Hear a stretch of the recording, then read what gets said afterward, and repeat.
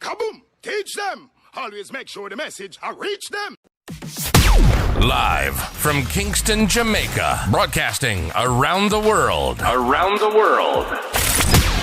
You're watching the Teach Them YouTube show. Intellectual, yet stimulating. Fair, frank, and factual. This is Extra Class, streaming to the world and beyond.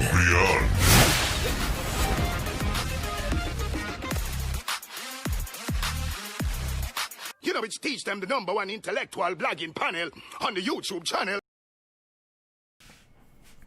Good night, everyone. Let me know if you're seeing me clearly. Let me know if you're hearing me clearly. If you're seeing and hearing me clearly, welcome to another episode of Extra Class, episode number 283. I trust that everybody has been having a productive week. I also trust that everybody who is in the hearing of my voice and seeing my face is healthy, okay. Likewise, your family. Big up to the person who just dislike the stream. Manners and respect. You understand? You see my face, it means you come across. Give thanks. Zane, for the people who are at work on this Friday night, I trust that your shift will end soon. You will get a chance to be home with your family shortly. For the people who are on the road, please exercise caution, get home safely. But for the people who are at home, ready for listen to teacher about some things we have to jam down. Jam rock. Jamaica land we love. Land of Food and Water, Bob Marley, Usain Bolt, Vibes Cartel, Buju Banton, Chilliard, Fraser Price, Lane Thompson, Portia Simpson Miller, Lisa Anna, you understand, Mark Golden and some more, man. Royal Reed, them and them, brother there. Royal, me I go beat you tonight, you see, don't move. Because I don't know what I do, you know. Yeah, man. Now play with me. Zane, so peeps, good night. We're there. We're soon forward. Kaboom! Teach them! Always make sure the message reach them. You know, it's Teach Them, the #1 intellectual blogging panel on the YouTube channel. Hey, yo, yellow. Like, subscribe, and don't forget to click the notification button. Hey, yo, we always up to something. Teach them. Hey, yo, yellow. Send the message and make it reach them. It's Teach Them right here. Warlord representing.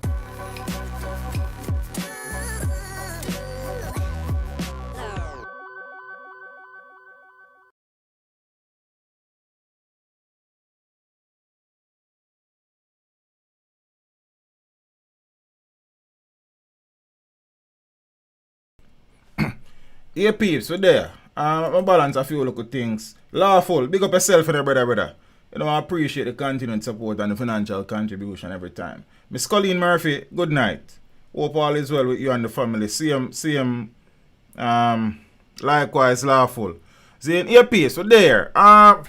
Share the stream for me now. You know, upon your WhatsApp status, your Facebook, or that story or status, your Instagram story, them something there. In your WhatsApp group, them and them thing there. Zane, I make sure I start early tonight, you know, peeps. Because I have a bag of things I'm come to talk about, you know. You know what I mean? And me expect some haters in the thing tonight, you know, because we'll have to fix some people early in the week. And people could have take offense. But, you know, we not care who vex. We not care who vex. You don't know our thing, you know. I want talk, we talk, you know. You understand? So, who want talk after that, feed them business. Feel them the pan? Yeah, man. So, the thing go. Themselves, them attack to. So, peace, we can move on now. We deal with some things we affect you because serious days we're living in. Good night, sis. Hope you are okay. I'm referring to Miss Nakita Hamilton. It's good to see you. Good to see you from the start. You understand? But I know on a Wednesday night, so on a church night, so I'm good as have you for your whole live stream. Big up yourself. Big up to the people I'm in the building from early, you know, all of the moderators, them. You know what I mean? If you're here for the first time, well forward to the family, well forward to the building. If you're a new subscriber, give thanks. Well, I appreciate the support. If you're there from day one and you stick with Teach day in, day out, I appreciate the ones them. You know what I mean? Give thanks. Alright, peeps. So you know we normally get the COVID situation. Any word from the general? I soon talk to you, Peter. Zane? We normally try to get the COVID situation out of the way. It would appear on the surface of it that the numbers are starting to stabilize a little bit. But you know these things, you can have few good days, then there's a spike again because some people run on one part, run on one place and do some folly. You understand? So we never know. But we give thanks. The number of deaths over the past 24 hours is considerably lower than recent days. in all honesty, the overall numbers of confirmed cases are also lower than, previous days. So we give thanks for small mercies. You know what I mean? 2 more COVID deaths, and 2 more deaths is still 2 deaths too many. But we have come from 9 deaths and 10 deaths and 7 deaths, and you understand? So we still have to give thanks, because 2 couldn't be 12, don't, and 20 and 22 and 200. While there are 65 new cases in Jamaica, I can't tell when last me hear the number of cases that low. It sound weird, but are normally some 90s and some 100s and some 200s and them something. So we give thanks. The death toll from COVID-19 in Jamaica increased by 2 on Thursday, according to the Ministry of Health and Wellness. So I'm not yet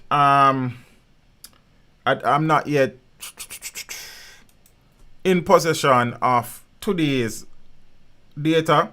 So the death toll from the COVID-19 in Jamaica increased by 2 on Thursday, according to the Ministry of Health and Wellness. The deceased are a 61-year-old male from St. Anne and a 73-year-old male from St. Mary. 1 other death is under investigation. So the latest fatalities bring the death toll from the coronavirus in Jamaica to 162. Yeah. Jamaica has also recorded 65 new confirmed cases on Thursday, bringing the total number of cases on record for the island to 8,132. Recoveries increased by 172, bringing the total number of recoveries to 3,653. Of the newly confirmed cases, 35 are females and 25 are males, with the gender in 1 case awaiting confirmation. Ages range from 2 to 80 years. The cases were recorded in St. Catherine, 31, St. James, 12, Kingston and St. Andrew, 6, Westmoreland, 6, Trelawney, 4, Clarendon, 2, St. Anne, 2, Hanover, 1, and St. Thomas, 1. Here comes, good night. There are 48 moderately ill patients and 16 critical ill patients. The critical ill numbers are always a cause for concern. So it is always wise to keep an eye on those numbers. So we have 16 people critically ill among the 4,209 active cases. And active cases mean cases that have been confirmed by the Ministry of Health. You and I both know that there may be twice as many cases out in the country that has not yet been diagnosed or captured by the health officials and thing. So yeah, despite the challenges, despite the many issues, the numbers are seemingly trending down. As I said, with these numbers, you can never take out a mortgage on them, because you never know. Today it may be, a little bit better than tomorrow. It triple and quadruple and all of the pull them, you understand? So we give thanks. Still not even close to where we would want it to be, but in the scheme of things, and when you compare us to other countries around the world, we're still doing fairly well. You understand what I say? Or captured and keeping a hush. So me I go in with a open mind, do it, and me I give them the benefit of the doubt. So me do even contemplate them thoughts there. You understand what I say? Cause I don't know what kind of benefit them would then derive from it, or how that would then serve them still. So me I look upon it with an open eye, with an open mind and with open eyes, I should say. So yeah. Also of concern, let me say I can change that scene there. And I think I never really ready for stream it, because I think I did 8:30, I set the stream for and I realized I did 8 o'clock. But I just jerks when I see the rainfall. You know what I mean? Speaking about rainfall, let's don't talk about a little thing. Some people been giving me a hard time, I don't even know why, but I'll get to that in a few. Sadly though, peeps, 37 correctional officers, OC warders as we tend to call them in Jamaica, and 24 inmates have tested positive for the coronavirus. So some 37 members of the correctional services and 24 inmates in total have tested positive for COVID-19. This was disclosed by a minister without portfolio in the Ministry of National Security, Matthew Samuda. I think we have Matthew somewhere, probably one picture somewhere about the place. Yeah? Who is the son of Carl Samuda, the goodly former education minister. Omar Crossgill, big up yourself and the family. You know, we appreciate the support. You hear, sir? Hope all is well with you and the family. Give thanks. Yeah, so, yeah, we're done with the foolish, he said. Okay, serious business tonight. You know, no laughing matter around here. So, all right.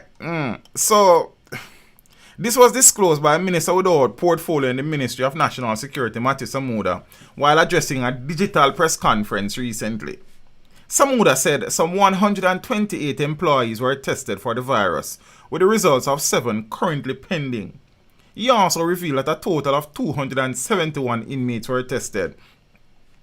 I look a bit at test that selling about 3,500 to 4,000 inmates in the penal system in Jamaica, you know. So 200 out of 4,000 is really look a bit still, but alright, you have to start somewhere. 11 of the positive prisoners have recovered. We give thanks.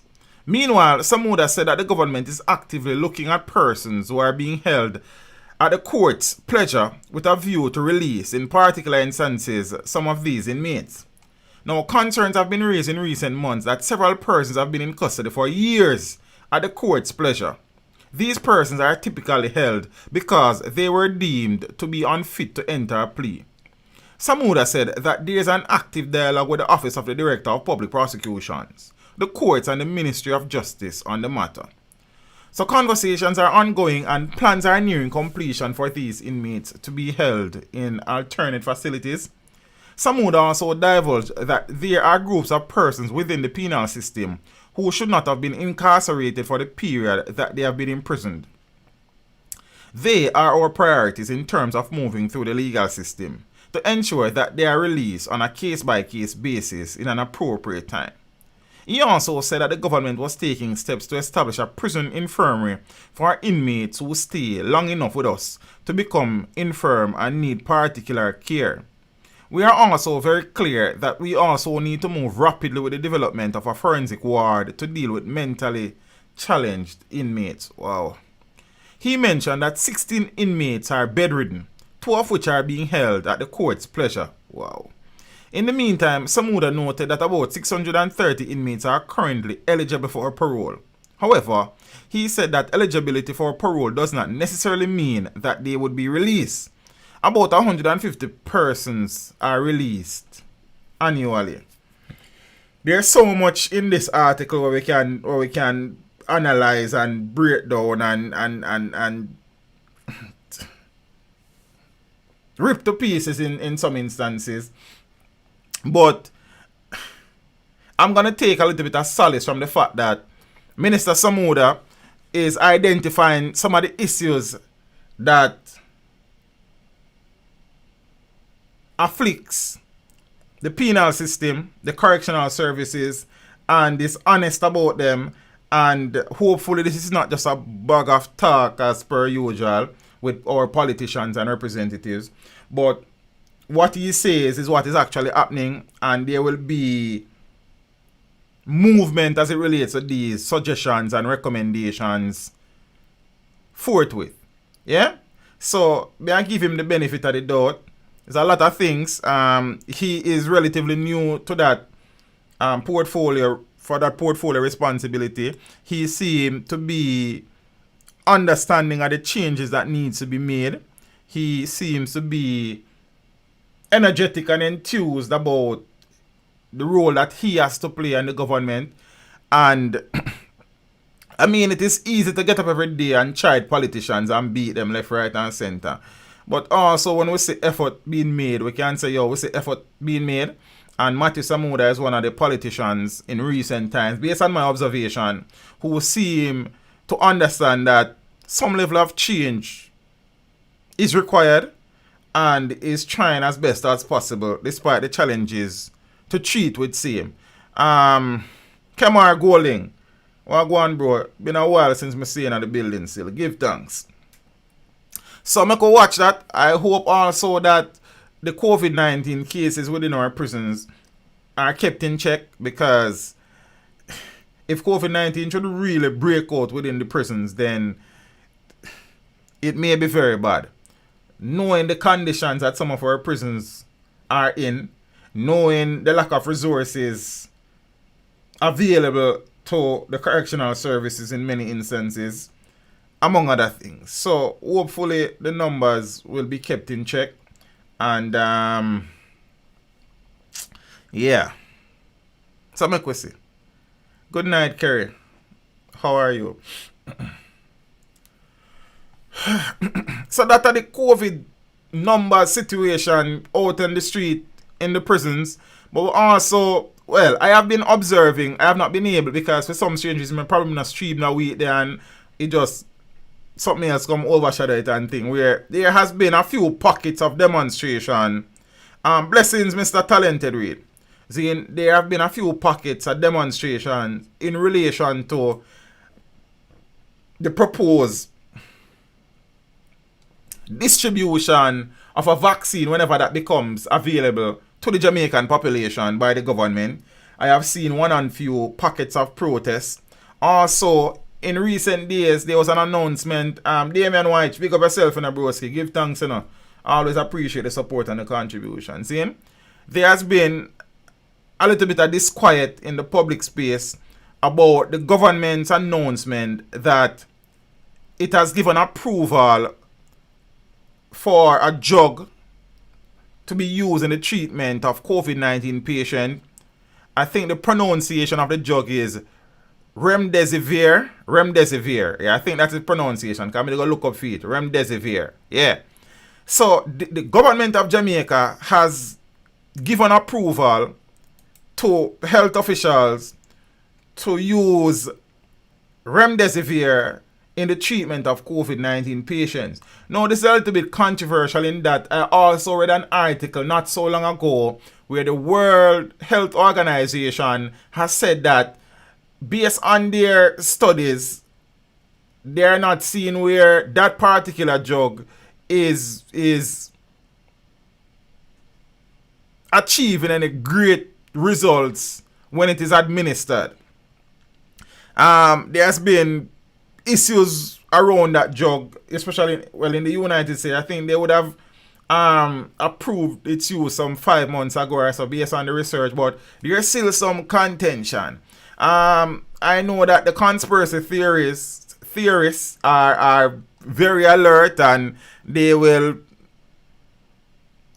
I am certain, tying this with a potential vaccine and the whole Bill Gates, all sort of something. Me really and truly not have the time for that. Me really not have the headspace for that right now. But me I go share some info on the situation from both sides of the divide. You understand?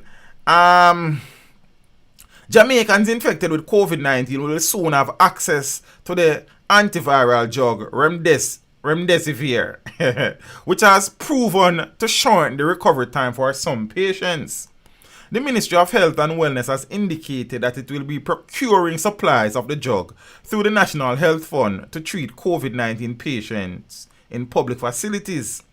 The ministry, in a statement on Wednesday, said it took the decision following a public call for greater access to the drug.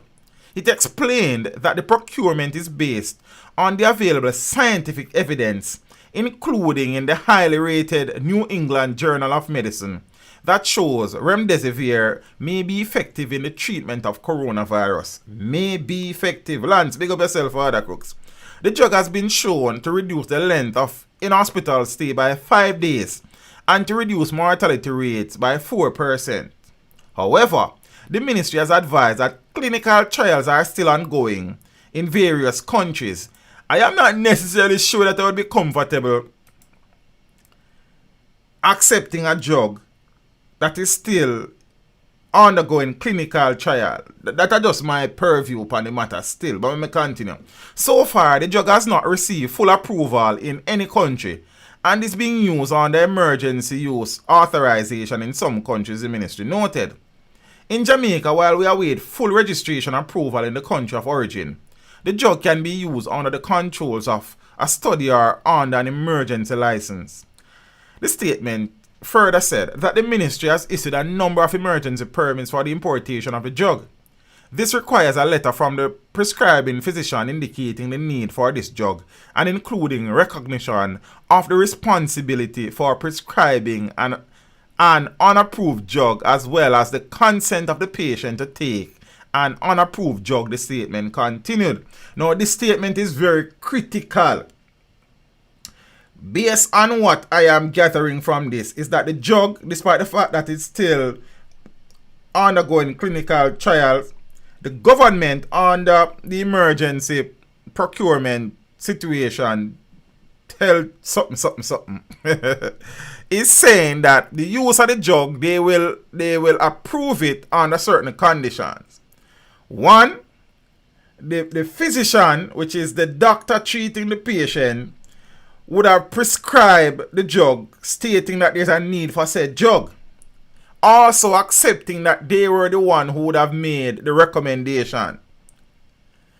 Then the person who the drug will be administered to or on will also have to give consent that they willingly accept whatever doses of remdesivir. Zin?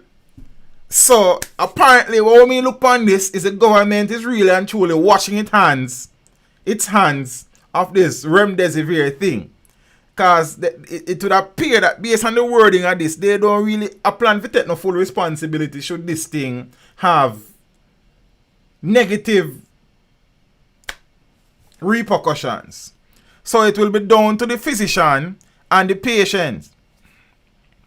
Let me finish. I remember saying, Jackman door, I'm not choosing, so me get it, so me tell you, I'm not choosing a side in a remdesivir fight, You understand? Alright. So the ministry said, which out with there, Yeah, let me read back that part there. The ministry has issued a number of emergency permits for the importation of the drug.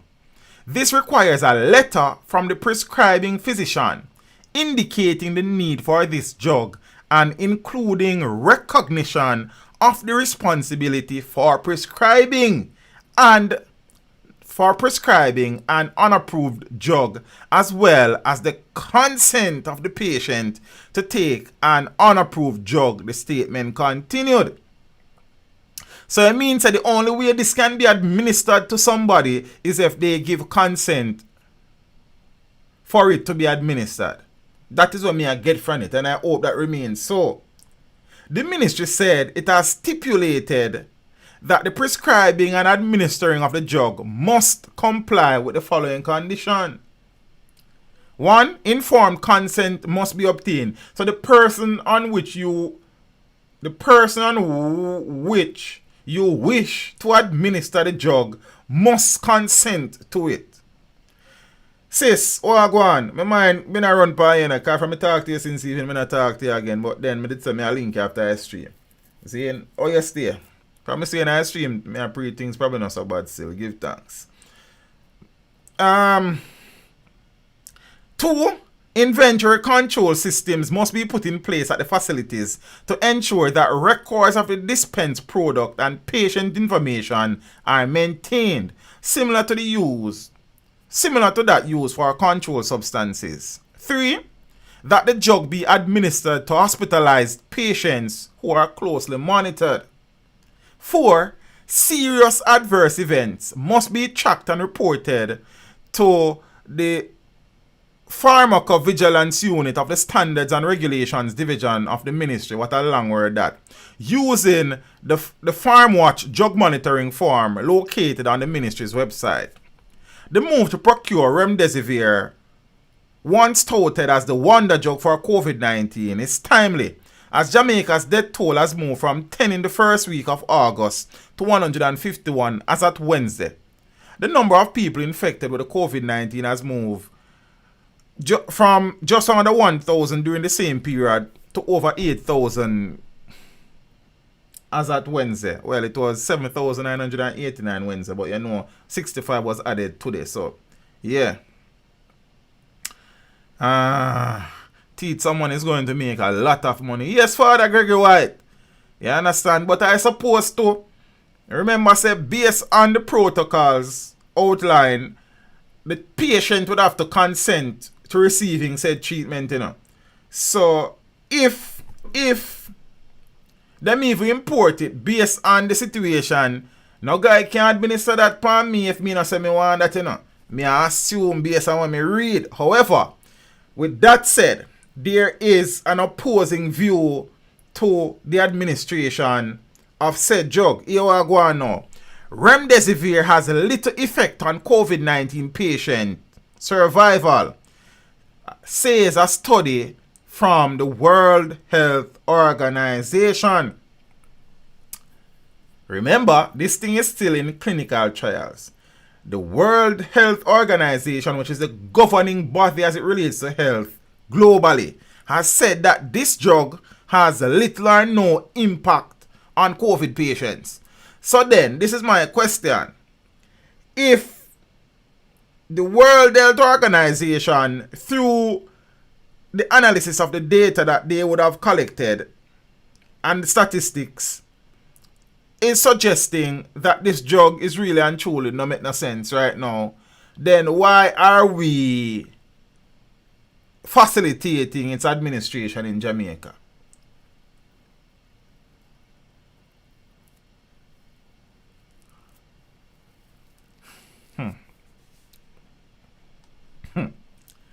Alright. A World Health Organization study has found that antiviral drug Remdesivir has little to no effect on COVID-19 patients' chances of survival.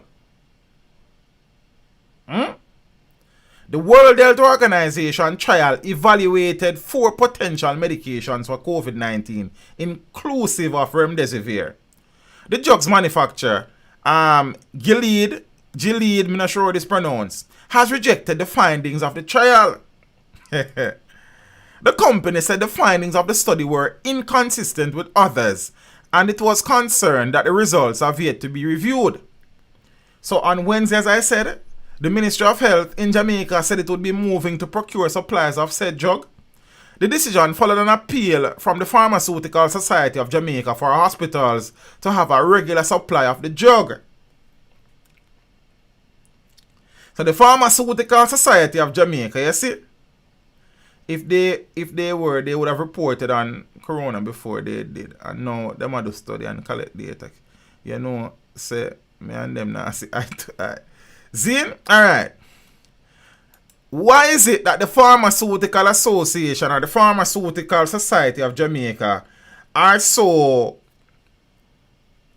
moving so hasty and bullish on the acquisition, on the procurement of Remdesivir, when the governing body for health globally is saying, based on their studies, and I am certain that the WHO would have more resources at its disposal than the Pharmaceutical Society of Jamaica. I would want to think so. So who within the Pharmaceutical Society of Jamaica is championing this cause, is spearheading the advance of this? And Auntie Millie, thanks for the contribution. You say, cause them listen to Trump.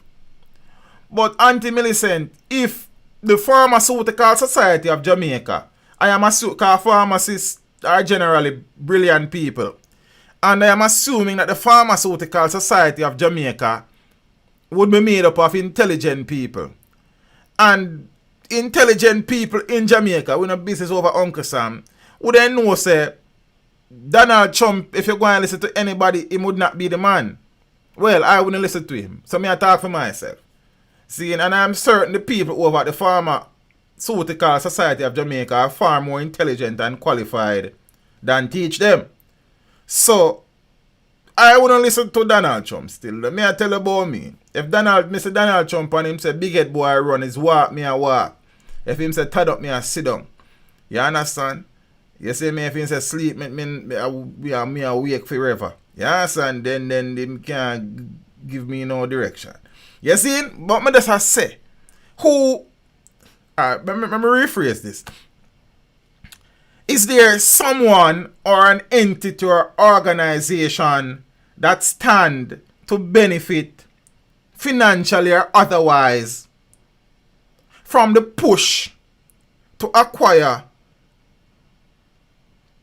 supplies of Remdesivir, seeing that the World Health Organization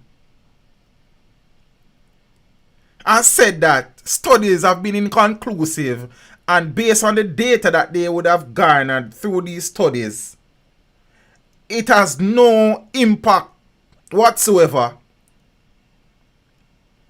on patients who would have been tested positive for the coronavirus. But just ask. And here I'm very concerned about this too. If you have been following the rhetoric from the Jamaican government and the Ministry of Health from the first case to now, they have always said that their decisions are guided by the World Health Organization. That is what I have been hearing. I don't know if my ears now work well. You understand? Because it's true, my head big, some things kind of go around some parts sometimes. So everything reach my ears. You understand? Head block some things. But what me I say? From March 13, 14, 15, then time when we have a first case, 16, one of them did. I remember the day in my head. I have heard repeatedly that Jamaica's decisions are made with guidance from recommendations made by the World Health Organization. Now, the World Health Organization is saying that Remdesivir is really and truly not effective. So how come we no longer make policy decision on the guidance of recommendations made by the WHO? I just ask. You understand? Alright. We're not doing nothing. No hold on. Don't move. Alright. So the decision followed an appeal from the Pharmaceutical Society of Jamaica for hospitals to have a regular supply of the drug. In the meantime, Dr. Peter Figueroa, Professor of Public Health at the University of the West Indies, Mona, is recommending that the Ministry of Health not invest in Remdesivir once the review of the World Health results is published. It is expensive, of course. Will the cost? Well, this look like a one type. Let me see. So will the cost of? Wait, you see, there's something wrong.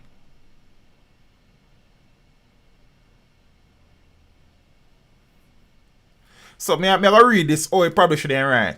It will cost over US $2,300 for a 5-day course.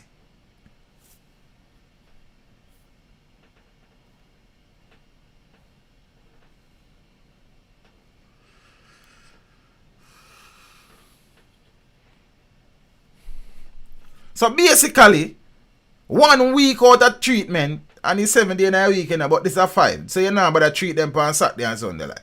You understand? You give them a break. $2,300 US. How much one US dollar you know? So 2,300 US versus the Jamaican equivalent, a whole heap of money. The math's not really there right now. No, Nix. I don't think it is $2,300 per day, you know. I think it is $2,300 collectively for 5 days. You understand?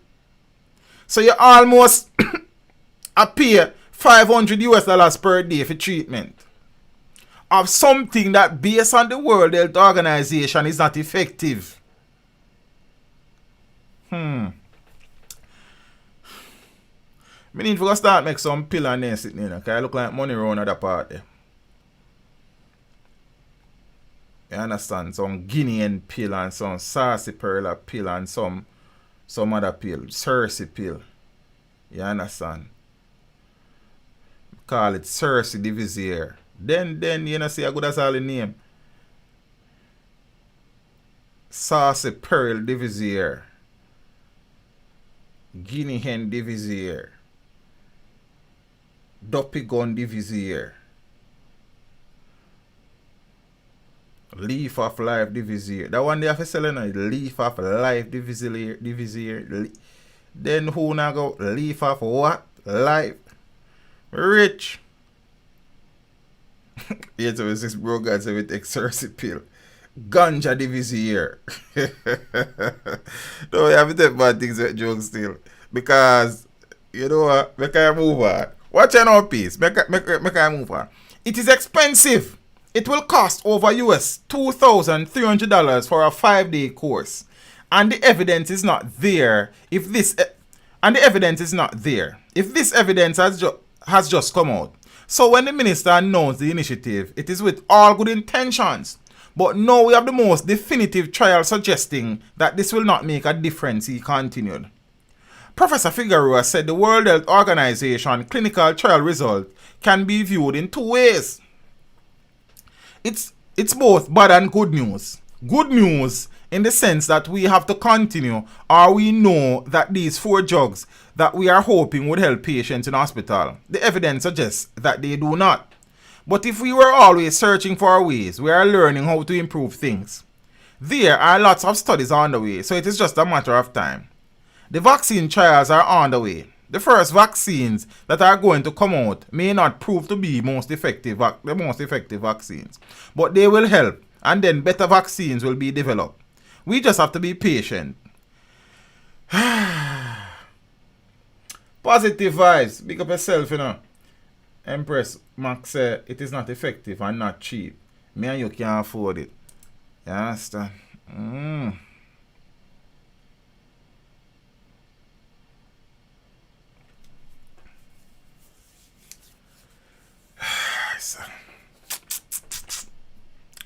Interesting times ahead.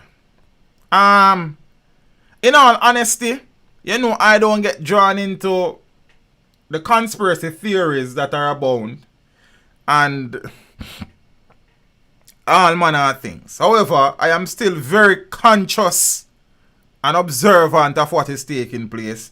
I may not say anything, you know, but no means I may not see it, you know. I mean, I may say nothing yet, but no means I may not concern, you know.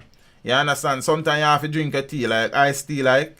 You understand? Because sometimes tea will burn up your like. You understand? So, yeah. I understand people's apprehension and skepticism. I understand that some persons are still not of the opinion that this thing exists. I wouldn't want to go that far. What I would say is that we have to keep our eyes open. You understand? We have to keep our eyes open. Because and everything that glitter is gold still. That's as much me have to say. You see?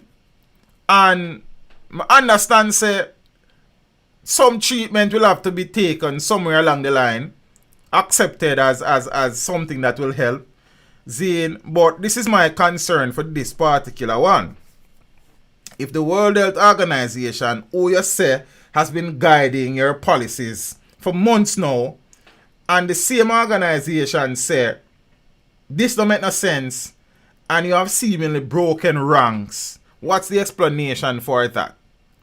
Isn't it counterproductive and probably senseless to be pursuing this, seeing that the World Health Organization has categorically stated that it don't make no sense? It don't make no sense to me. You understand? That's all I have to say about that for now. But me I keep one eye open like say, you know. So, because I can't lock that one by myself, you know. I have to go hold it, so. Then I keep one eye for lock down that one. I look on and see me, so. So, they don't choose which eye. One of them I have to lock myself, but, yes, Rasta. Now, peeps, I did a video this morning. After tracking, observing, analyzing some models and some projections and predictions for the past couple of days. As a matter of fact, I remember going to a CIT meeting at work yesterday and I was talking to Scotty and some other people about the potential for the island to be affected by adverse weather conditions sometime next week. So I would have been patient. I would have made my observations. And let me put it out there. I am no trained meteorologist. Yeah? However, being a teacher of geography, I would have spent enough time analyzing certain aspects of the weather to be able to give a layman interpretation of certain things. And I decided to do the video, not to create any panic or any alarm, but to simply put the information out there that there may be an issue in a couple of days' time as it relates to weather conditions affecting the country. Yeah? I would have scoured the internet. I would have watched different models and predictions and pronouncements and all sort of things. Zin? Then now I did the video this morning. And you know, like with any other video, you know, some people are gonna like it and some people not gonna like it. I mean, some people are surprised as probably the quality. Some people are calling Raya Forest and thing. But if you were here in the early stages of the channel, especially during Hurricane Matthew time and some other hurricane that gave us some close shaves, you would have known that I am fairly comfortable with this type of content, seeing that I teach geography. Yeah? Alright. So I did the video suggesting that there may be a situation where Jamaica might be facing tropical storm or hurricane conditions next week sometime if the projections and forecast remain true, and if the systems actually see some development. You know, me there, I search one picture and I can't find it. Some of the stuff I could probably resort to that one because my thing not really organized right now. Zin? Alright. So there are two, what we call in weather and climate, in meteorology, invest. An invest is a shortening of the word investigation. So an invest is an area of investigation.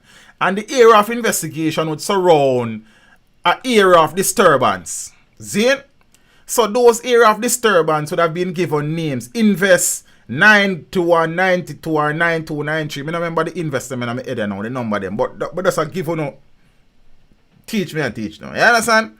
So there are two areas of disturbance in the Caribbean Atlantic basin that meteorologists have been keeping an eye on. And based on historical data would suggest that where these areas of disturbances are located at this time of the year, back in the days, couple of years back and other years, systems have developed in those general geographical location. So that are one of the things why they are projecting and predicting certain things. Also, they look at upper atmospheric conditions. Yeah? Jeff Kelly, there's no storm right now, my friend. Upper level atmospheric condition, wind shear, because you know that wind shear will rip a hurricane to pieces. See? And thing. So if there's no wind shear, it means that upper atmospheric condition may be favorable for the sustenance of a hurricane if it develops.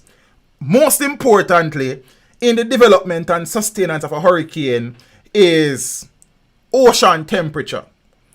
And the diagram that you're looking on behind me, is a diagram showing ocean temperature, sea temperature around the Caribbean and Atlantic basin. The areas that are red is suggesting that the waters are very warm presently. Zin? We know, or if you did pay attention when you go to school and in a geo class, you know that the fuel for a hurricane is warm waters. The warmer the water is, the more intense the hurricane is likely to become. Yeah? So with all these things observed and historical data, meteorologists at the National Meteorological Center in Miami, Florida, somewhere around that place there, would have, and there's a European model as well, so it's not just a North American model, there are European models as well, so I've been looking at all the models. They are suggesting that these two areas of disturbances, Zine Invest, I don't remember the invest them name, what the picture do I look for though? But I may tell you. See? There is potential for development over the next few days. No, I never tell nobody said there's a hurricane also or no hurricane up so.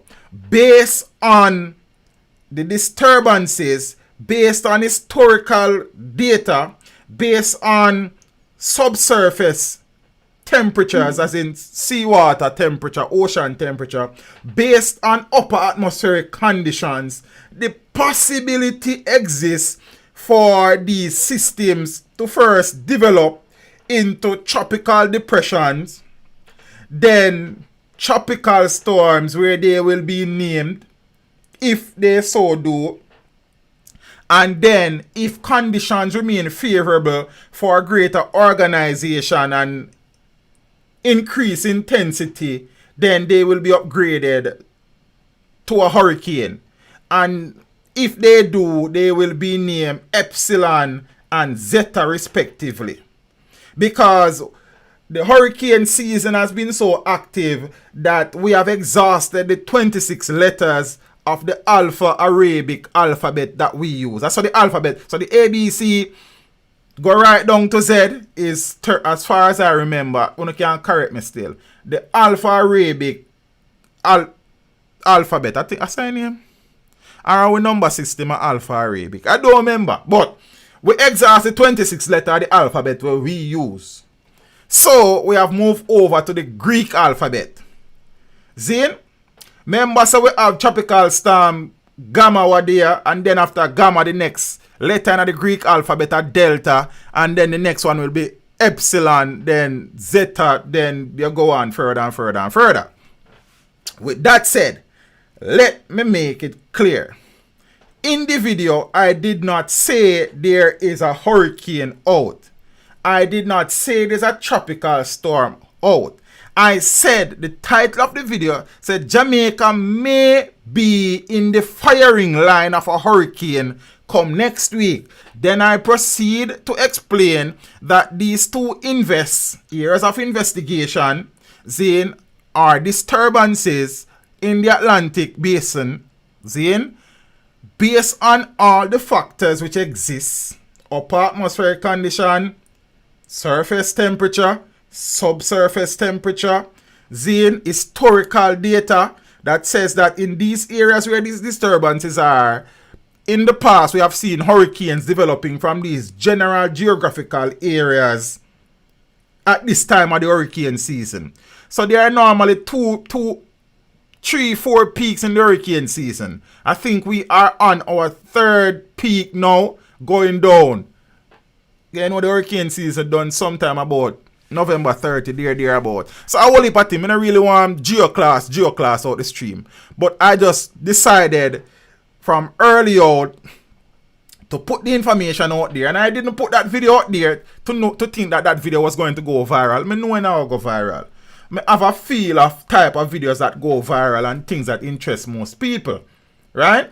Many people will not find that information useful or important at this point in time. However, I did it because there is a possibility that these two areas of disturbances may develop into first tropical depressions based on the conditions existing in the Atlantic basin currently, into tropical storm, and also the one that is south of Jamaica, the area that is south of Jamaica may develop into a major hurricane. As a matter of fact, there are some models which are suggesting that upon its approach to Jamaica, or when it is very close to Jamaica, it may be a major hurricane. The reality is that Jamaica can't take one more ounce of range up in our life right now. 2020 has been rough enough, tough enough, and we can't manage it no more.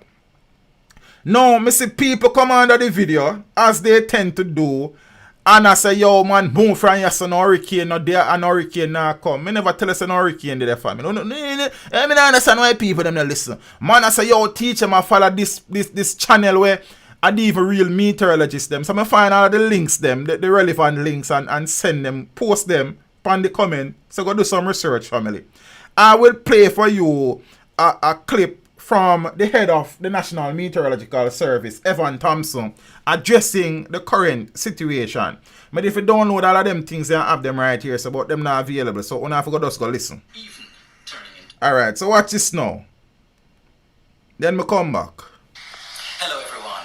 The Meteorological Service in Jamaica continues to monitor weather conditions over the island and over the waters surrounding the island. We've been taking note of a particular computer model that is predicting that a tropical cyclone is likely to develop south of Jamaica and make its way closer and closer to the island, even turning into a major hurricane.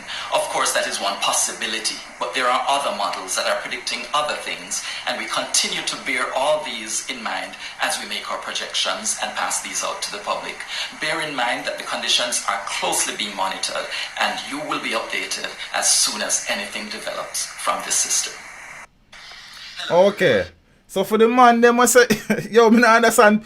First thing, me understand them people, because if you know me and you know how I operate, I will not get up and do a video if we can't verify or back up the information in the video. I prefer not do it. See? And then, if people are questioning me when it come on to something like this, knowing say something make my bread and my butter. Not being a meteorologist, but being a teacher of geography. When I have to treat with these things. Like, I don't feel no way about it still, but I say if you're looking on yourself before you say certain things. You understand? So peeps, Again, there is no tropical depression out. There is no tropical storm out. There is no hurricane out there. However, what exists is that based on models, as Evan Thompson said just now, there is a belief, there are projections that these 2 years of disturbances may develop into tropical depressions. Conditions are favorable for further organization and development into tropical storms, and especially the one where the area south of Jamaica between northern South America and Central America there, the possibility based on ocean temperature, based on the lack of wind shear, you understand, to kind of break up the formation of the hurricane. The possibility and also historical data, the possibilities there. As a matter of fact, right now, there's a 30% possibility that this system could develop. Some of the models are more dire than some. The reality is that if the system develops any at all, and the upper atmospheric conditions remain as they are presently, the ocean and tropical storm Gamma and Hurricane Delta would have turned up some of the heat from the ocean, but there's so much heat still there that massive amount of fuel still exists to push any system, any disturbance that may develop anytime soon. So here is a my head very big, you know. So see the area here, so they say this is disturbance number 2, Zine, and this was today, Friday, October 16. Zine, that they are expecting it to move in a northeast direction or northerly direction if it develops and get moving. So it means that Jamaica, Cayman, Cuba, Hispaniola, which is Dominican Republic and Haiti together, will be in line of sight should this system develop. Based on the area of disturbance, and if that system should develop and become organized, the diameter of that system, whether the eye affects Jamaica directly or not, the island will be impacted by adverse weather condition. So, I don't want nobody misunderstand what I say. I just try to share the information that exists. See, I not get up and do a video, especially of this nature, when I know say people out there are brilliant people and know exactly what I go on here. So, and I go say teach that no make no sense. Me not play that. You understand? So rest assured that I would have sat down and I would have been watching these models, analyzing them for myself, listening to the experts, but also using my knowledge as a trained teacher of geography to make a script for this video. Again, there are no tropical depressions, there are no tropical storms, there are no hurricanes in the Atlantic basin presently. However, there are two primary areas of disturbances that are catching the attention of meteorologists around the Americas, in Europe. And based on all the factors that I shared with you just now, the possibility for development is very high. That's all I am saying. Yeah? And for the people them out there who love run under some video, I seek relevance. Understand who operate that channel here. You understand? I will never come here and tell you say I am more intelligent than anybody else. But me no fool family. And for the newbies them, I have been a high school teacher of geography full time from 2008. Do the maths. Yeah? Yeah, man. So when these things forward in and we treat with these things, I know guess we are guess and spell. You understand? And we know the thing on a local level still. Just remember that. So, based on all the models, based on all the projection, the Met Office has been tweeting about this for the past couple of days, so they're observing it. All the major newspapers in the country have released articles saying that these two areas are being monitored, especially the one south of Jamaica. So if you're not affair with the information, go edify yourself before you make certain statement. You understand? Because then I don't really want you expose yourself if it look like you're not sensible. Me just say that. Big up on yourself. Alright, peeps. We have Earl Smith. Manners and respect in the family. Give thanks. Alright, so now, as me I say,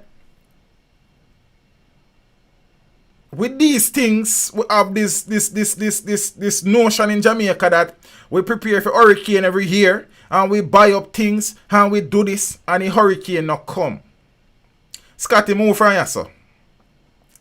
Zane, and I will tell you that the hurricane that you don't prepare for is the one will come. That's all me have. You see, life is a serious look thing, you know. You understand what I say? Life is a serious look thing. I mean, never tell you if you go buy up no food, miss. There was a hurricane watching on the country. So I never send you go buy no food. You know, should then turn your yard and dead for you hungry. Me did tell you if you go spend your money. You link me and say, bro, what you think about the thing? I say, based on the information out there, based on the projection, based on the models of me I see, based on the predicted track, you probably shouldn't take it serious. Then it's scare me sunshine after that. Then me I tell you what me didn't know. So then you know eat the food after you dash it. Man, leave me alone here, man.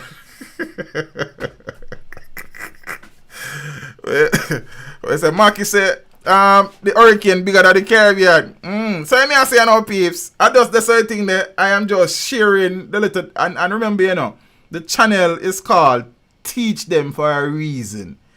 We try to impart information and in some instances a little bit of knowledge.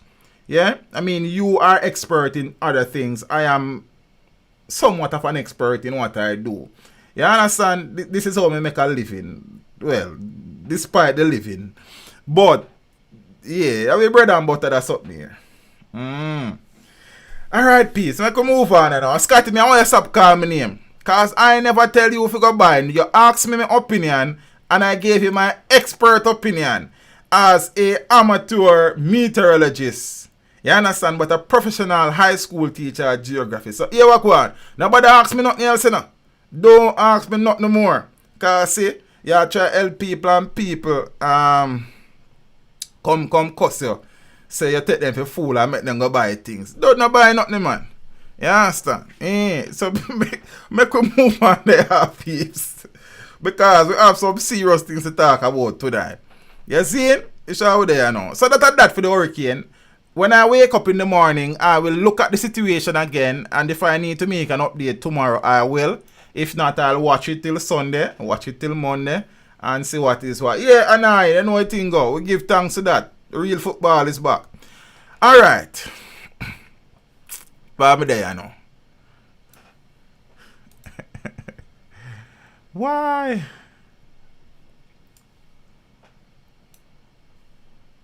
You're a fool. Me have a bag of question for you. But then you know, say me I'll stand up in front of you and answer them the question, Scotty. Because you know, say me is a different fella. So, no, watch out now, peeps. You see,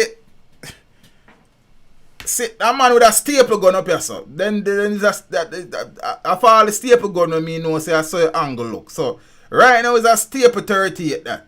Because it's a barrel, me I sip on it too. Then... the man them must sit down and make that something here. Zin, apparently them have some skills in fabrication, metal fabrication. Apparently them have some skills in welding. Zin, apparently them have local engineering skills. It probably not as refined as you'd want. But it really means, Rick Golden, big up yourself. It really means, the person who sit down and make this can make a living legally using his skill set or their skill sets in a meaningful way. But what the man them decide to use them skills to. Family, is a staple gun that the man them have as angle and trigger. Apparently, the...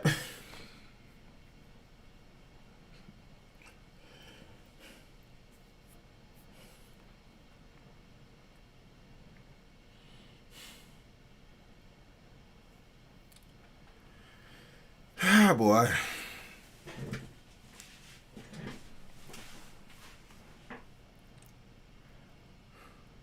I don't have a lot of information on this find either. That is why I probably didn't do an individual video today, because I saw it.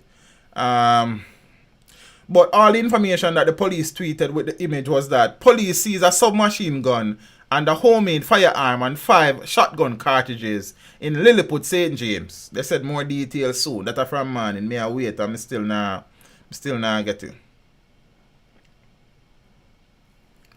Zane?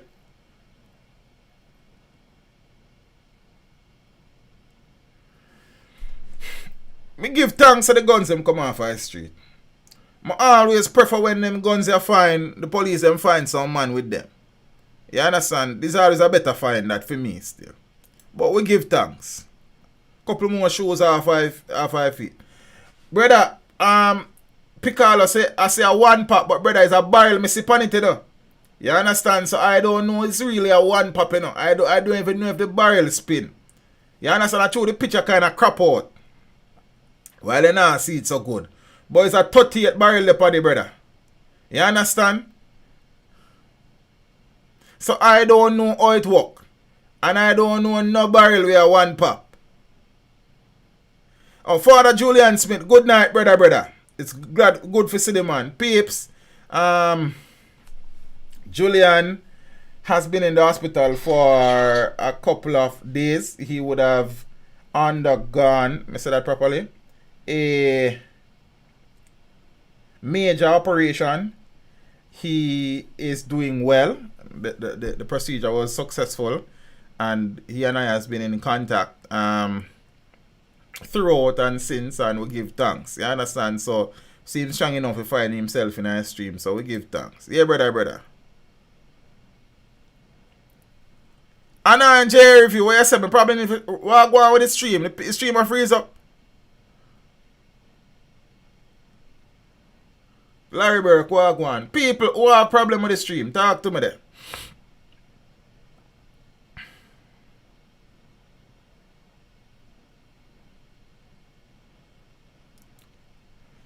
Alright. So as soon as I get some more information, I share what I go on. And people, the thing might know is I like when the stream flow and the topics are with their one another, so to speak, but this might not be the case tonight. And thing. Also, I've been in dialogue with the Royal General. As I told you before, he would have lost his wife recently. He's doing okay, all things considered. From time to time, these things kind of, buffering. I don't know why they're buffering. Buffering, when I know the arms those thing. I don't know what the problem. Some buffering. I'm not sure on the phone the internet. I'm not sure on the internet good. My stream say excellent connection with a green button beside it, I don't need to stop borrow the neighbor Wi-Fi and come blame my stream. I don't love my stream. You understand? It's not borrow Wi-Fi streams. You don't borrow Wi-Fi and come and talk about my stream. It's set away. Right, so he said he will be back as soon as he's able to. And he's appreciative of the people who would have been, offering their sympathies and their word of condolences. So, yeah. You see him blurry? Me blurry? Me never blurry, man. I don't know. I don't know why problem. Problem is just out of focus. I don't know. I am not having problem. Yeah. The people that may have problem need for just probably close the stream and forward back in. You know what I mean? 876 bro God, his wife passed. So, yeah. Yeah, man, him say give thanks to the ones who offer them sympathies and the works. You know what I mean? And I hope Sir Julian will continue, his recovery will continue apace, and them something there. Scotty kind of deal with some little stuff still, but you want to look like fair thing balance a little bit. So when the stream finish, my talk to her, find out what I go and say if anything Sunday, I show on our vibes. You understand? Hopefully, we not have it. You understand? We give thanks, because you don't know what thing go. Yeah, peeps. So I can move on now, because night I come.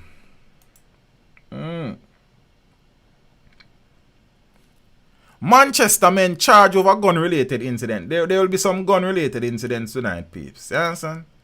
And some murders, as per usual. The Manchester police arrested and charged 2 men with illegal possession of firearm and ammunition and assault at common law in relation to separate incidents. So charged are 41-year-old Marlon Bent, otherwise called 50, and Nemperel. No, Allah no so call him. He is from Non-Peril district. You understand? So he's called 50 from Non-Peril district. I'm sure me had a pronunciation for that before. Nemperil. Nemprel. I'm not sure. Zin district in Manchester, and 54-year-old Michael Smith of Cedar Grove, also in Manchester. The first incident occurred on Tuesday in Farm District in the parish. Now, according to reports, about 7:30 p.m., the complainant was at a bar when Bent allegedly entered, pulled a firearm from his waistband, pointed it at the complainant, uttered some words, and then left in a motor car. A report was made to the police and Bent was pointed out to them. He was arrested and subsequently charged. Hours later, on Wednesday, October 14th, in Cedar Grove District in the parish, a dispute developed between Smith and a woman. Smith reportedly used an object to damage her property, after which he allegedly left the scene and later returned with a firearm and pointed it at the woman, who ran out of fear for her life. She escaped unharmed and reported the incident to the police. Smith was later pointed out to investigators and was arrested and charged. The court dates for both men has not been finalized. So you know my thing on this now. Me sure say, in the article here, them not say the gun them that were pointed at these two people were found. So you know, so me pull out me look a wrapping thing with my metal pipe them. You know, my metal pipe them have different diameter and length. Zin, you have a nose bridge pipe, a forehead pipe, a knuckle pipe, a elbow pipe, you know, a knee pipe I feel a little bit bigger, and the ankle pipe. Boom in your forehead where you gun the boy.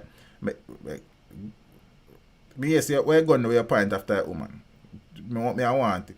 You don't know where boom in your nose bridge again. No, yes, no go. Boom on him knuckle. Knee, one bigger pipe. Cause I don't kill me one, kill him, you know. It's gun me one. And then Smith over there, so I hear this man I get metal to him nose bridge, you know. So by the time I reach over to him, he good as tell me what I go and everything. Boom, cross him fired.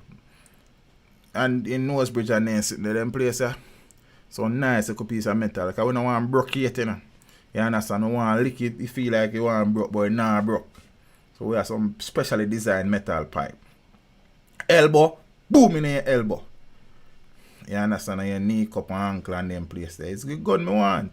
Then you get charged illegal possession of firearm and me nah have a gun. If you can't go a court, go say you're on this a gun. Me go want it. So, yeah, me I go talk about that.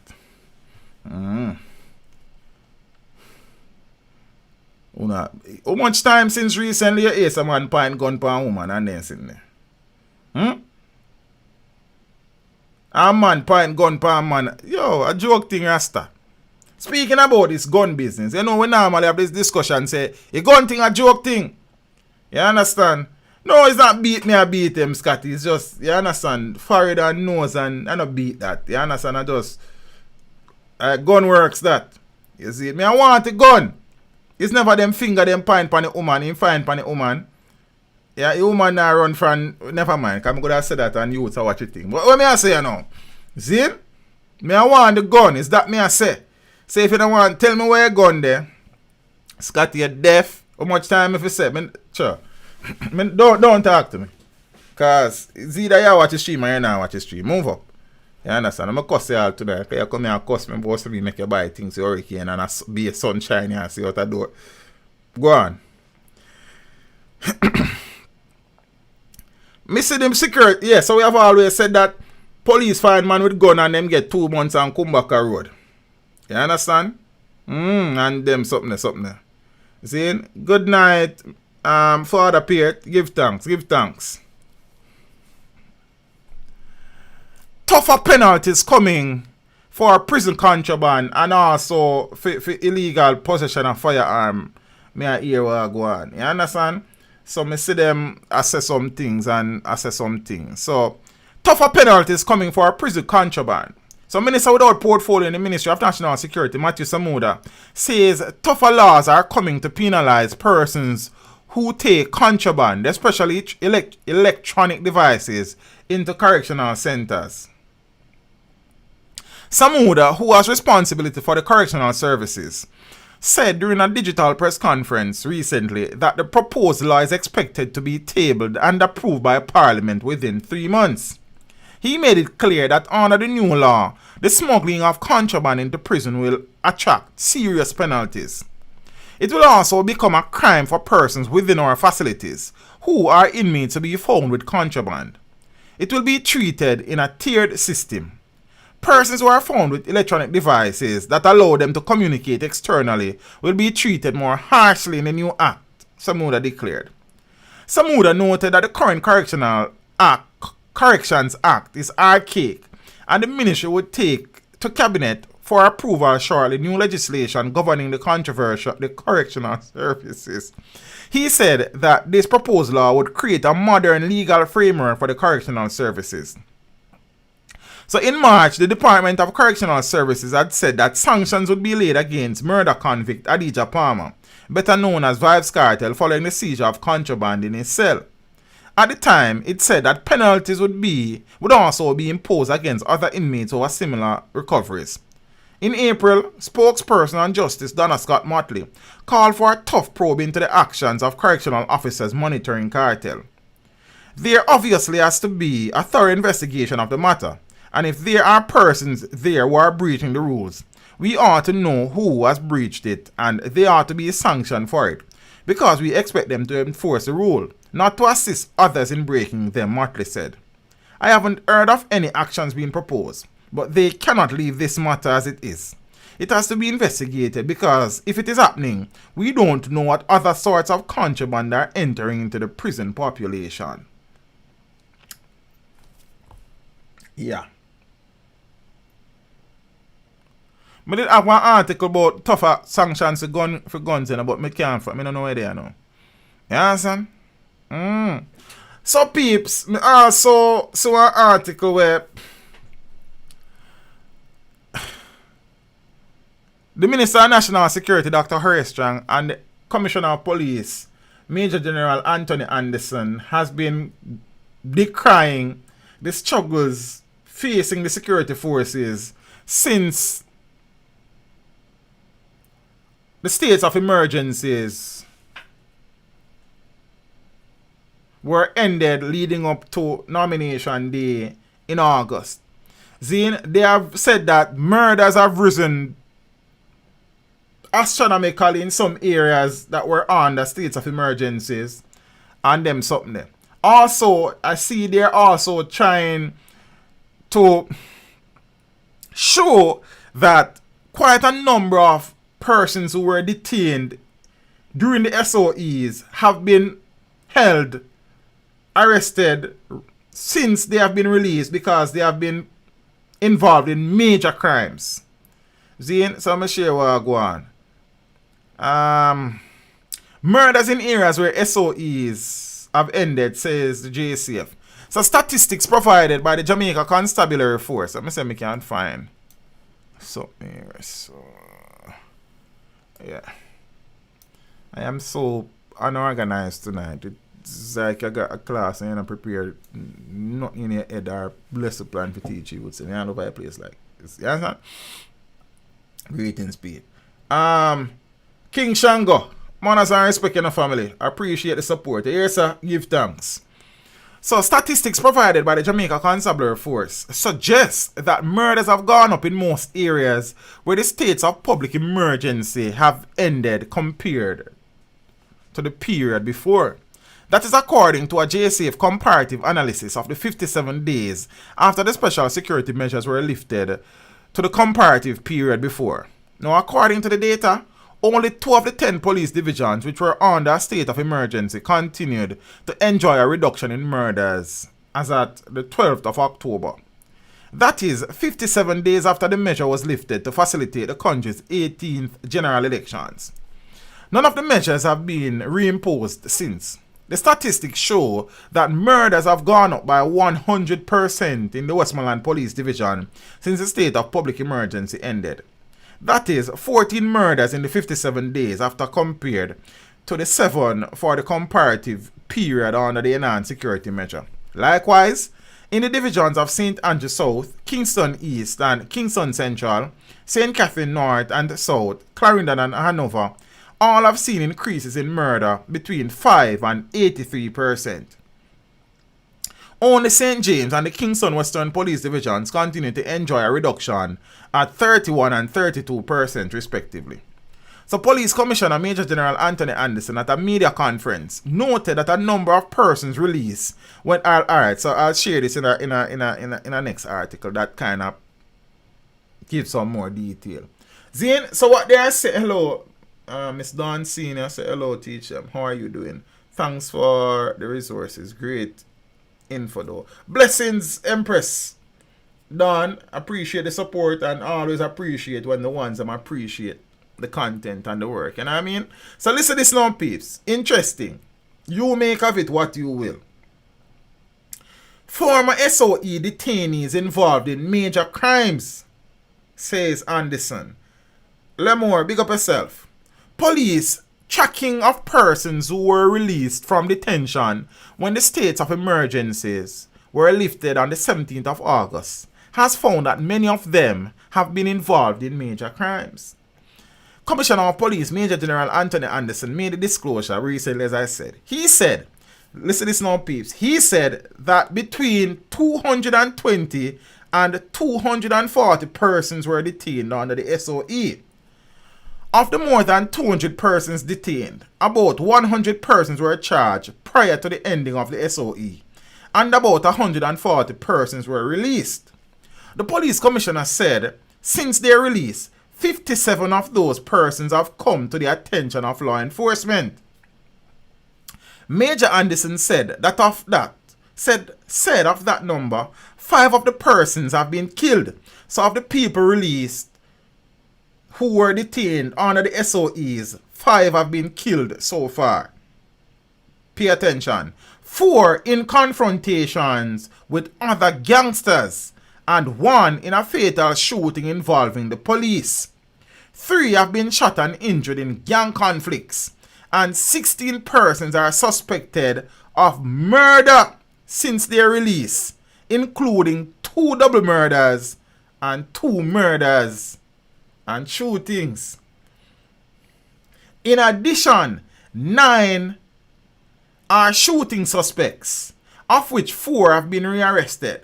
5 have been involved in robberies and 19 have come to law enforcement's attention, once again based on intelligence and their history of influencing violence in the communities they are in. With this information and intelligence we have been getting, we are moving to make the cases to move to arrest them when they are at large and bringing them back into custody as soon as possible. We track these persons because we want to make sure when we are detaining the right people. We are reasonably satisfied that that is the case, he said. Peeps, me open to understand the data I just share. You understand? Because the reality of the data I just share is very important. Well, the reality is very important. The data is very important in relation to our reality. Yeah? If this information is true, and I wouldn't have no reason to think otherwise, then it would suggest that these SOEs weren't as big of a flop as some persons would think. I'm going to share about the info, peeps. And before people attack me, I am not sitting in this chair with my big head suggesting that you should hold people against their judicial rights and their constitutional rights without charging them or having a case against them. Yeah? You follow me, I say? However, if the police have information and have a case against these men and charges are laid, then that's different. But me no know that me I agree with you holding a man for 90 days and you're not charge him. See it? However, based on the data here, so it would appear that these SOEs may have served some good purposes in some respects. He said that between 220 and 240 individuals were detained on the SOE. Of the more than 200 persons detained, about 100 persons were charged prior to the SOE ending, and about 140 were released. The commissioner said since their release, 57 persons have come to the attention of law enforcement. He said that of the 57, 5 of those persons have been killed. 4 of them in confrontation with other gangsters and 1 in a fatal shooting involving the police. 3 have been shot and injured in gang conflicts. And 16 of these people are suspected of murder. 16 of the men they were released since the SOEs were lifted are believed to have been involved in the killing of somebody else. 16. Including 2 double murders and 2 murder shooting incidents. In addition, 9 are suspects in shooting incidents. Just shooting, nobody never dead. Of which 4 have been rearrested. 5 also have been involved in robbery, and 19 have come to law enforcement attention, once again based on their influence in communities that are experiencing an outbreak or flare-up of violence.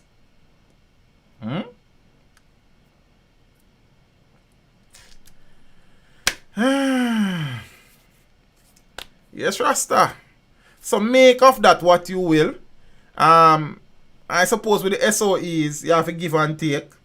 It is not a perfect tool. There are things that needs to be addressed. The SOEs cannot operate indefinitely. However, they serve their purpose in some respects and some regard. But we can't rely wholly and solely on these SOEs. So why them release them? Because they never have enough to charge them, I suppose, Garfield. And remember that all SOEs were declared closed. They had to be lifted on before nomination day, as the opposition and the government at the time had come to an agreement that it was not wise to call the election with the SOEs still in operation, with a fear that soldiers and police officers might be operating in ways that might be deemed politically motivated and otherwise. So they decided to put an end to them. None has been declared since the election, so we don't know. Yes, as Joseph Mackenzie said that, so they were suspected in some instances, but they were not charged. 100 of the 240 were charged, but of those released, some 57 of them has been found to be operating against the laws of the country in various ways. Many murders, many shootings, robberies, them things. Alright, so yeah. Interesting. So I suppose, based on what I am seeing here, I would not be surprised if the commissioner and the chief of staff recommend to the prime minister and the defense council, of which they would be a part of, that some areas need to have SOEs re-established. So don't be surprised if you hear that states of emergencies are declared in various areas again. Because when you hear the commissioner and the minister of national security start making these sounds, then expect. So let's see. Now, the foolishness continues. 4 nabbed after St. Elizabeth daylight robbery. Yeah? I don't have a lot of information on this because the article I just spotted not long before I started streaming. So the police say 4 men who allegedly committed a daylight robbery in Barbary Hall District, Black River in St. Elizabeth on Wednesday have been arrested.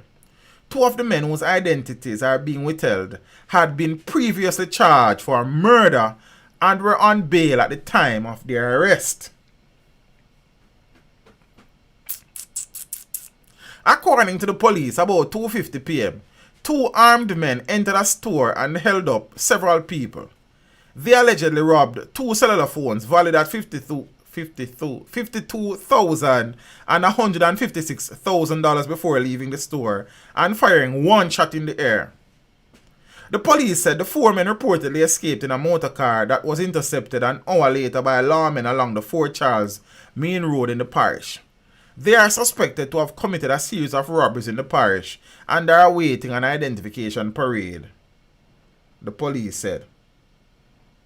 Yes, DeAndre, I figure more or less them kind of try prepare people's mind for that again. So I can agree with that, as I said. But you see them come out and start to them things here.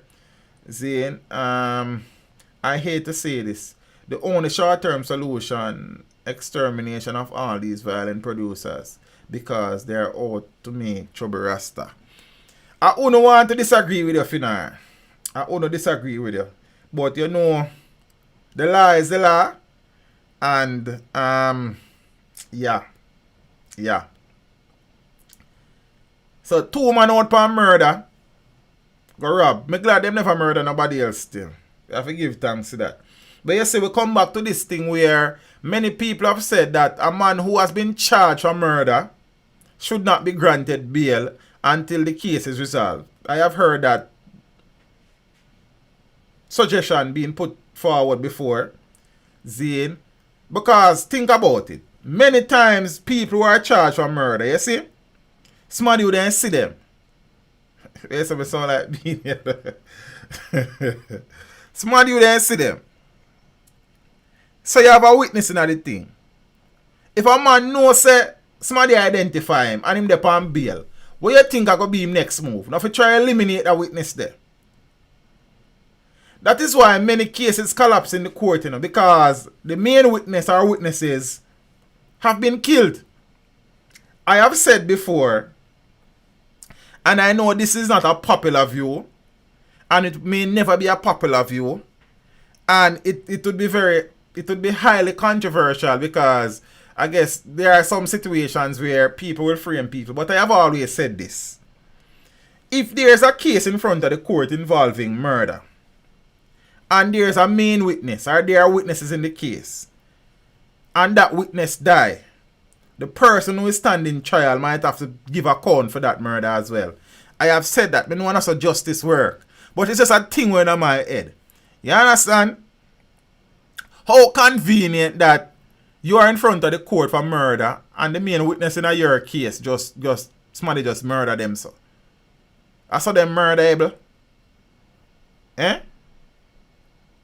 You understand what I say? I know that will never get no traction and that may never happen. But it's just that some things pop up in my mind. You know, my head big and so I hold space in there sometime and some things just fill it up. And I say if me is a judge and you in front of me for murder trial and me is the main witness in this here.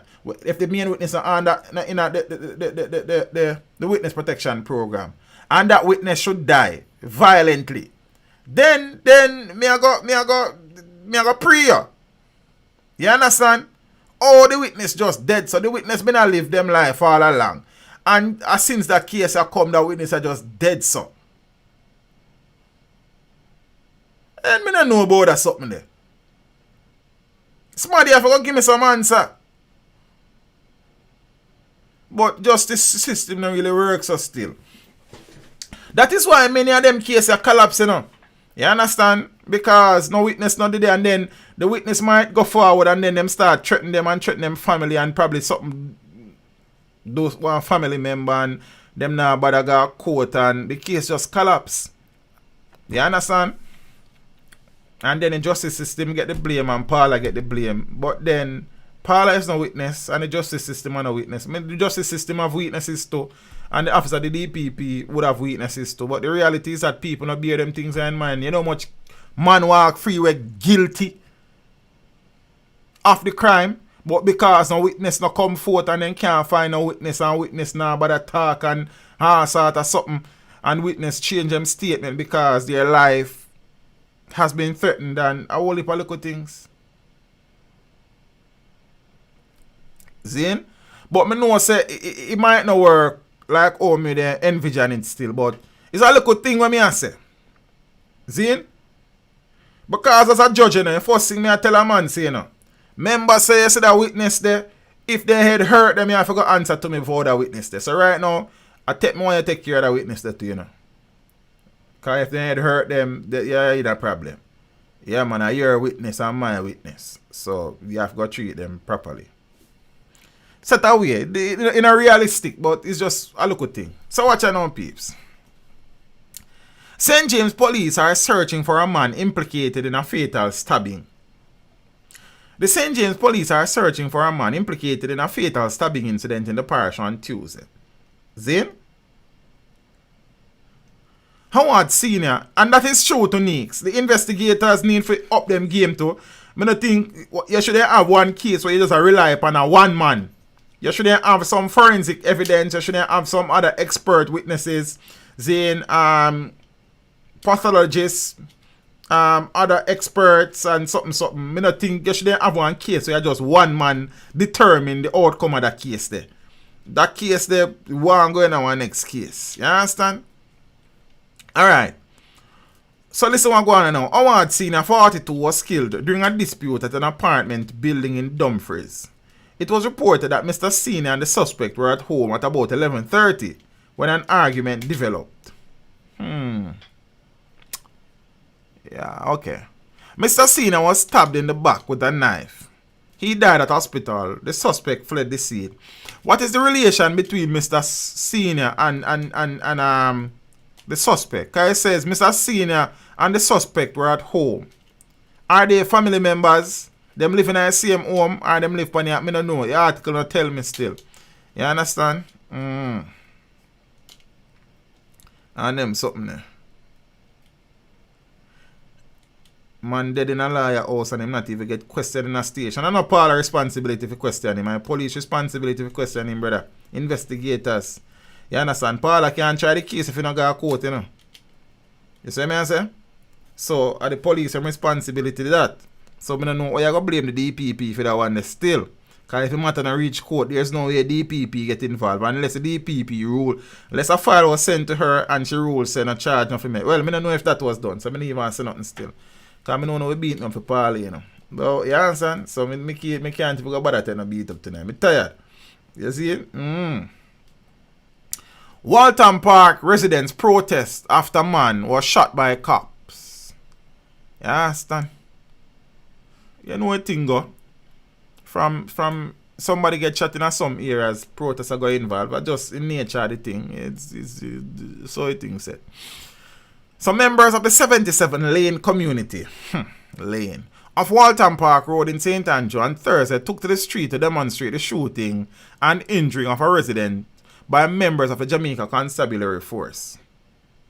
The circumstances that led to the shooting of the male resident, 30-year-old Warren Gale, are still unclear.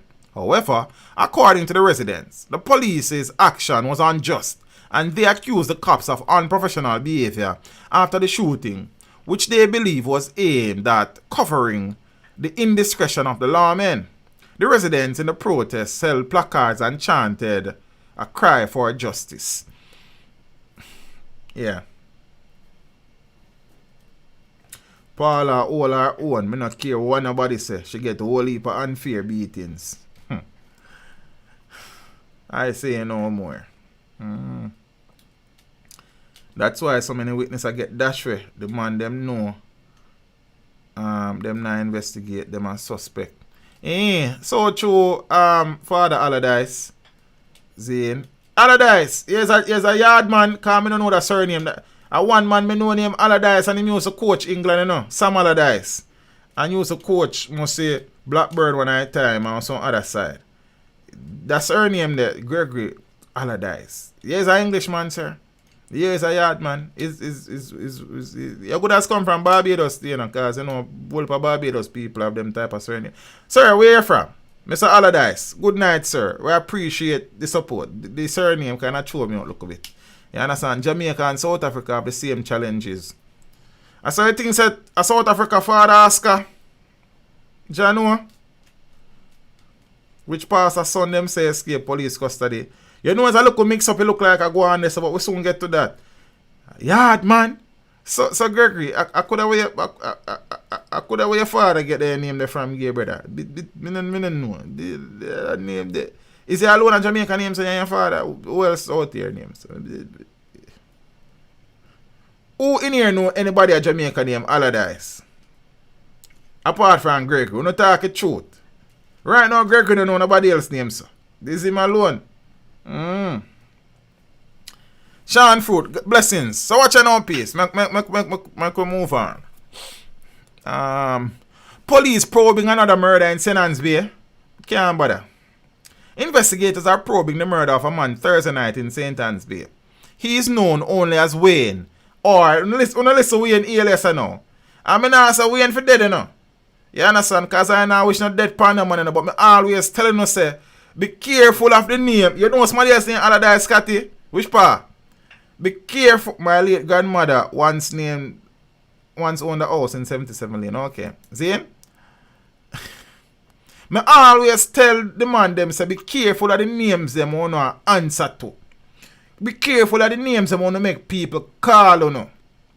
The names them want you answer to become your alter ego. And it influences your disposition. It influences your subconscious. It influences your entire being. And sometimes these names consumes us. You understand what I say? Sometimes the name them consume me. Crime Minister what go on out. The man name, them only know him as Wayne. You know what the man alias? The man alias name Shatty.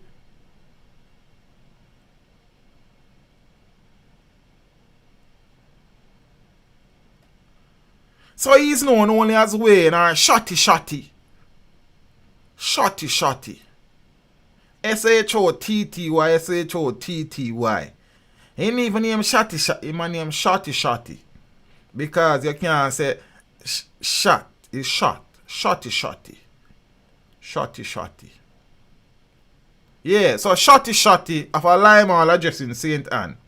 Residents heard gunshots about 8:30 and called the police. The injured man was subsequently found on a dirt track. He died later. Shotty Shotty. Oh, go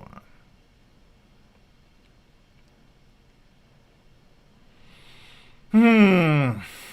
Man charged for sexually assaulting and wounding and robbing. Not just anybody, you know. A 70-year-old woman. No, my God, man. Talk the truth, man. We have been hearing of cases where man rape 80-year-old woman, 90-year-old woman, 70-year-old. Then rape is rape, you know. Don't get me wrong. But oh God, man. How you feel rape your grandmother? Talk the truth, your God love now. Every 70-year-old lady is my grandmother. Grandma that. Every 80-year-old woman is my grandmother. It's only for grandmother me have. A grandma that. Every elder my grandfather. A grandfather that. Yo, Jaja. So the man not only wound and rob the man. Why may I tell you, Rasta? And am I in place again, you know? Yeah, me now go back down there. Me I wonder if them not say, so the world no need no more problem, I swear. Them not have time to think about that, Scotty. Them a tunnel vision them see now. You understand? Them not a peripheral vision, and them just a see what them right at them nose them sitting, and them not see beyond that, you know. A man has been arrested by the St. Anne police after he allegedly robbed and sexually assaulted a 70-year-old woman in Fern Grove in Uchence earlier this month. 44-year-old Karen Morrison, alias Wayne, or XL, also a Fern Grove in Uchence, was charged on Monday with grievous sexual assault, robbery with aggravation, and unlawful wounding. So reports from the Uchence police are that on Friday the 2nd of October about 3 p.m. the elderly complainant was walking in the Fern Grove community when she was allegedly approached by Morrison, who offered to carry her grocery bag. You see, yo boy, hold on, me soon come back to you. During the journey, Morrison pulled a knife on the complainant and wounded her before sexually assaulting her.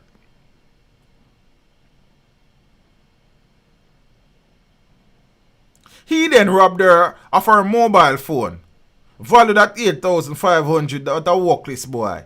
He is workless on so many different accounts in Holland. And Jamaican $1,500.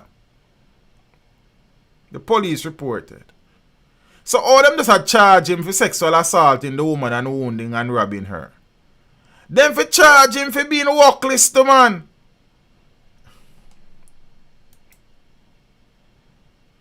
Then he's a workless boy. Really don't have a good God. Ian, me not tell you, brother. I'm a place, you know, brother. The man take with granny dignity, take with granny phone, take with granny 15 bills. Then me all want a knife and use cut granny, you know. Father Earl girl. They're living by the once a woman, twice a child principle. They want virgin.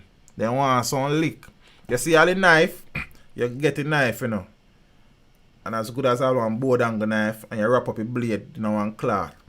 Bust you fired with him. Every day you wake up, you bust one next part and fired. So new name a bust fired.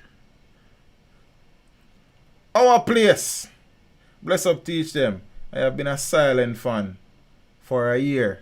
Give thanks to the family. You understand? You know our place, you know our channel, we give thanks. I don't know why you decide to keep quiet for so long. But you understand, I'm glad say yeah, warm up to the thing and that. You know what I mean? Give thanks. I appreciate the support. You say you're there for about a year, you know. You understand? And yeah man, we give thanks to the financial contribution as well. You know what I think go.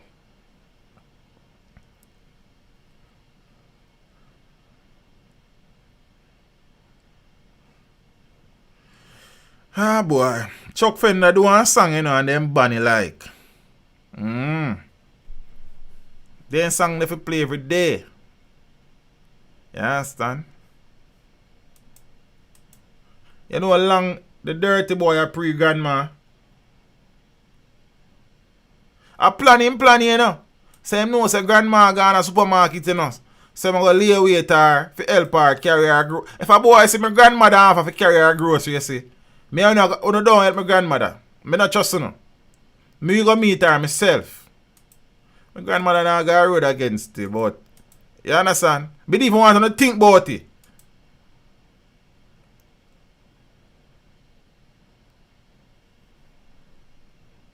But you don't want to see my grandmother. Don't love my grandmother. Me ask you. Can't trust her. Long time boy a pre-grandma. Chuck Fenn anyway, they big up yourself, brother. You understand? Powerful music can never die, you know. Yeah, man. I don't even need to sing the song. The world know it. Them still have 2 woman prisoner back road because it's over there, part of Lowland should be. No, the prison they locked together, brother, 4th Augusta. Yeah, man, they have been relocated. So let me tell you, they're under the parlor. Oh God, is the answer? Yeah, man. Gunmen cut down minutes after killing businessman. AK-47 rifles seized. Me never say AK-47 rifle, you know. Me say AK-47 rifles.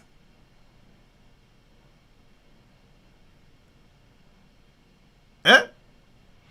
2 gunmen were fatally shot just minutes after a businessman was gunned down in a brazen daylight attack in the parish of St. Thomas on Tuesday. The business operator has been identified only as Debster of the Prospect District section of the parish. So the 2 gunmen who were fatally shot by the police remain unidentified. Me soon give you some more information on that. The 2 AK-47 rifles were seized by law enforcement officers following the shootout, sources have reported. So reports are that about 1 p.m. Miguel Day, Debster was at his place of business when he was attacked and shot dead by 4 heavily armed men. Him never stand a chance. If them seize 2 AK-47, then what kind of chance him couldn't stand? Traveling in a Honda Fit motor car.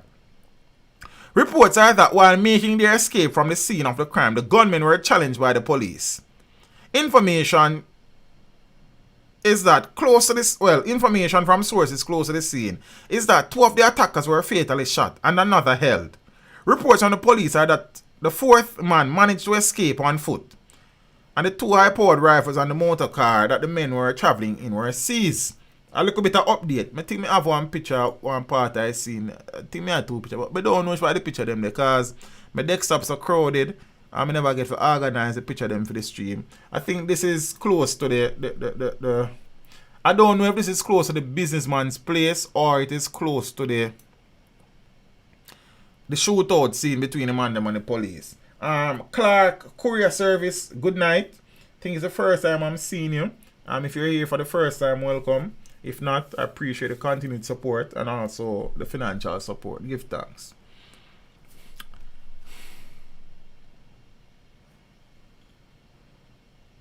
So listen this now, peeps. More information. Footballers in custody after businessman shot dead in St. Thomas. Same incident, you know. So the footballer them feel like them strike. You understand? But then couple of minutes after them concede. So them feel like them strike, you know, them score and a lead. But then the police then rub out their lead. For them net bust too. You understand? A popular top flight local footballer is in custody following the shooting death of a businessman in St. Thomas on Tuesday.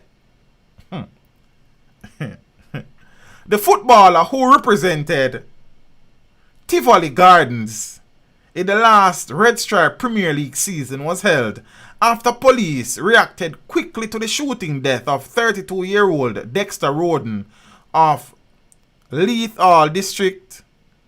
I hope I pronounce that correctly. People in front run a Leith Hall, but I pressure me. First, I hear the name. St. Thomas.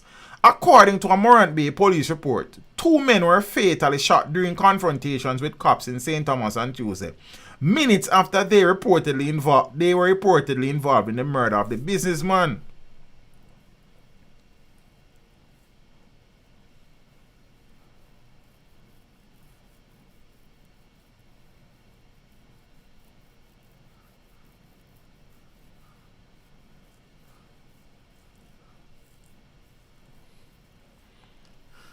So an AK-47 rifle and an M16 were seized during the incident, so that the reports are a bit conflicting. So 2 other suspects who eluded the police were later arrested, said the report from the Constabulary Forces Corporate Communications Unit. So Roden was reportedly shot dead by the 4 armed men traveling in the underfit.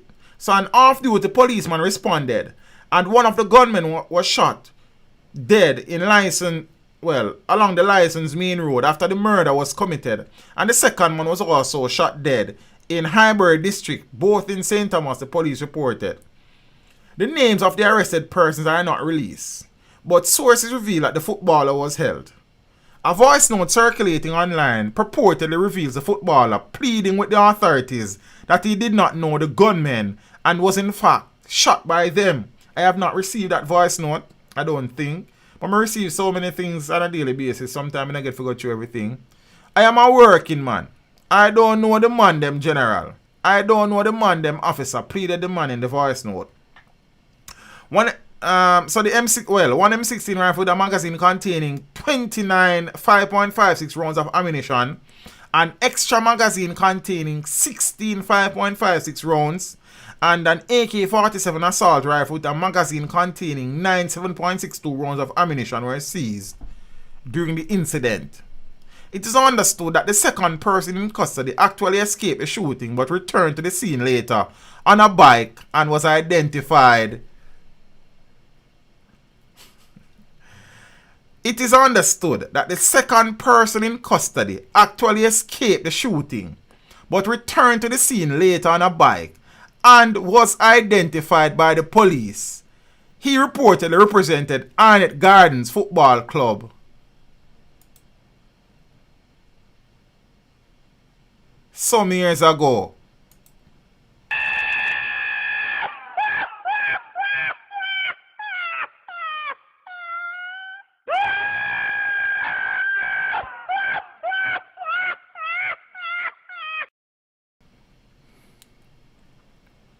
So this you have to take bad things to make jokes, you know.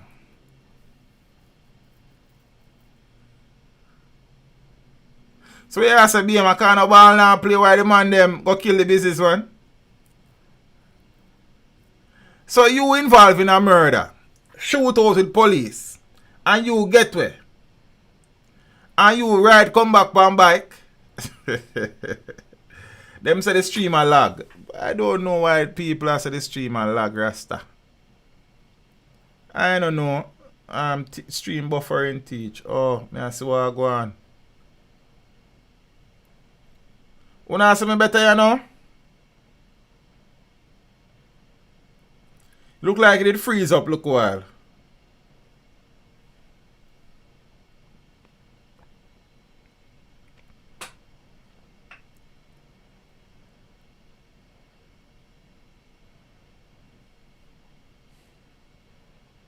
Me and Prue not supposed to see me good, I know, man. I don't know I'm to the stream.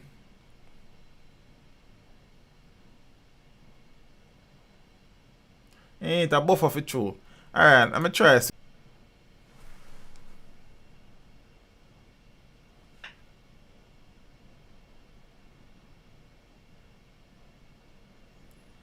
Alright.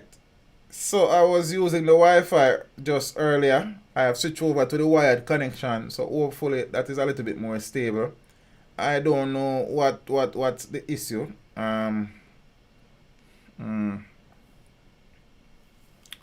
Yes, Rasta. So I have not even been able to track this development. I probably need for God. I don't even know. I see what go on. 2 headless body found on Plum Lane off Whitehall Avenue, Kingston tonight. Yeah? That does sound good, Sir Simpson.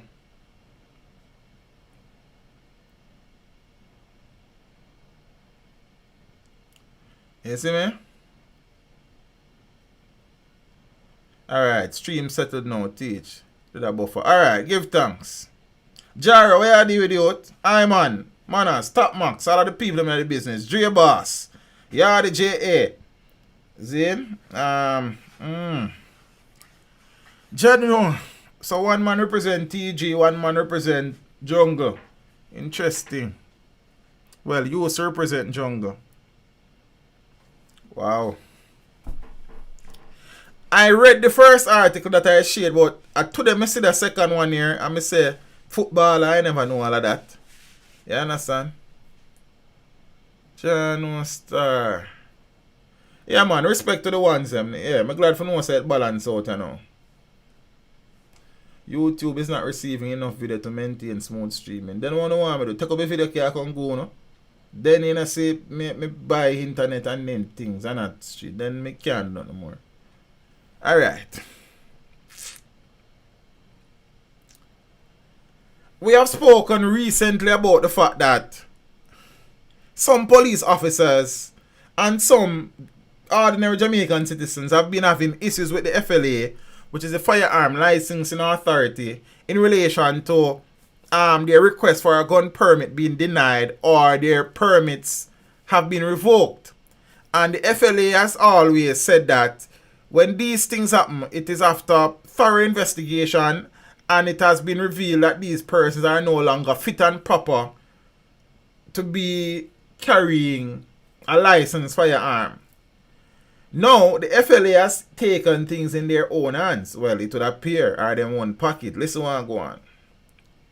Major hike in FLA fee to contest gun permit denial. There has been a major jump in the fee charged by the Firearm Licensing Authority for persons to file an appeal after being denied a gun permit. So before now, the appeal cost was 12,000 Jamaican dollars. Yeah man, we soon get to that, warrior. Zin? That has moved from $12,000 to now $50,000. The change took effect yesterday. So applicants have 21 days to file an appeal following the outcome of the application at the FLA. The fee hike comes amid recent complaints from persons about the frequency of being denied. So Chairman of the Police Federation, Sergeant Patrick Rowe, in a Sunday Gleaner article, raised strong concerns about what he said was the high number of cops being denied permits for personal firearms by the FLA. Rowe said he was baffled by the number of applications being turned down on the grounds that they have not justified the need for one. We believe that it is completely absurd for police officers to be carrying out policing functions with police-issued firearms on a daily basis and are entrusted with the keep and care of firearms.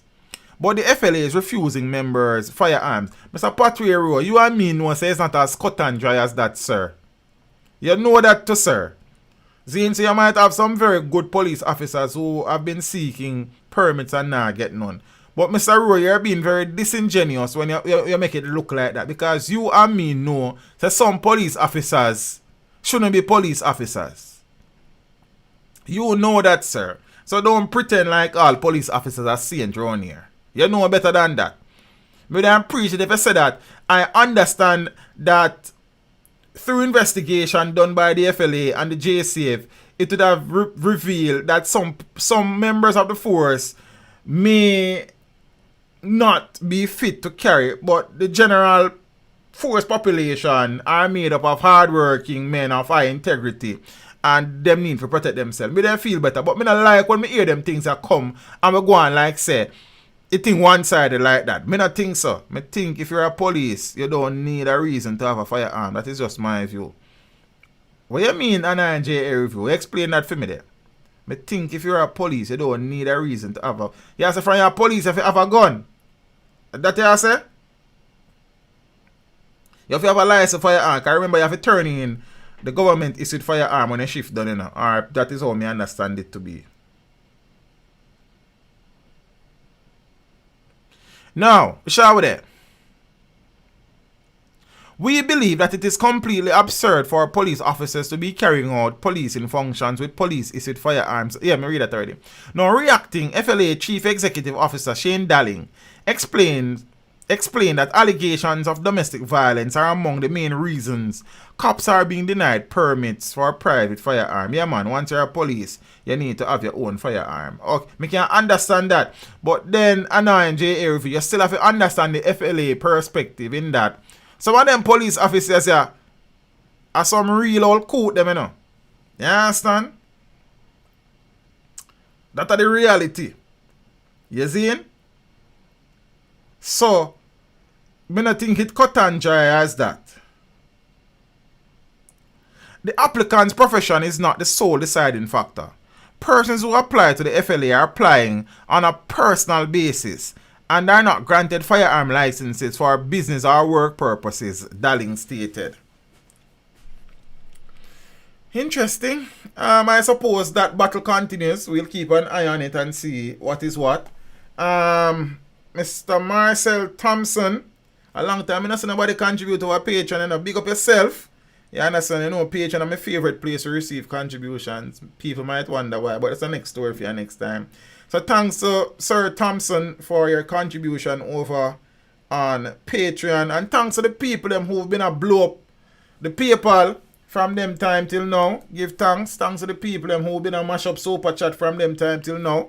Thanks to the people them who normally say, yo, teach, you know, you have Western Union near you.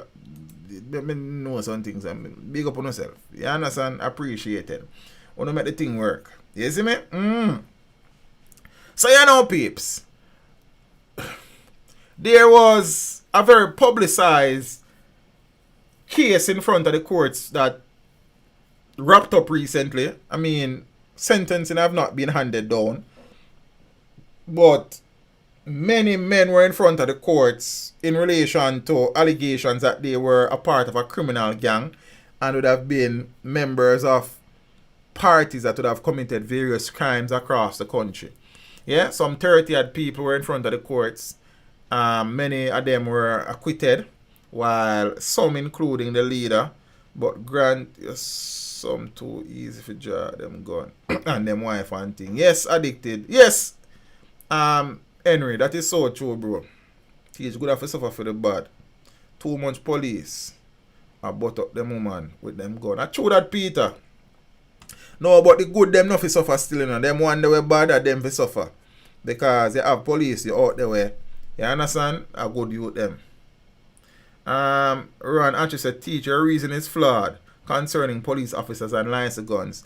And I probably can say the same thing about your reason, my friend. I am sure if you put your reason forward, I can establish flaws in it as well. Because, see, that is just my opinion. I share my opinion.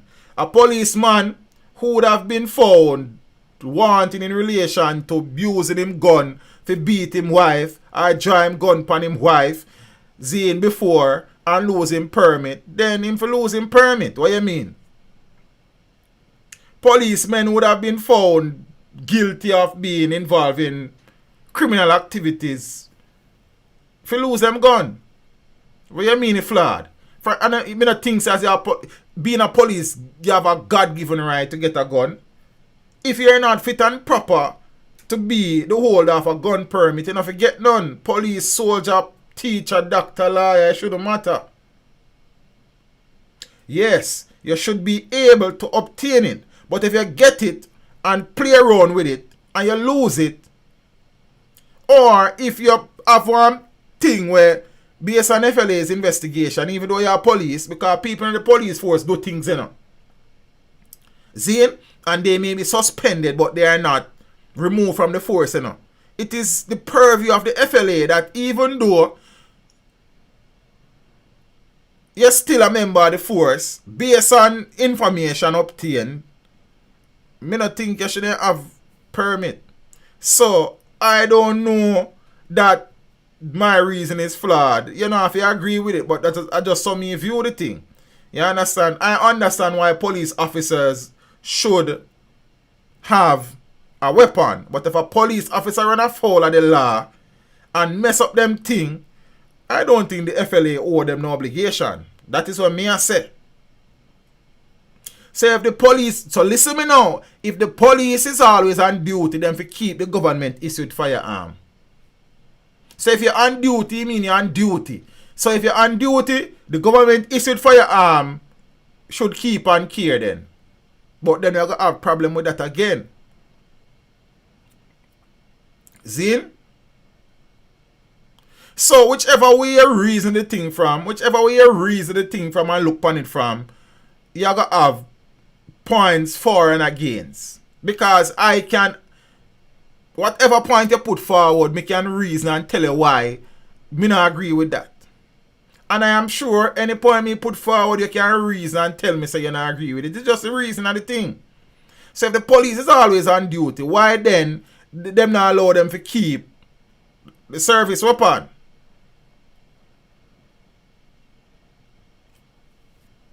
You see me? See how Guineas you teach. Give thanks to the Crime Minister. You know, I appreciate the support in the broski. Blessings every time, and I hope you and the family good. You see me? How many reports we have read, we have shared on this same channel here, so where policemen kill their woman and kill people and kill some people and are not due to them upon license firearm. Zin? But that means a Jaro, if the police officer is viewed that way, which is right, why are they not allowed to keep their service pistol? You understand? Then probably there's a discussion that we need to have. Because I don't know that the FLA was so designed to say that from as a police, automatically, them to give you a gun permit. I don't know say that's how the FLA operate. I understand why the police would then need to have it. But let's not forget that because we understand why, it means that is how the law operate. And that's how the law go. Mark you, people might say that is how it should be. But then, if that is the case, why you don't create a system then where the police officers keep and care the service pistol?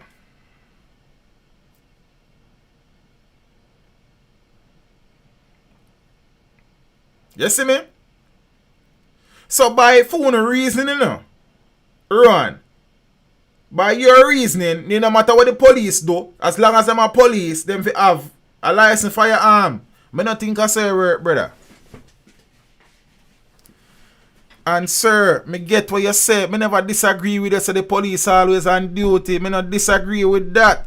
But I am saying there are procedures and protocols that governs the FLA. Not because you're a police officer gives you a God-given right to obtain a license firearm. That is not what the law says.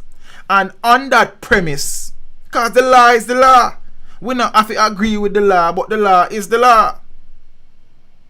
And mark you, many police officers do things in the force and it is swept under the carpet by them superiors and them squaddy. During the FLA's investigation, the FLA find out say you did do that something there, but not never come out. There was no internal investigation. There was no internal sanctions, and you still live. And the FLA say, okay, you do that, and you get away with it, then you can't get no gun permit around here, so because he's a dangerous man. So let's not pretend like we don't know so them things here go on. Let's not pretend either that some police officer are criminal before them go in the force, when them go in the force, and since them in the force. And because them have a links round this and a links round this, so them get through. So when the FLA do them investigation and them find out, say, yo, hold on there, hold up. Man. So it thing now as clear cut as that. Me understand the premise that is being established that as a police officer you need a personal carry weapon. I get that.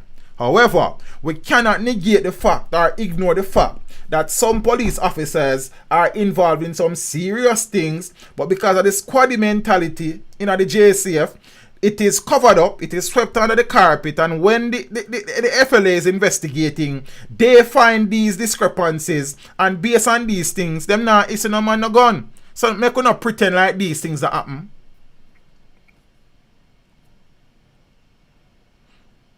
Don't make me pretend like them things are not me, you know. How many police officers have been arrested and charged for illegal possession of firearm? How many police officers have been arrested and charged for murders outside of duty? And we not talk like them are man in a shootout. Them shoot man. So make we not go on like, cause I want to see them, you see the same people them now when me see a defend permit. I want to see them when me see I be the police them week in, week out, you know. So make, we forget so early, so some of them policemen here, them even feel in a force, much less we have license gun. And I have always been the one here defending the police. So don't make it look like say me against the police. Them need it. But you have to understand the FLA situation as well. You can't just get up and get Tom, Dick and Harry one gun because him is a police. A police officer was involved in the Uchence Wilson trial, accused of being a part of the gang. Yes, he may have been acquitted, but police officers have been sentenced before on the premise that they have killed people in the name of them dance. Before.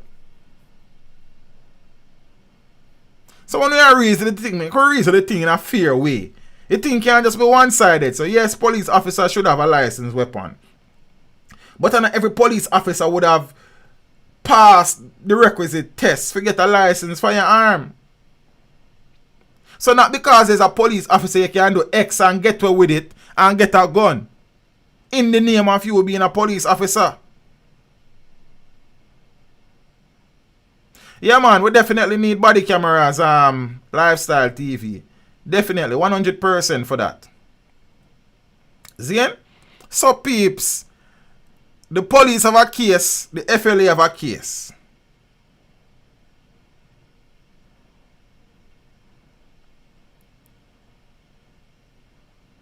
As we are now in JA, right, so this is the next thing. Enough man we have lies, and I've said this before now. Many murders in this country are painted and licensed firearms, you know. But I leave it there so still. The Uchence Wilson thing, I know. Because I know say many people in the police force are disheartened and them vex. Say oh so much man get way. And all sort of things. Cornelius, I don't think so, you know, I think at the end of your duty you have to turn in the weapon. I'm not sure entirely how it works. I don't know if there are persons who are allowed to take them home. I don't know. May I tell you the truth what God love. But I think that them have to turn them in after duty ends. After the shift ends. Alright. As with any trial involving multiple people, chances are some people may get off. See? But the police them way feel disheartened, say the man them get where it really and truly come back down to policing, you know. Was the investigation conclusive enough? Were the files solid enough? Was the evidence airtight enough to have convictions for everybody? Obviously not. Zane, were there enough witnesses who gave credible statements and was able to back up said statement while on the cross-examination? Possibly not. Were all witnesses available? Possibly not. As a matter of fact, remember when there was a report, I covered that story as well, that there were 4 coordinated attacks against police officers one night. It has been revealed that those attacks were related to this case. Hold on, let's want to share that. Listen now. Uchence Wilson and 8 other gang members convicted. Cop freed. You hear who freed? Cop freed. So Uchence, Wilson and 8 of his gang members were convicted in the Home Circuit Court and will be sentenced on the 30th of November. That's at the end of the hurricane season, you know. At the same time, the sole police officer in the closely watched case, Lloyd Knight, and 2 other men were freed. Well, I think that was the last day of the thing. The 2 men are Dane Edwards and Karen Walters. Their acquittal followed the freeing of Kenneth Witter on the same day. So the men were freed by Justice Brian Sykes, who sat as judge and juror in the trial that started on the 29th of March. Well, in March of 2019. And thing, as Edwards was being led out of the court, he told the remaining accused to take care before they knew their fate. He then shouted, "Freedom!" while on the outside. Knight reacted to the verdict. "I am not convinced in my mind that the evidence is sufficient to prove he is part of a criminal organization," Sykes said before freeing the police officer. The trial started with over 18 accused, but a number of them were freed at the outset and along the way. So the Crown has alleged that the accused are part of a criminal gang which conducted a string of robberies across sections of the island between 2015 and 2017, which netted them over $400 million. Zane? No teach, only if they are on vacation. I'm gonna understand that. Some people on section of the JCF. Okay, some people on section of the JCF have keep on care. Okay. Alright. See, we are learning from each other, you know. I'm sure there's persons who have the pleasure of... Yeah, that may I say, no, Cornelius. I think some people may be afforded that... Yes, Tanya, that is so correct. Not guilty don't mean innocent. But... May I go play an investigators link recent attack on police and their families to Uchence Wilson gang. I'll play a report that was done by Nationwide. And this, because I can't bother go through it, so I'm going to make you hear everything. Boom. I think Wayne Walker do the report, so hopefully you can follow. DCP Beatty says the public needs to be aware of the realities on the ground for members of the JCF. I think the public need to understand what we are up against in terms of the type of gangs that we are dealing with. And we need their support. Our officers are constantly exposed to danger, which is the nature of our job. But when a gangster can look at an officer and blatantly say to the individual, we are going to run a program on you, Jamaican people know what that means. DCP Beatty, along with Director of Public Prosecutions Paula Llewellyn, revealed that a number of police personnel linked to the Uchence case were targeted prior to the case submission. A relative of one of the constabulary members was killed. 4 of my officers were attacked in a coordinated effort recently. On the weekend before the judge commenced the information. Exactly. 3 officers in the case. Okay. Were attacked. It's actually 4. One of 4. That's the coordinated attacks we heard about prior to the delivery of the judgment. We couldn't say anything. Got you. We couldn't say anything. And one officer, his father, was killed. They are alluding to incidents which happened in late September. At the time, the police high command put members of the force on high alert and launched a probe into what was described as coordinated attacks by criminal elements. DCP Beatty says he's still not at liberty to discuss the matter publicly. I'm not going to comment, but what I will say to the public, the persons who are responsible, they will be brought to justice, and we are committed to that. Initially, 25 persons were charged and brought before the court for being members of the Uchence Wilson gang. At the end of the trial, 13 of the accused had the charges related to being a member of the gang dismissed, an outcome DCP Beatty caused bittersweet. However, DPP Llewellyn says several other issues were happening behind the scene as it relates to the trial that neither the judiciary or public were aware of. We have to walk a fine line in terms of security issues in the trenches. Security issues that you in the media, members of the public, and certainly the judiciary could never be aware of. And if during the course of the case, if you have this big gap between when the evidence is taken and summation, things may be happening that we cannot, and even during the case, we cannot air in court. I appreciate it, prejudicial. So I just want you to get an idea that this was a very complex matter. You had a lot of issues. The prosecutors too tried to give guidance, and there were many late nights, long hours in terms of consultation. Wayne Walker for Nationwide News.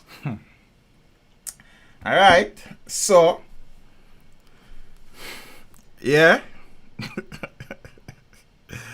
Jaja, put an angel over me. Be strong. Well, a firm meditation. One day, yes, true. So I think set up sometime, yeah, Rasta. It would have been interesting if it was a jury trial instead of a bench trial to see what the outcome might have been. But the Chief Justice, in his wisdom, basically said, son of Jamaica, Wagwan family, basically said that those persons who were acquitted, there was not enough evidence to prove that they were involved in the gang or in the robberies and all of these things, shootings and them something there. But you see, justice have a way of working itself out, you know. Justice have a way of working itself out somewhere along the line. So make we leave it at that. So we'll see what the convictions will be. The leader of the gang, one Uchence Wilson, he would have been found guilty. So we'll see how his situation develops. I think this is person in question. I think so, Zane. So yeah, see what go on with that, and them something there. So you know, peeps. So I can move on. But wait there, my computer screen is so crowded. Former public defender Earl Witter robbed at gunpoint. Say me can't find Uncle Earl. He probably not full up the screen. Oh, he full up the screen. So Father Earl Witter, QC to boot, would have been public defender. I think he was public defender during the West Kingston incursion, the Tivoli incursion, and something. So he was in the media a lot back then. News emerged that he was held up and robbed at a tire shop recently, and this is what he had to say. Yes, I went to a body repair shop to have a visor fitted or refitted to my motor vehicle, and 3 young men, are you there, Abka? 3 young men emerged from a motor vehicle. One of them was armed with a firearm, and I'm not going to go into the details, but they ended up driving off with my motor vehicle and the contents. But what I should devoutly like to recover as soon as possible are the papers that concerns my client's business that was in my briefcase and the release that they made off with. These are important papers for my clients, and some of them irreplaceable. So I just hope those brigands will have the decency to cause them to be returned to me. And as regards them and their future, well, I leave them to the judgment of Almighty God.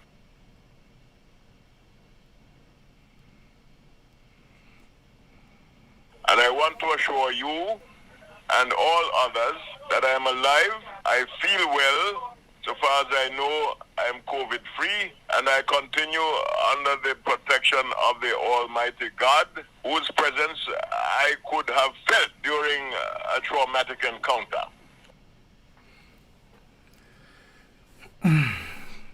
I don't know if Father Earl Witter got body shot go put on visor for still. I'm sure Father Witter would be able to do that himself if he just spend a little time. You understand? It's very unfortunate, Zane. Mr. Witter would have defended quite a number of people, like the men who would have taken his vehicle. Suppose it's just the nature of the job that you do still. So, them probably not even know who him be. So they would have taken his vehicle along with the properties in said vehicle. I'm not sure what is the situation in relation to the location of the vehicle as yet. I am happy he was not armed for whatever that is worth and thing. Jaja. Jano. Yeah. Shall we there, you know, when I dance? I dance long in the night, you know. Zane. Spanish Town gang feud leaves 2 men dead within 24 hours.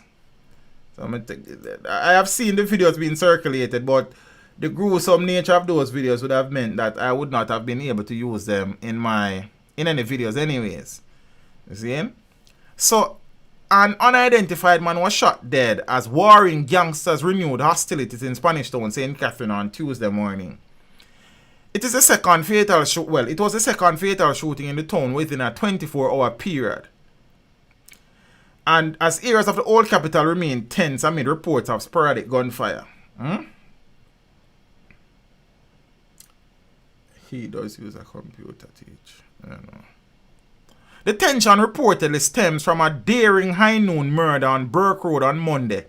In that incident, 28-year-old Kevin Lewis of De La Vega City was shot dead by unknown assailants. The Spanish Town police reported that Lewis was standing on the roadway at about 11:55 a.m. when he was approached by armed men who shot him multiple times to his upper body. Lewis was pronounced dead at hospital. Investigations continue into the incident. It has been theorized that intra-gang violence within the notorious Klansman gang, which is among the main gangs in Spanish Town, has been responsible for numerous murders in the old capital and the wider St. Catherine North Police Division over the last several years. Yeah?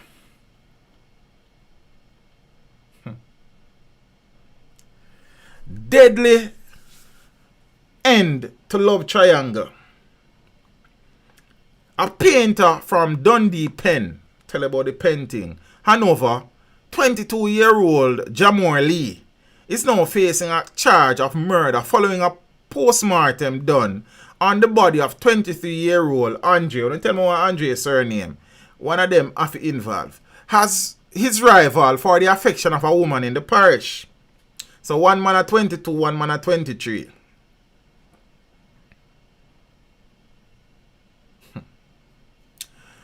Police reports are that on October the 4th, the two men turned up at the same time to the house of the 24-year-old woman with whom they both shared a relationship.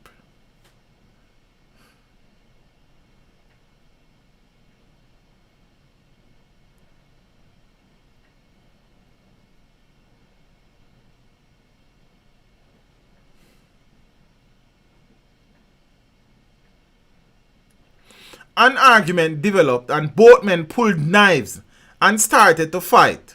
Williams ran from the house and was reportedly chased by Lee, who later returned to the house and was seen washing what appeared to be blood off his body at a standpipe. Williams was not seen or heard from following that encounter. A missing person report was later made at the Lucy police station, and the woman gave a statement outlining her version of the incident.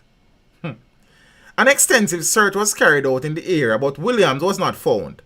2 days later, residents stumbled upon a partially decomposed body in the Harvey River. When the police arrived, they were not able to identify any visible injury to the body due to the partial decomposition. The woman's house was processed and the body was removed to the Noel Holmes Hospital, where Williams was pronounced dead. Lee turned himself into the police hours after the body was found. During the post-mortem, it was determined that the cause of death was stab wounds to the torso.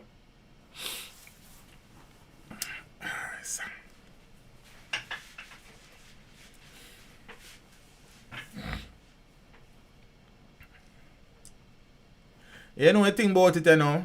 So the man killed the man over female. See? I promise him that I not him girl that again, and our next man it's gonna be a next man girl, I might be a next man girl, and then a next man girl, and a next man girl. You understand?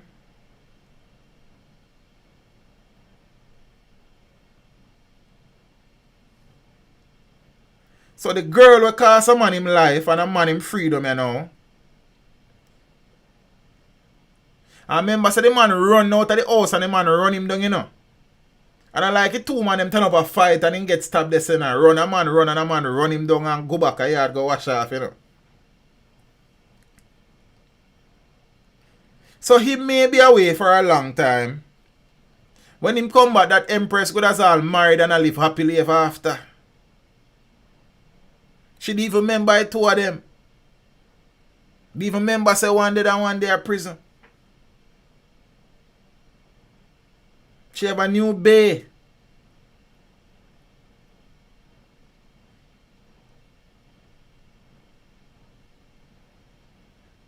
So the two man them reach same time.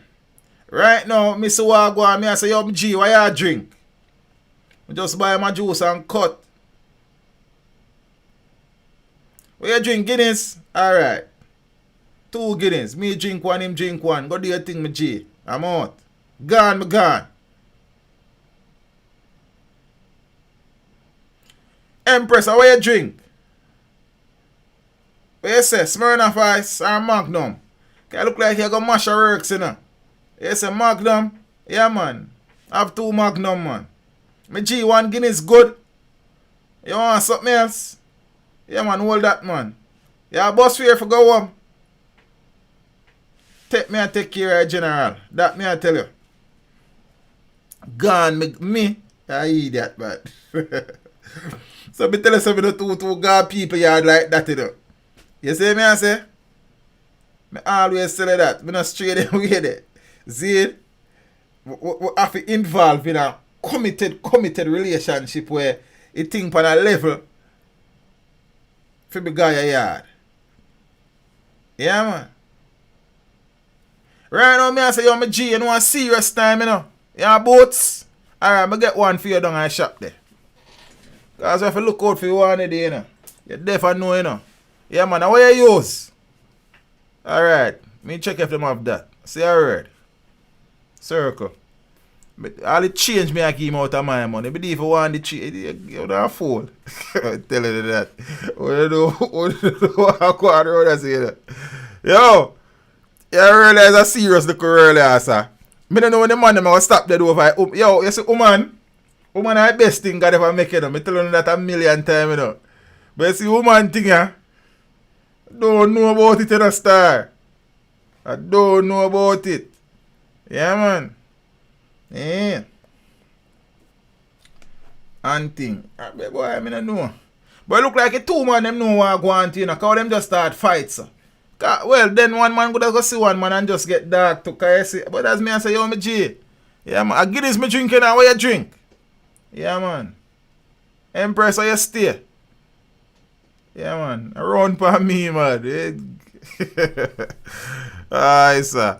People, you have to take a look cooking teeth cover heartburn sometimes. Because, you see, the thing is that as long as there are males and females on this earth, them things that will continue to happen. See? And the man them now understand say it unfortunate say you end up in a situation like this, you know. But you don't have to end so, you know, daddy. You don't have to end so. You understand what I say? You don't have to end so. But because man ego is X and man, and then one of them could have be the main speaker, you know, and one man at the side man, you know. So the main speaker, you know, good as France. Why? The life thing are rough, you know. Here we go on. You see, man, them will live a full life and die peacefully in old age. You have to give thanks to them, man, for them, man, because it's a dying thing these days, you know, pun intended, you know. Man, I live to old age and I die, you know, of natural causes, you know. You know, be a foolish is going on here. And me, I tell you, say, by the time the man they bury and the man they get sentenced, Catty have a next man. I tell you. Or 2 more good as end up there again. Jesus Christ. Let me take it out of the atmosphere. Come back here. That's for that. Yeah, man. The greatest thing God ever met, man. I don't know which day God met woman pan. But you see that day there, I best day a week. You understand? You see that time I did there, I best time I did. God has never made anything better than women. But it's a woman rasta. Boy, we love them. You understand? But woman, boy, I don't know star. Jaja. Ah, boy. And the next thing, peeps, he love triangle thing. Boy. It will end up in a bango thing. Choke you like. Rough. Rough rasta. She probably have more than just 2 women there. Less than a week, Jaro. Right now, I go there, she and her boyfriend guy funeral. Her new boyfriend. That me I tell you. You don't even know.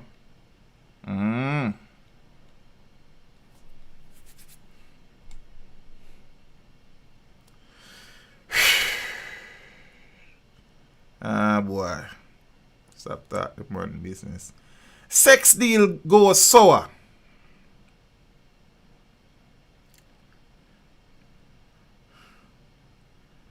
A man was reportedly robbed and shot by a prostitute in St. James after he was involved in a dispute with her about how much she should be paid. The man who is 40-year-old, agreed to meet at a guest house where he reportedly offered the prostitute $5,000. It is not clear whether the woman had already provided her services, but it is understood that she deemed the money to be insufficient. But if a $5,000 thing worth, a $5,000 thing worth, you know, look here, $5,000 worth of goods can't be $10,000 worth of goods neither. You understand? Say if me a buy something from you, that's why you know if you take things before you pay for, you know. You have to pay for then you take it. Cause you will go on. You know, so anything you buy you have to just take it. Cause if me not pay for it and me realize say $5,000 what me get. Then the $5,000 can't be $10,000 neither. How $5,000 for be $10,000? You know, I don't know how much you did want to say, but that's what I say. But yeah, we're going. Let me move on. So, Cathy said, she the $5,000, I know that she want, yeah, sir. I know that me want more than that. Not the king, big up yourself. The man from the east. One of the man from the east. You understand? No, she have the gun in her baggy. She shoot her with the pram. Oh, the walking special. Pram. Look what I need. Big up yourself anyway you did daddy. I never this I got here see but this I got as a serious yo. I don't do Rasta. I have some serious topics to talk about before I leave it, but I have to laugh a little because you are go on.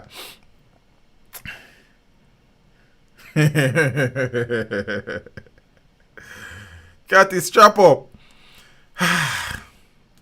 Well-placed sources said that he left the room and was on the balcony with his back to the prostitute when he heard a click.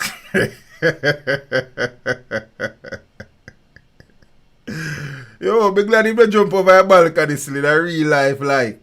You understand? Some of these men too workless, not even worthless, can bet him all have a good personal woman and pitney. You don't know that Tesserine, Lord the man.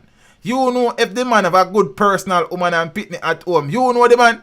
You know the man live. You know the man life story. The man good as be one single man too. They don't know. Lord the man.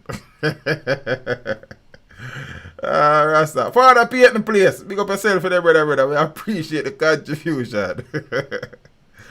Watch out now, peeps. So the man give Empress the $5,000 and make a step on the balcony and cool out. But the man just see a click. Sit now select. Why? Jaja. I'm glad she don't push him over a balcony still. Yeah, they have to take batties joking at these times, you know. So watch what I go on, you know. He reportedly turned around and saw the prostitute with a gun, which was pointed at him. The prostitute allegedly opened gunfire at her client, hitting him in both thighs. It looked like she all shoot at you know. Cause me I pray 2 thighs every you know KFC where you want leg and thigh. 2 thigh shot. You can't go bother run me down right now. They have to go just stay one place like. You not hold them here. The prostitute allegedly opened gunfire at her client, hitting him in both thighs. She then reportedly ran from the scene, taking with her $85,000. Which she allegedly took from the man's pants pocket. So Empress get 90 grand. Cause she did get 5 grand for. And she does take 85 more. She tip herself. Why? No though, Jamaica. That's a serious place, you know. The corporate communications unit of the police force said that an investigation into the matter has been launched, but did not say whether the suspect has been identified. The injured man has been hospitalized. It's not only in leg, in get shot in her, she shoot her in her ego to like, but I told her not find a bullet yet. Right now, in ego pound charge. You can get about 6 shots in an ego, like. So you can get 2 in a foot, about 6 in an ego. Right now, ego full of hole.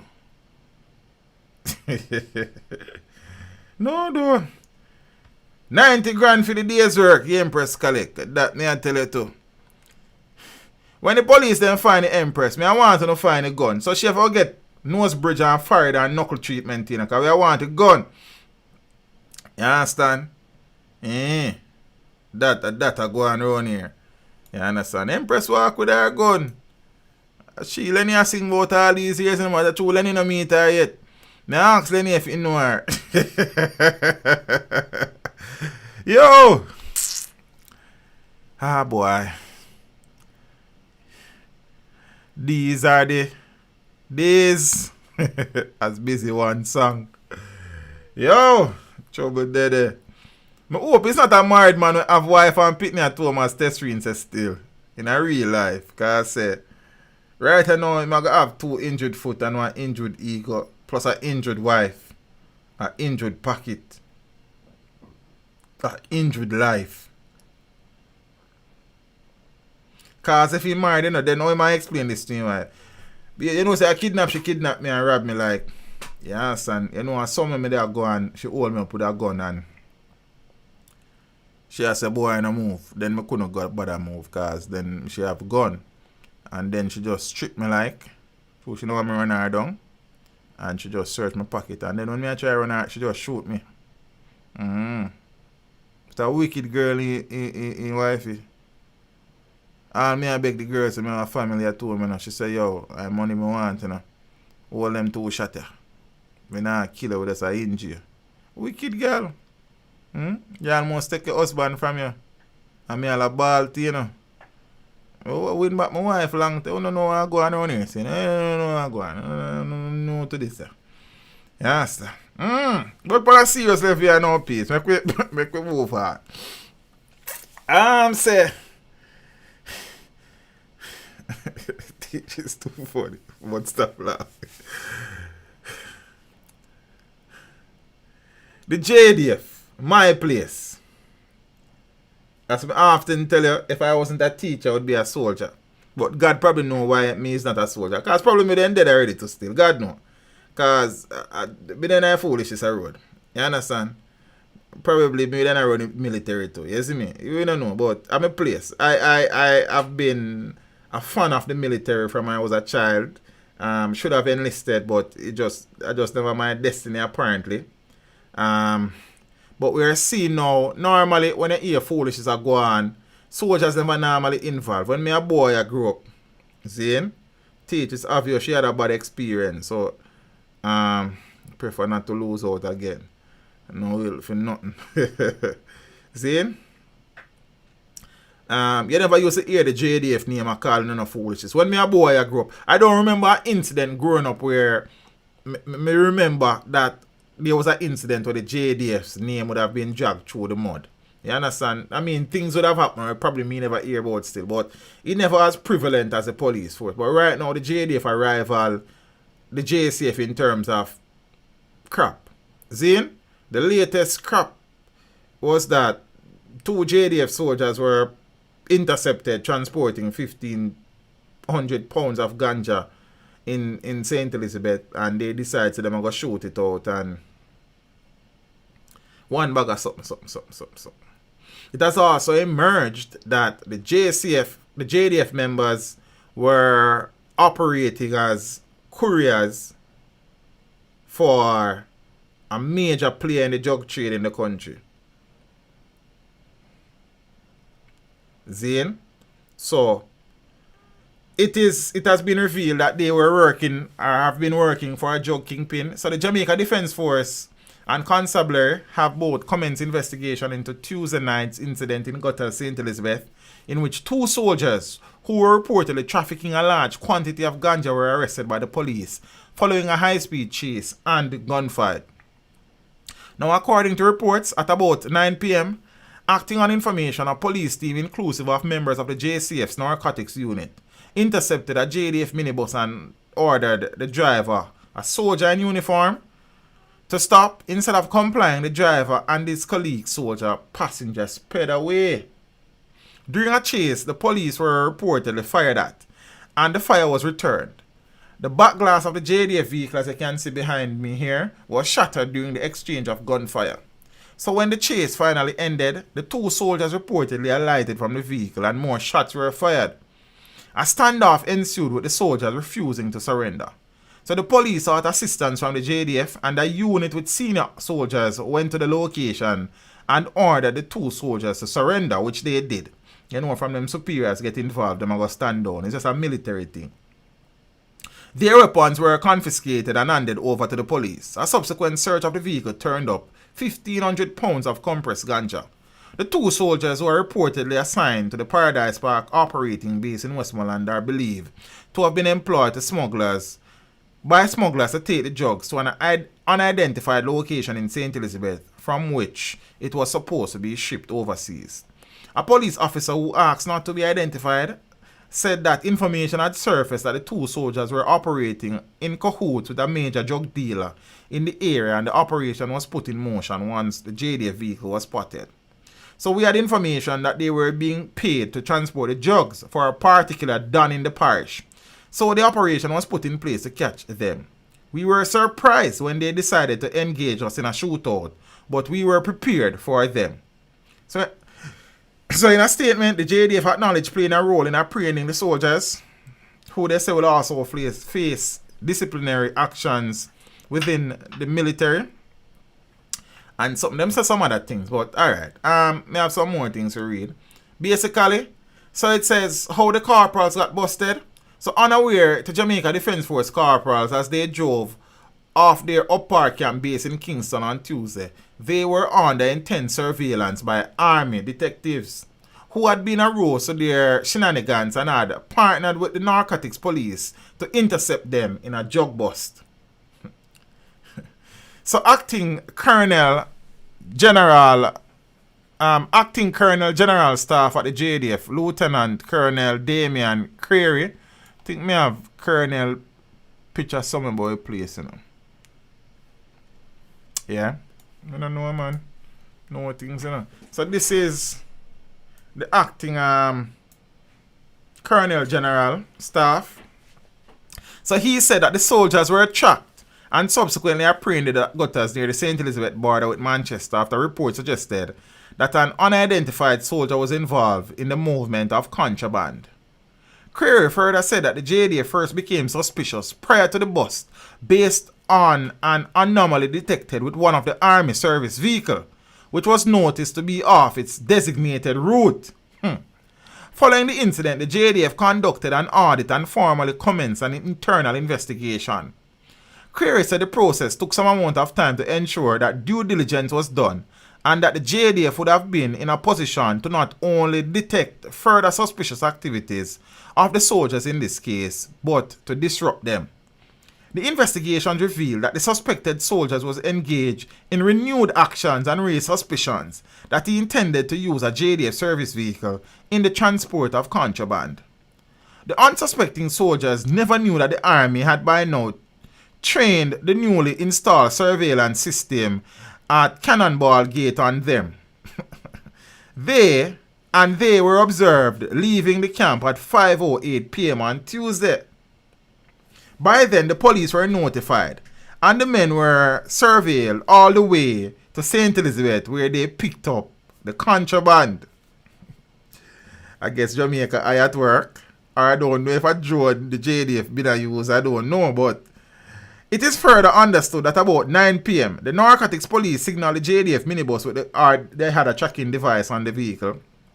Well, I guess they do, because they said that they would have realized that the vehicle would have deviated from its dedicated route in the past. So, it is further understood that about 9 p.m. the narcotics police signaled the JDF minibus with the corporals on board to stop. However, they disobeyed, and you know the rest of it. You understand what I'm saying?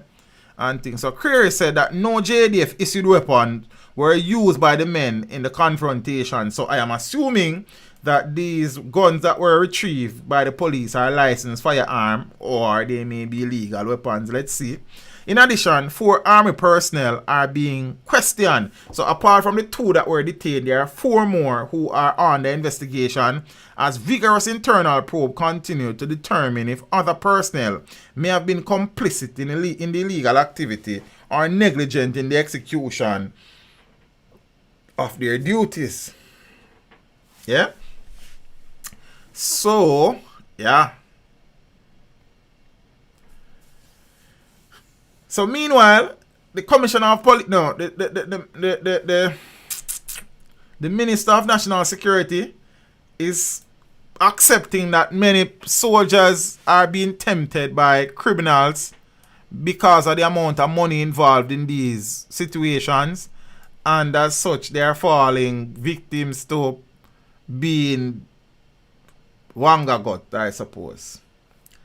This incident will be in the news only for a couple of days. After that, they will bury it. Okay.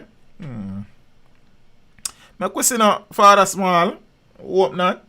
You see me? Soldiers and cops tempted, said Chang. Well, let me read it like what it says. Soldiers, cops tempted.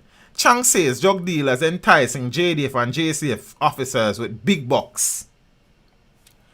As the security forces make significant inroads into the local drug trade, National Security Minister Dr. Horace Chang said that the major narcotics dealers are dangling big money before members of the security forces to entice them to assist them in their illicit activities. The big drug dealers are going to make every attempt to corrupt the entire legal system in Jamaica, and they have the money to do it. What we have to do is to take steps to prevent it and mitigate the damage, Chang, who is also the Deputy Prime Minister, said. So the JDF has some 8,000 men. They are from the society we are in. All recruits have been vetted, and there is continuous monitoring and training. But with the kind of money involved with drugs, the drug dealers, pursue it aggressively. And I am sure they will find someone to break rank. And that is what happened in St. Elizabeth, Chang said, of the major drug bust on Tuesday night. So a high-level probe is now taking place into the drug bust after the 2 soldiers were found. Blah, we know that already. And Chang said during a press conference that the major drug dealers have become desperate as law enforcement cracks down on the illicit activities. What happened in St. Elizabeth is not entirely I am not entirely surprised, because I think the organizers, the big purveyors of drugs, are going to make every attempt to impugn the character of the security forces, he asserted. Chang said that both the Army and the JCF have been re-equipped to track drug dealing, drug trafficking, with several activities expanded, resulting in much better intelligence on drug trafficking. He said that the apprehension figures and drug seizures have been extremely high in the last year, noting that law enforcement was scrambling to find space to store drugs at this time. So the National Security Minister observed that the heightened crackdown on the illicit drug trade has led to significant fight back by criminals, some resorting to attacking cops and their families. Drug trading is big money, said Chang, citing an example in recent times on the North Coast where the police seized cocaine valued at $20 million. When criminals lose that kind of money, they begin to fight back, Chang noted. Let me search for Empress Royal Reed. And I really read that Empress still, but I have one folder with him she there. No, before me even take on the Empress, I have a little thing for set to Royal Reed and him friend them. Because I know, you know. But I don't know what I know. Let me say I can find this first.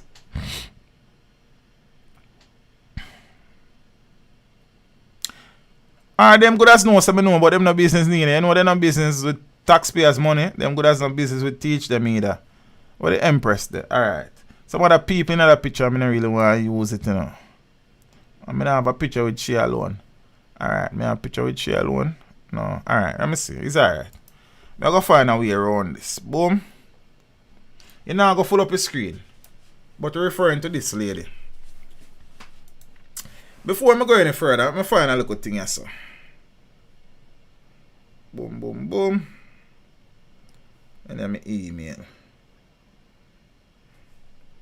Boom.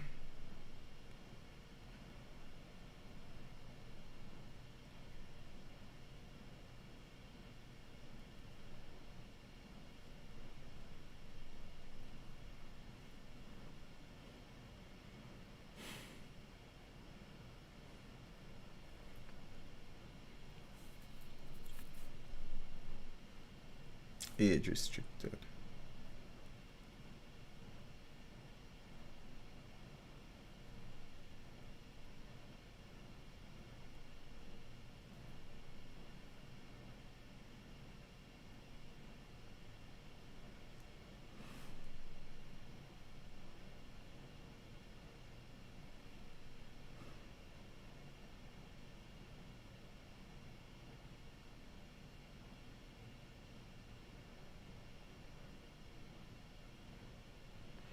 Alright, guys. So, extra class number 200. So, this was the title. Smiling Ruel, Sad Pinnock. FID. No, Readers of Ruel read. JC begs the government. And some other things. I'm going to open the video and explain something to you. So, let me go into the full title of the video.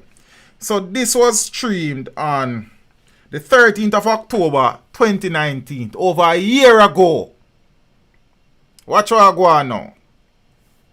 Title, Extra Class Episode 20. Title, Smiling Ruel, Sad Pinnock. Rid us of Reed, JC begs the government. Yeah? That video was primarily, that stream was primarily about the arrest and charge of Ruel Reed and their appearance in court and them something there. That stream. There was nothing in that stream as far as I remember, because I haven't rewatched the stream. As far as I remember, except I spoke about a situation where there was a triple, a sister and brother team up and kill one woman because the woman must have pitney for the sister man, ex-man, and she light the house afire. Think that was the only thing that, and I shared the thing and something. Somebody has decided to report that video to YouTube and have it age restricted, which is fine. However, only God can come down, come tell me, say, it's not because of the title and what I discussed in that video and people have issue with it. But let me tell you something now. Ono should have never do it.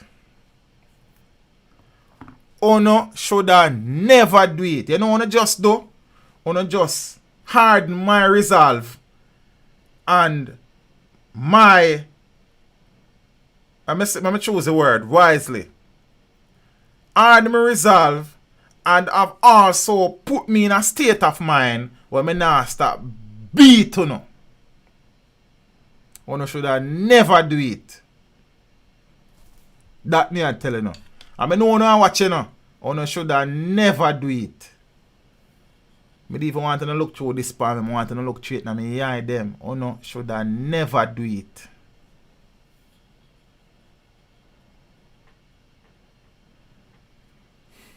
So ono do the thing, man. Everything good. Cause ono know me I watch you know. So this lady now on screen,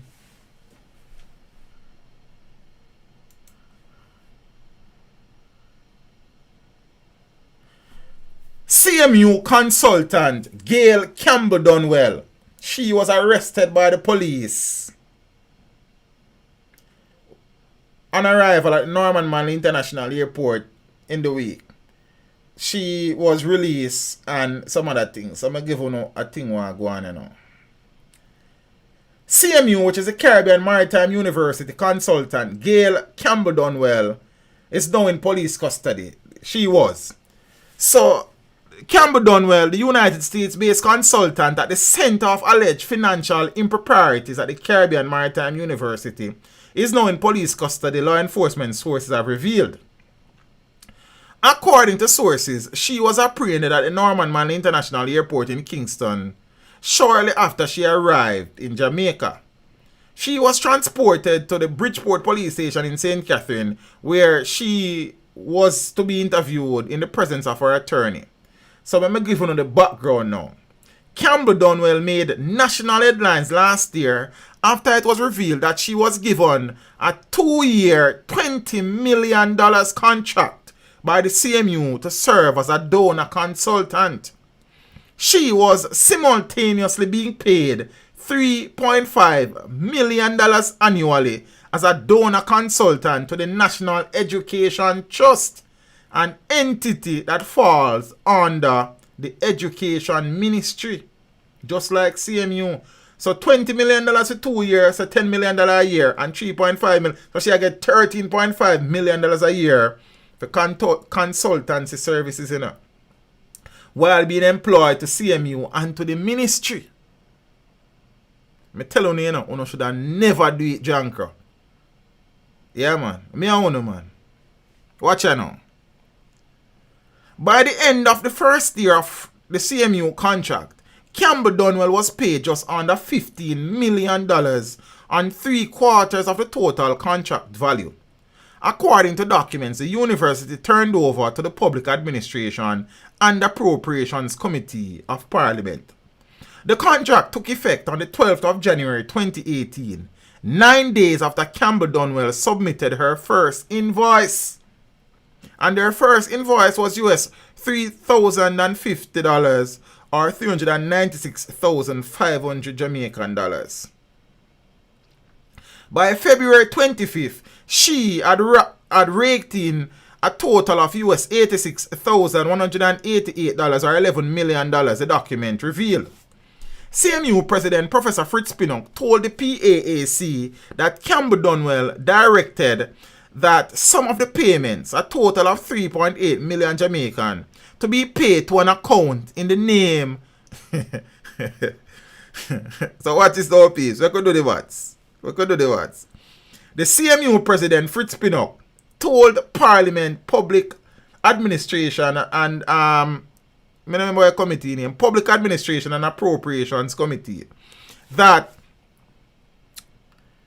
of the money that Gail Dunwell was paid, Campbell Dunwell, yeah, $3.8 million of that money was paid or was to be made payable to an account in the name of another woman he identified as Doreen Miller. Doreen Miller was Ruel Reid's helper. Why?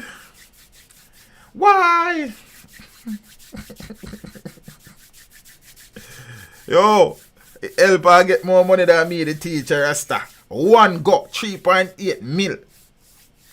Based on my salary, we have to work about what? 2 years much, 2 years and much, we get $3 million a teacher. A helper. The information triggered questions by opposition members of the PAAC about whether Miller was the woman who was employed as a domestic helper to discarded Education Minister Ruel Reid. The CMU documents show that Campbell Dunwell requested amounts of US $70,000 or $9.1 million on 6 invoices that were all dated the 20th of February 2018.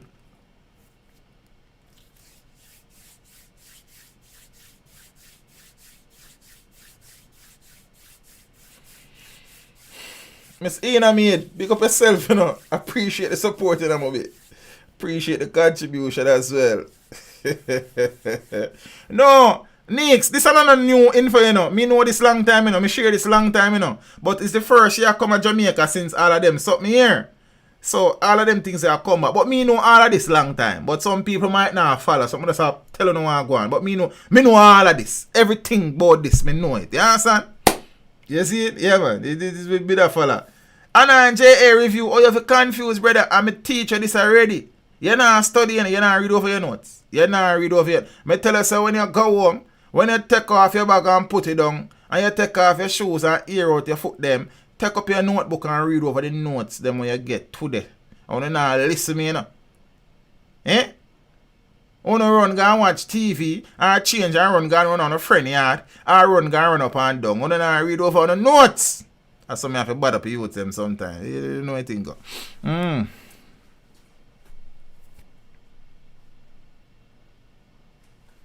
Cause me feel link up. So she was detained on arrival. You understand? However, she was released from police custody. Me know DeAndre and Craig will get dark in the night. You know, hold on. Look how them go dark up themselves soon. You know, hold on. Me know them. Watch it.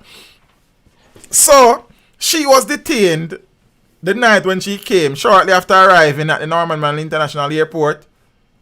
Her attorney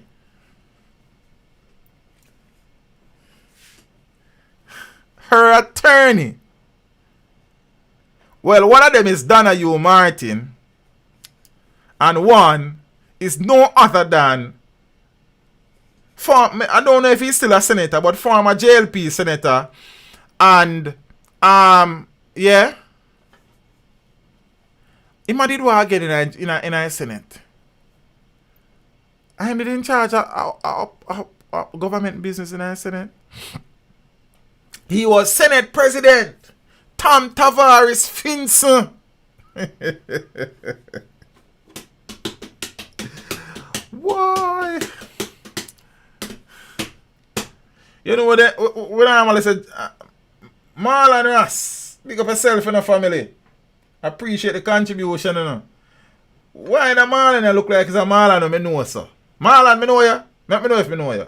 Appreciate the support. You understand? Yeah. Me nah see no face still, but me just look funny. Me just feel like it's a Marlon, me know. Peeps, how do you want to go on? Why? Tom Tavares Finson and Donahue said she was released the next day, after being interviewed in their presence by investigators of the Financial Investigations Division. The matter was part heard and then adjourned until the next day, to allow FID investigators to appear before the judge. The lawyers have now indicated that they will return to court the next day, so I'm not sure I'm going to indicate that they will no longer pursue the application. So last year it was revealed that Campbell Dunwell had signed, but telling all of them things already, so I don't need to tell them that again. Now, here we go on. Alright, so look. Watch out for Kurt, for DeAndre and Craig, you know. Paula's move. The DPP to rule if charges should be laid against former CMU consultant held at the airport. Blessings, Sir Wallard. Give thanks. You know, we appreciate the support and the contribution, brother. Yeah, man. The Office of the Director of Public Prosecutions is to determine whether criminal charges will be filed against Gail Dunwell Campbell, the former Caribbean Maritime University consultant.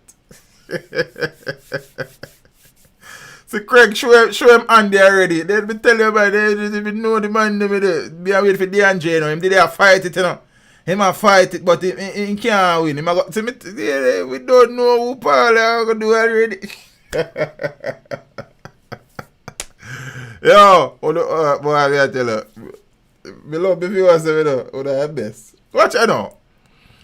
Dunwell Campbell, a Jamaican who resides in the United States, you don't know the drill. Me tell you already, them arrest her when she come at airport, blah, blah, blah, blah, blah, blah, blah, and thing. So the grilling was related to a fraud case involving former Education Minister Earl Reid and CMU President Professor Fritz Pinnock, law enforcement sources have revealed. According to police sources, she responded with a simple no comment to more than 100 questions posed by investigators. I cannot recall. That has changed to any question you ask me. Ask me one question. You could have asked me 100 questions. No comment. No comment. Well, Mr. William, no comment. We have information, Mr. No comment. Mr. Williams, where are you? No comment. Mr. You hear me say no comment? You're deaf? Why she come back? I don't know, you know. Miss Clark. I couldn't tell you. You understand? As a matter of fact, no comment. Listen to this. According to police sources, She responded with a simple quote, no comment to more than 100 questions posed by investigators. Right now, I have no comment. That me I telling you. Counsel Selvin Hay, Chief Technical Director of the FID, went unanswered. So law enforcement sources, however, reveal that the case file would be completed and sent to the office of the DPP for a ruling on whether Donwell Campbell should be charged. But prominent defense attorney Tom Tavares Finson, who along with attorney at law Donahue Martin is representing Donwell Campbell, said that was not his understanding of the way forward for investigators. I never got the impression that the DPP was to be consulted, Tavares Finson said. Reports also surfaced that despite measures implemented at the country's air and seaport, Donwell Campbell visited Jamaica without being apprehended at least twice since the CMU saga unfolded. Then, you know, see them things, them.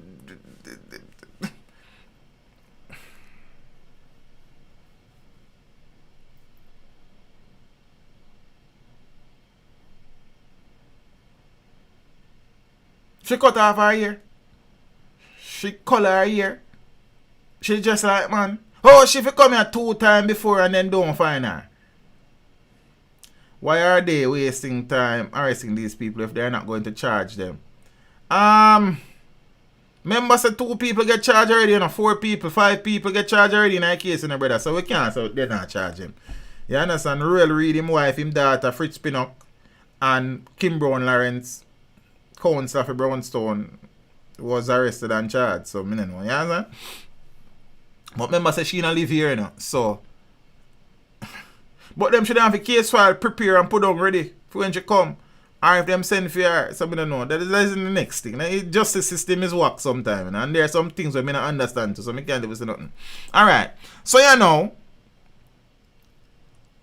So apparently she would have visited Jamaica at least twice since the CMU saga unfolded. That's what you now said to me. Tavares Finton is confirming the 2 visits. Said Donwell Campbell's trip to Jamaica was to have discussions with him. Her lawyer would have been aware of such matters. He said when asked if she was aware of the ongoing investigation by Jamaica. What you mean? She watch teach them, she know what go on. Then right now she a watch. Miss Donwell, you have done well.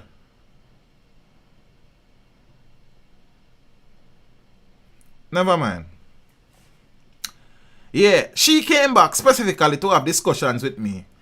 Tom Tavares sound very pompous though. That's how your word go? Not pompous, you know. Pompous. What do you know me at that, man? You don't know. No bride people. Watch out.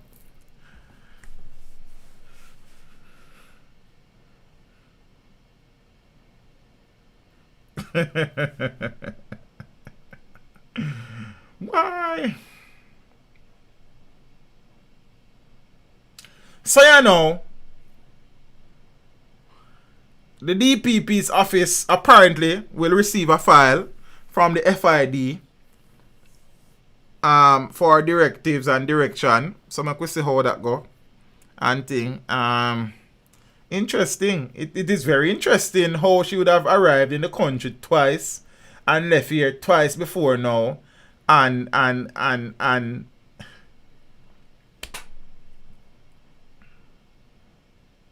that is why it is so difficult for people to have faith in the justice system. You know? I understand, you know. Don't think me not understand, you know. You understand? Because this is tantamount to some things that I can't say on here. Because I'm not choose to say that. You see me? Michael, you don't hear the man say she come here specifically to talk to him. Eh? You have one come here option on Skype. Press come here and she talk to you. Then she come. Aye, sir. Ah, boy.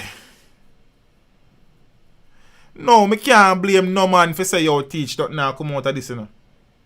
Me can't blame no man for say that. You understand what I say? In all honesty, me hope and so you go. Zane, if she is culpable of any criminal charges, I hope that justice will be served. And if she's not, then I hope that justice is served.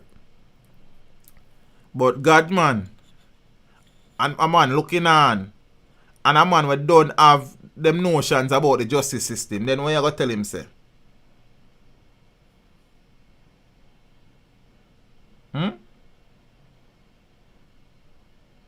Who can we get to interview?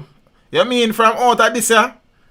None of them people that don't give me the interview, man. They know it's a problem. She start console her attorney now. You sure a consult her, right, Peter? I don't know. Yes, she a console. Different strokes to different folks. Backstroke this. And then a butterfly or freestyle. This is a backstroke thing. You understand? I swimming me I talk about peeps, cause I don't want to stay now. You understand? I don't want to stay. No mind gone. That swimming me I talk about still. So that I Miss Gail done well, Campbell. Earl them friend. Fritz Pin up them friend. Yeah, man. As she did say, Miss Doreen Miller forget $3.8 million for clean Royal House. Based on my understanding.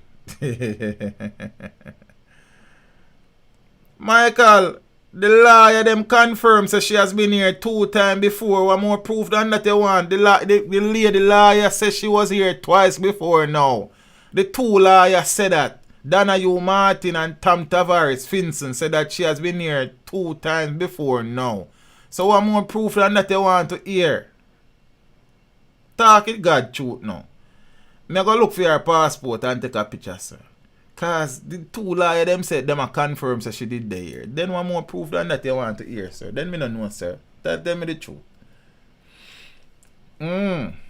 Pastor's son facing stolen identity woes. You know so I feel like I left out an article somewhere. May I go back for? Hold on. And the article is important in our scheme of things, you know. Hold on. Where there? Can't find it? No? Oh, man. Yeah? Alright, I know an article still. I know a story. Apparently there was some shooting in Papine. See? Before I share that story, alright, I share that story there. Because more show nothing serious out the road there, you know. Alright. Fine about this a story, I know. So general on screen apparently you know some little things like. You see?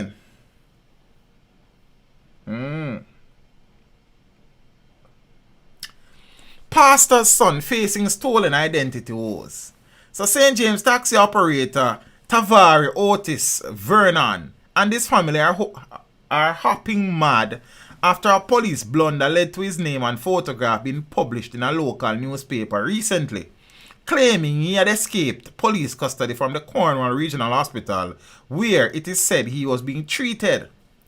In an emotional interview with the Gleaner, an obviously upset Vernon, who is the son of a pastor, said he is a victim of identity theft. He said the embarrassing newspaper story was compounded by the negligence of the police who failed to do the requisite due diligence. According to Vernon, he was recently contacted by a person who claimed that he was seeking someone to operate a taxi for him. Since he was seeking a job at the time, Vernon expressed an interest and was asked to provide a photocopy of his driver's license. Sir. The individual told me to copy my driver's license and send it to him via WhatsApp, as this was needed for insurance reasons, yeah? Said Vernon, who urgently complied, not suspecting anything untoward. After not hearing from the person, Vernon said he thought nothing of it until he was contacted by the police, who said they wanted to question him about a fraudulent driver's license bearing his name and address. I went to the Barretown police station last Friday and was questioned by the officers, after which I went home. I then got another call from another police officer who asked me to report to the Montego Bay Freeport police station, and I did. I was questioned by a detective and was told I was free to go home, said Vernon. He said he was shocked when his name and photograph were published on the front page of a newspaper this week, saying he had escaped custody and was wanted by the police. Ah boy, Vernon's father, Pastor Vernon. So this a pastor, alright, said the news is most upsetting to his family and expressed concern that it could put his son's life at risk. I want this matter to be addressed immediately because I want my son's name to be cleared. He has never been in trouble with the law, and he himself will find it difficult to even face the congregation at church come this Sunday, said the concerned father. The Gleaner subsequently learned that last Friday, police officers assigned to the Barrytown police station were conducting a spot check when they intercepted a vehicle being driven by a man who they identified as Kemar Rankin of a Norwood St. James address. Now, during a search of the vehicle, the lawmen seized over a dozen fake driver's licenses, one of which had the name Tavir Otis Vernon. A large sum of money was also found in the car. Rankin was taken to the Barrytown police station where he allegedly engaged the police in a fight and was injured. He was taken to the Cornwall Regional Hospital, but after his handcuffs were removed to facilitate treatment, he ran off. The cops then provided the incorrect name and photo to the media, triggering the crisis for Vernon. We have learned of the incident and have launched an investigation to what really transpired. You know, I'm glad said I was so busy this week that I never see the article here, because I then probably do a video upon it and help add more misery to the man's life, you know. God is good even on a bad day. You understand? Jaja, the police them kill this Rasta. So the police them what did they have him at hospital? Them never look on the man or them have a look on this man. Them favor, me don't know. Me just ask. You understand? So yes, this a man a face so then depend the driver's license where them fine. But this a man a look like a man where did run away from the hospital? Where did fight them? Why? I don't know Rasta. Jamaica thing not serious, you know? Jamaica thing not serious. It not serious, Rasta. You see me?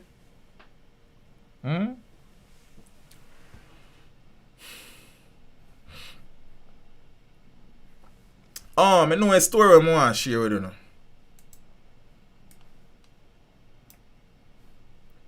So, everybody knows Senior Superintendent Stephanie Lindsay. She is head of the Corporate Communications Unit of the Jamaica Constabulary Force. So, she interfaces with the media when things go on. You understand? And thing, what may I look for again? Oh. Apparently, there was an incident in Papine recently where almost 50 shots were fired by a gunman. Gunmen, I suppose. You understand? And this is what Stephanie had to say about the incident. Listen what go on, so. Come on, phone. Stop behaving like a clown. It is, and we see these incidents from time to time, but what it speaks to is the level of violence in the society and the extent to which these criminals will go to kill people, because in real life, in a situation, all that required was for them to probably just drive away. That somebody could say nothing could warrant a person being killed, but that was just something that was very sensitive with high-powered weapon. Based on the report we got from the detectives, they fired over 10 rounds, almost 20 rounds at that scene. They fired over 30 at the other location. So no breakthrough just yet. Just a short while ago, I spoke with a crime officer in Charleston and Central, and they had people in the area canvassing today and late afternoon, trying to see if there were any persons who witnessed the shooting. Because as was mentioned, what they are theorizing, so there was a first shooting incident where a man was shot and injured by the same set of persons who ended up killing Dwight McDonald. So from all indication, they fired on a group of persons at another location, and they were escaping. But what I'm happy about, though, is that both heads of each entity, they have been signaling for some time that whether it's a member of the JDF, it's a member of the JCF, there's really no room for any person to fall out of line. So if you break the law, it's going to be treated like just another lawbreaker. And like I mentioned earlier to somebody I was talking to, that what you find is that society holds members of the security forces at a higher level than the average citizen. So of course, we do get their wrath. One whole heap of foolishness. Me not even get into that. But what next foolishness, peeps? Because me observe that thing from afar. And me not pleased. Me not pleased about the situation surrounding the great man, the father of reggae. Me not even bother do no video upon it, cause me not pleased. Toots Hibbert is a national icon, a national treasure, a great Jamaican who would have achieved great success as a musician, entertainer, performer, all sort of stuff. You understand? The man who is regarded as a founder of reggae music. Yeah? You knew that he died and stuff, and apparently plans were in place for... First I heard that he was to be buried in Maypen. Then me not hear much of the funeral. I not even did know say yesterday at the funeral. Because if I did know say at the funeral, me then probably pass through and get a few little clips and them something there and things. So I not even did know. You see me? So me probably it was probably out there, but because I was so busy with school, with work and stuff, me never get for meds it.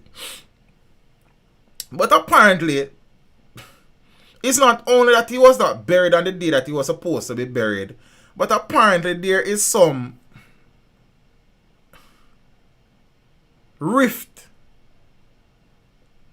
between his family, as some family members are saying them not even did know about the funeral. How can such a great man's last days above the surface of the earth be marred in so much animosity? Zin, apparently they were not able to locate his burial permit, as I know the body can't go into the ground if you don't have that with you. You understand? And if it pass 6 o'clock in the evening, the body can't bury. You see me? Based on the profile of the man's funeral should have been dignified, zine, and befitting of his legendary status. And I don't know exactly what went wrong, but apparently something went wrong. Zine? And it's sad, Aya. It's sad, Aya. In our real life. Toots Hibbert's burial stalls has no permit provided. So the burial of the legendary reggae singer Toots Hibbert had to be abandoned yesterday, as the family could not produce an order authorizing the interment. So following a private service at the chapel of Perry's Funeral Home in St. Catherine, close family members travelled to the Dovecot Memorial Gardens for the interment when it was discovered that there was no burial permit. Now I say something and people are going to vex again. If Copper Reynolds buried down at Heroes Park, Toots could have buried down there too. That may I say. If Malachi Copper Reynolds could have been buried in the National Heroes Park, Toots Hibbert could have been buried there as well. You understand? And me not apologize for that, you know, so nobody look no. Alright.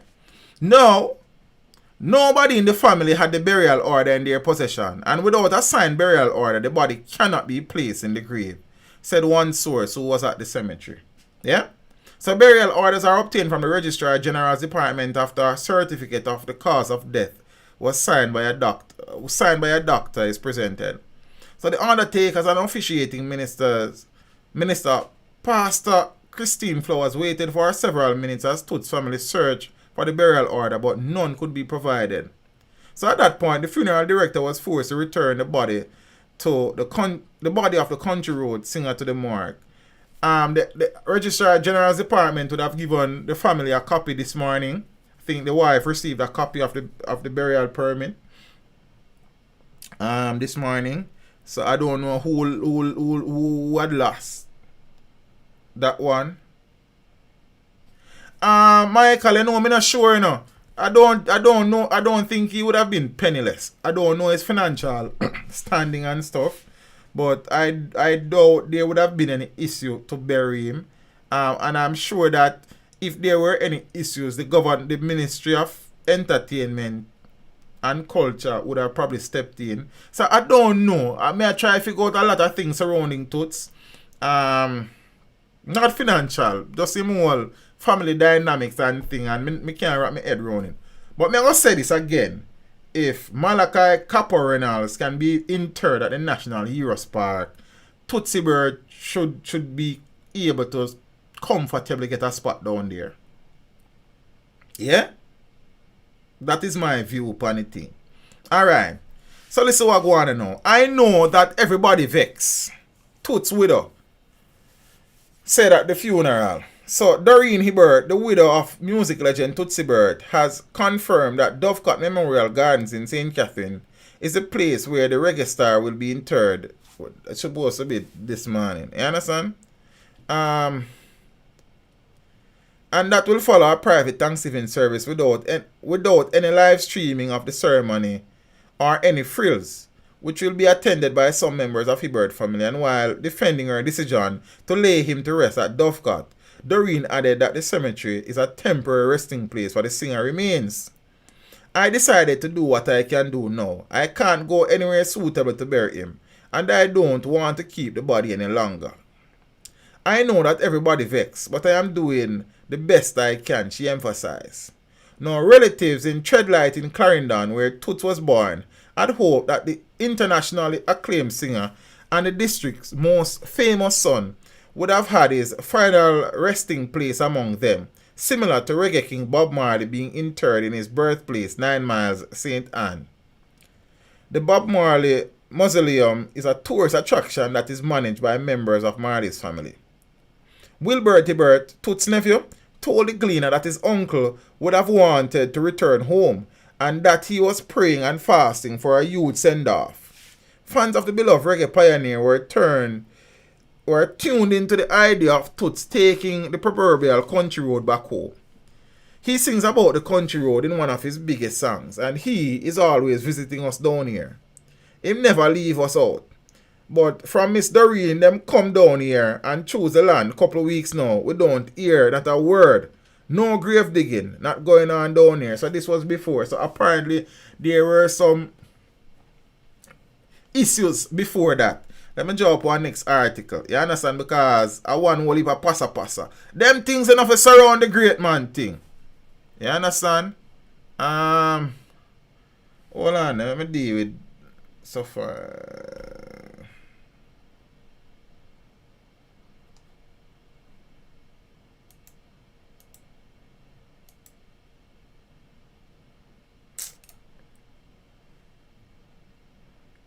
Time for you. So guys, let me know Jaja. I'm find a little thing I want to share.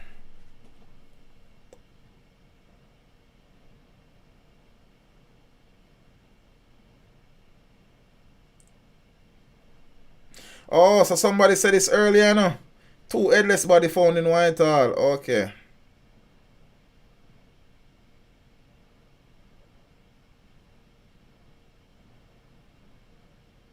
See if I can find one article I look for. Hold on then.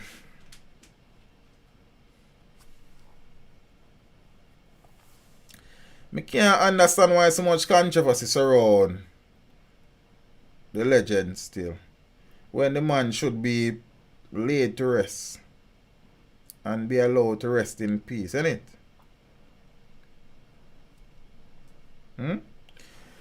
Alright, sir. So it wasn't a sweet and dandy send-off for reggae icon Frederick Toots Hibbert on Thursday. His body having to remain another day on the ice after the family failed to secure the signed burial permit. I don't know if they failed to secure it or they lost it. So it was a bizarre twist of the tale for a man revered all over the world for his iconic songs, on-stage showmanship and down-home gospel fervor. Gospel singer Javine Bailey dubbed the burial order as divine intervention. So she said, "This morning I chose not to attend my father's funeral service today. I could not go to a funeral that would not honor my father or the people who gave him a career. I could not put my signature to that. I chose to pray for God to intervene so that the people who gave him iconic status could mourn him and send him off," Bailey, Toots' eldest daughter, said. After a post-mortem is completed, a burial order is normally issued by the police to persons responsible for a burial. The police will then deliver the post-mortem signed by the pathologist or medical doctor to the coroner's court. This burial order had apparently not been signed by the relevant authorities. Okay. Bailey said she had objected to the private nature and the manner in which the funeral arrangements were handled. All when we as Jamaicans don't have it, we try to give our loved ones the best, and that private funeral was a travesty. Look what God did. He came in. That is God. I don't agree to any private funeral. It was great disrespect to my father and who he was and the people who supported him. I stayed away and stayed on my knees, and I had some prayer warriors praying with me, and he answered our prayers," she said. "I am rejoicing. I know he deserved more. I am working with Minister Grange to ensure a big send-off for him where his friends in the industry and his fans can celebrate him. By tomorrow, we shall have a date for the people to celebrate Frederick Toots Hibbert the way he ought to be celebrated. I am elated that God stepped in for us. Toots was a people person. He was for the people," Bailey said. But, well, I don't know if he was buried today. I don't know. I am celebrating and thanking God today. The man deserved to be in Clarendon. My family in Clarendon were not given the opportunity to share in his going home. My family called me and they were crying. Let us have faith in God, holding on so God can come through and honor our uncle and father. It is time to give back to him. Daddy deserves better in Jesus' name. A whole heap of cas and all sort of thing. And but Anthony, it should have never be a money issue. You understand? Me see people of far less repute and would have made far less contribution than Toots be given an official funeral. The Ministry of Entertainment, I am assuming that they would have offered that that me say I've been trying to figure out some things. And to put it out there, I mean, Toots, as I said, is a great man. But when I spoke to Toots, because I remember I told you I was supposed to interview him, you know. So I called him. I was at work the day and I called him. And he was because he was familiar with the work. And he said, "Yeah, man, I've been watching and it would be an honor, a joy." He said, "Call me the Wednesday. Make we confirm the date." I called him the Wednesday. See, we confirm for the Saturday. But me know, if me call it the Wednesday, we confirm for the Saturday. I'll call you back like the Friday or late Thursday to ensure that all is in place, the time is still right and everything. When me called Toots the Thursday evening, I was still at work, Zane, and the great man say right now, him have to discuss it with his wife, Zane, and that was that. So I not blame him wife for nothing, you know, but me just say, me don't know, something wrong somewhere. You see me? So it is so sad to see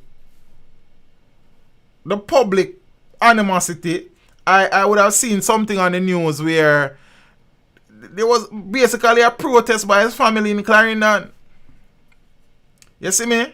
So I would doubt it's a money issue though, annoying. I doubt that highly. For some strange reason, I doubt that. I just think of the family are the problem. You see me?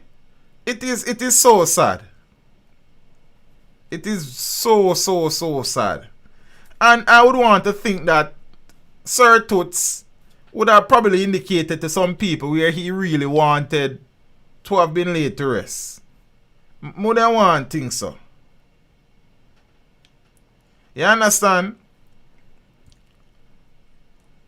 And me sure that Dovecat wouldn't have been the place where Toots would have chosen to be his final resting place. Me can't foresee that. When him have family land and stuff in Clarendon, where him come from. So me don't know still. A lot of the questions that I would have asked him, me can't ask him no more. So I would have been, at least a little bit more in the know with certain things. Because I want to tell you, these interviews you see on camera, but a lot of things goes on off camera with these interviews, You understand? So a lot of the real hardcore reason is off camera, So sometimes you learn some things, and me really and truly sad to me never get the opportunity on so many different levels. But the moment the wife got involved, the interview just never happened again.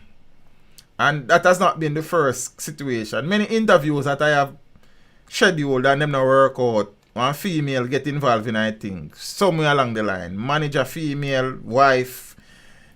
Me don't know. Something about that's something there. Me don't know. But yeah, it's just what it is. But I think I'm a financial problem, Marlon. Me doubt it highly. May I tell you? Highly doubt it. You see me? But it's sad though. I hope some resolution can be had. I hope that Miss Grange will step in and bring some. And even though she's not a family member, Toots is a national treasure. You understand what I say? Why would you want to inter Toots at Dovecat though? Me can't see through that. I am sure. And as me I say, again, unreservedly, unapologetically, if Malachi Caporenals can be laid to rest at Hero Circle, so can Tootsie. But as a matter of fact, the great D Brown over Hero Circle. So Toots couldn't go par with D Brown. You understand what I say? Nothing wrong with that something there. So I don't know. I don't know Rasta.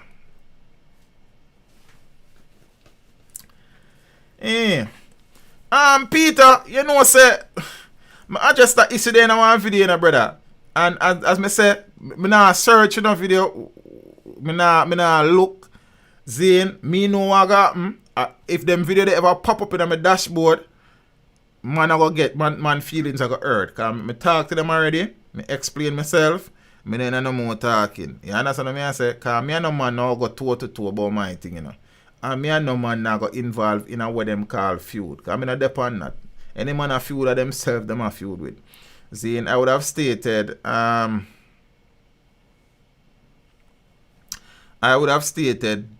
all I need to say about that, and I one time me I talk about it.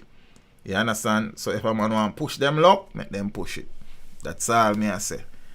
And things seems like the wife and the family don't see eye to eye. But these things happen with families in a Cornelius. But at the end of the day, you see the things that will bring people together, marriage, as in weddings, and funerals. It's not about you. It's about the man, the great man. So put whatever issues on the other side, come to some consensus, Zine, make some compromises if you have to do that. And do the right thing. You see me the pun? So me not appreciate it. You know look good. You understand? It is not a fitting way to send off the great man. It really reeks of. I don't even know Rasta. It's sad. That are the big issue about it. It really sad. You understand? It really and truly sad.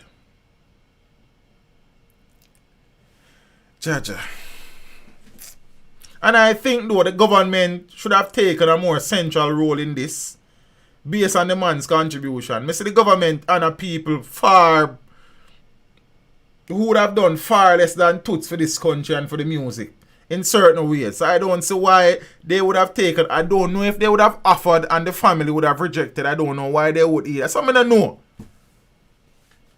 You understand what I say? I don't know. But all me I say, it don't look good. And it should have never reached here, sir.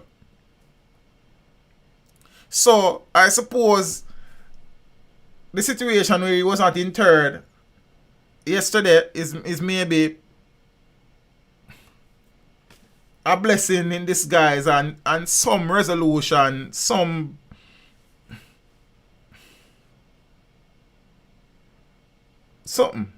compromise can be made and good sense will prevail and the man will get him just deeds and just send off.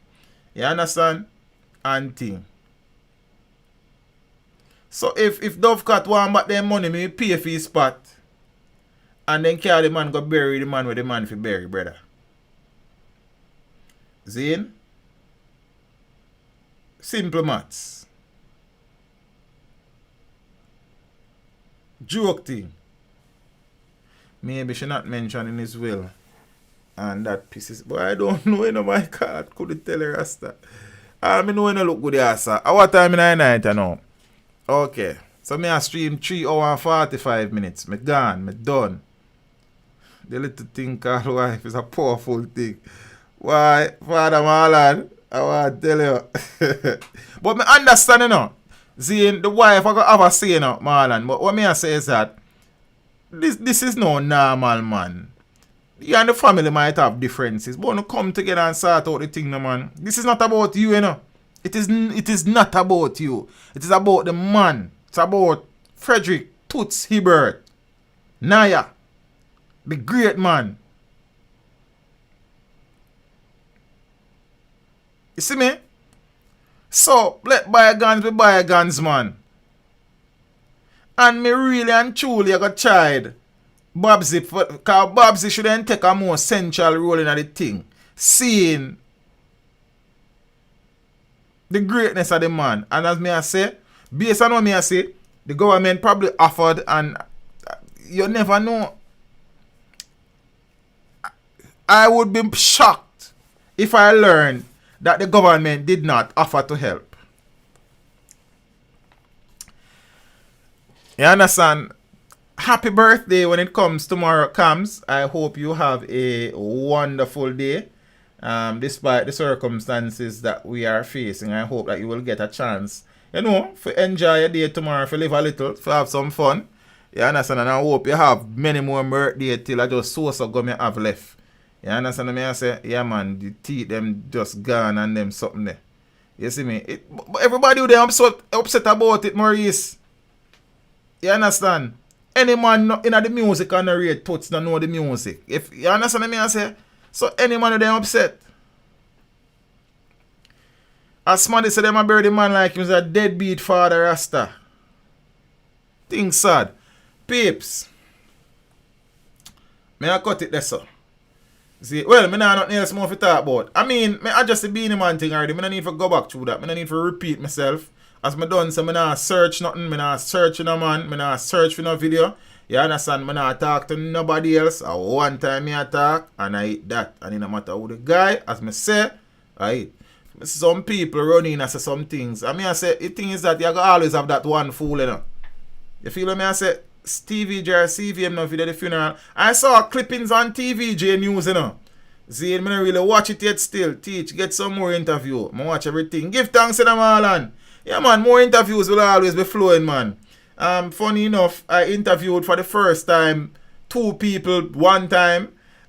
You see, sometimes you start something and you don't even know how big the thing will get. I have always thought that a one man you go interview each time. So is one mic set me it by.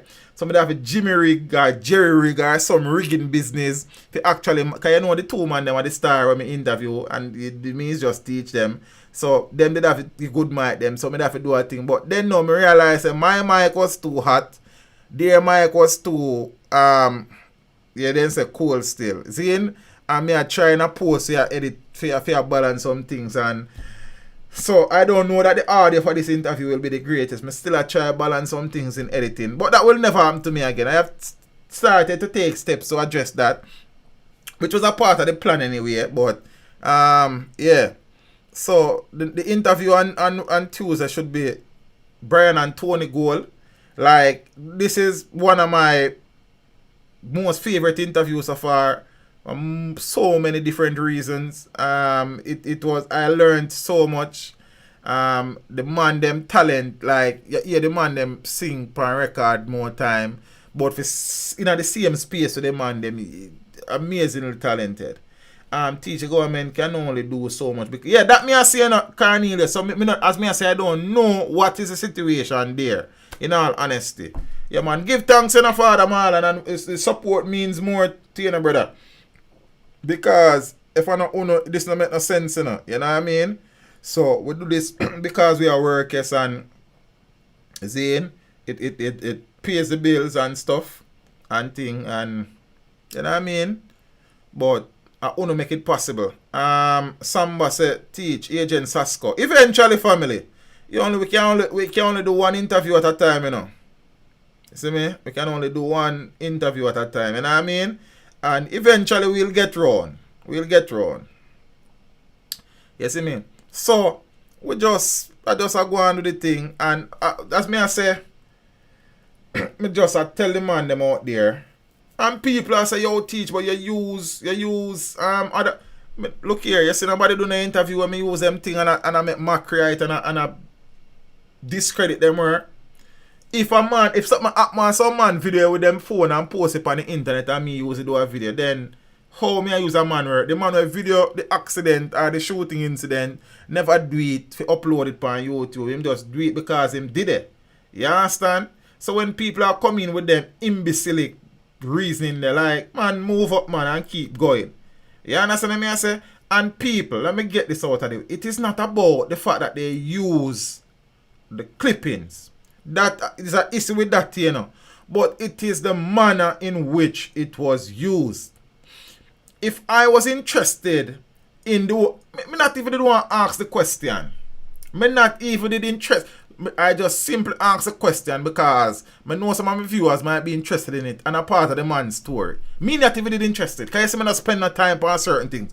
I ask the question and I move on. If me did interested in that, me then cut out the video and post it on my channel. I try to look some views. Me never interested in that. The title of my video, Beanie Man Shares His Story.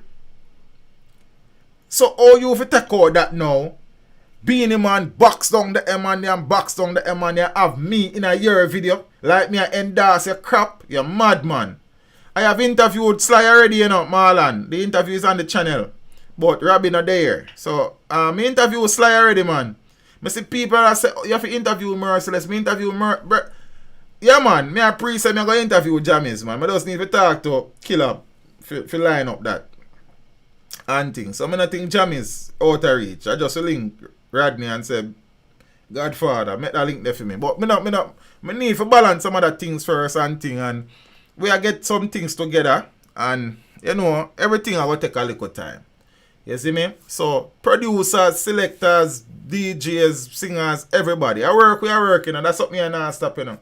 So it is not about a man just using. It is how it is used. And that is the point that I was trying to make. You understand what I mean? I say, yeah man, definitely we want to get Sister Judy. Zane, I don't think that is as challenging as it would have been before, seeing that we have interviewed Marcia. But as me I say, these things take time. You know it's easy for a man say the S-man the next and the S-man the next. It thing not really works so. Zane, I have to understand that some man still a look on the thing and I say, I know ER this are on stage, so we don't do this now really do nothing for it. But them don't really know the power of the thing still. But as we interview an artist, the word goes around and artists can tell a man how the thing work and what the thing can do. You understand? So we just have to be patient and take a look at time. See, you know, you try to get to an artist for a year and you interview an artist today and him good and you interview the next one tomorrow. So everything take a little time. Everything. Maurice, everything take a little time. You understand? some artists are going to take a little time, you understand? Some will happen quicker, some will take a little time. As a matter of fact, I had an interview scheduled for Sunday night with a big artist, and I get the call yesterday from a female representative saying that the interview I forgot put her up because I don't know, when time female dropping anything, a thing just, I don't know still. I don't know. It's just a thing I may observe. But we're there. You understand? Ghost, him same already. Like, me talk to Ghost on the phone. Me talk to Ghost about 3-4 times in person.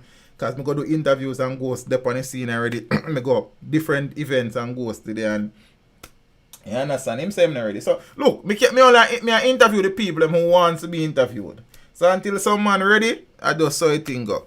So you go see big artists, you go see not so big artists, you go see, I just saw it thing go. You understand? And thing. It is challenging. Most people don't think so. I tell people, so the artists them not line up on my gate and wait for me interview them, you know. See? Because you know what thing go. But every man have next, this man next, that man next. And I say thing work, brother. Like I wish it did work, so. You understand? I have to work for these interviews some of the times. Like really work, be patient. You understand? Make a lot of phone calls. Zine, and be patient again and make a lot of phone calls and be patient again. I just saw it go. So the interviews them come, like interviews on an ask some of them take time, and sometimes the people them wanna ask do not even know say people them not live in Jamaica. Enough of them man them wanna ask for foreign they live. You understand? And yes, me can always interview a man via Zoom or Skype, but that's not my style. The quality of them interview then are really good. The audio on my side will be good and the video will be good, but then the artists them they not have no setup like them are gonna use them phone or them laptop. You understand? So the quality of the interview it not go real for me. So you have people who does that, but they not go real for me. The quality, I remember 10 years when a man opened that video, they sound crappy, look crappy. You understand? As a matter, I have been recording the interviews in 1080p, full HD. A 4K, me soon start recording that because I want the interviews them for last. You see me I say? My audio, if me do an interview and something wrong with the video or the audio, me frown. Sometimes I not even want to upload it. You understand? Because these things will be here for years to come. So I want to do them right. So, I couldn't interview enough man by calling them, by a Skype or a Zoom. But I don't want to do that. Because the quality of the thing not going to be real. It not going to be as good as me want it to be. So, you know what I think. When I stay there, go and call people name. I say me interview who available. You don't know here well. You understand? You don't allow me. You understand? So, one interview at a time. Zine? We have an interview tomorrow where I go up. You never go see that coming. You understand? You know, say, teacher, what this man I did there? Seeing? And something. So, I saw a thing go. We have to pull out some and thing. So, I don't want to do no interview where an artist step on him phone and me I talk to him. And no, sir. That I mean, me wait till then come to Jamaica. You understand? I waited until Marcia Griffiths came here. Seeing? So, I'll wait. Me not in a rush. Me just interview somebody else in the meantime. There are many persons I've been trying to get through to, work out yet. But, sometimes it will take a little while and then you have 3-4 interviews 1 week. You understand? I just saw a thing go and you just make it work. Yes, Miss Swang. So, when I rush them, like, I have to call you. So I just saw a thing. Many things there. And look, I am not somebody who, just get up every day and no. Sometimes the thing just work out itself and the things them just fall in place. You will get a call, one artist who interviews a teach. I just talk to X. You interested? Yes. See? Teach X the year. I go make a link for you. Boom. Zine, me interview that man, teach, me and the man the good, boom, a link make. So these things, it take a little while, take a little time. You understand? Still working on Terrafabulous. As I said, that's my dream interview. I've told you before. Like, a few artists me think better than Terror Fabulous ever. You see me? And if Terror had remained healthy, me don't know how many of them would have been bigger than him, because the man just supremely talented. But his situation is delicate, and you have to appreciate that. You see? And I want to interview Terror when he's best able to relate to me, seeing, and the thing flow in a sequential and chronological order, and he's able to remember things. See, so it makes sense me rush and just go interview Terror Fabulous, and me not happy with the interview and you not happy with the interview. That don't make no sense. So this thing is all about timing. Some interviews will never happen. That is just the sad reality of it. And while some will, I have accepted that. See, and everybody who you want interview, I go want you interview them. Some man go around the thing like has been happening. You understand? Some man go have demands where I will never meet. You understand? So you know what thing. We just there, we have to be patient, we have to take our time. And you know how me build my channel. Never in a no rush, take my time and build something solid that can last and sustain itself. See, instead of run down the hype where you do one video today and tomorrow it dead, you have to always up. For the past month, I don't know if I've uploaded, for the past 2 months, I don't know if I've uploaded 30 videos. There was a time when some days me upload 3 videos consistently, because me I do some video where people watch today and top watch it tomorrow. So you have to always try give the people them something. While the videos them we kind of create now, every day man I watch them. You understand what I say? So you have to wise in I think. Everybody build them thing differently. Me know what me want, me know what me I try build. Zane. And you know, as me say, funny enough, the months that I've uploaded less on YouTube apparently are the months that I do the best on YouTube.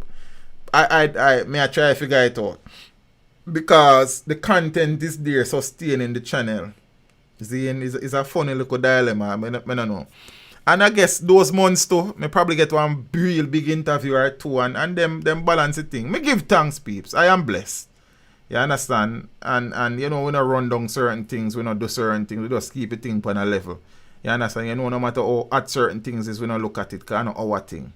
So me I say, we just stay in our lane, focus on our thing, build a brand, Zine, build a reputation. Oh, but I played my camera switcher. Zine, build a brand, build a reputation, and thing. Why I say me can and them something there. Yeah? So mean focus? I don't know, probably. Yeah. That angle has soon be a permanent thing. I just work on some things. You understand? Yeah, I continue to upgrade my setup and all of them. So I whole heap of little things. So we just stay, you know what I mean? Humble and keep the thing. I don't talk, you know. I tired though. I can't talk to you for all night. You see me I say? I can't talk to you for all night. Me I left. Peeps, good night. Appreciate the continued support. I always promise for the last 2 Sundays I have not streamed because I have been so swamped with work. Last weekend I planned to stream on the Sunday, but then there were some changes with the timetable. Saturday evening and the whole day Sunday was treating with those and dealing with my department, and I just did tired. I'll definitely try.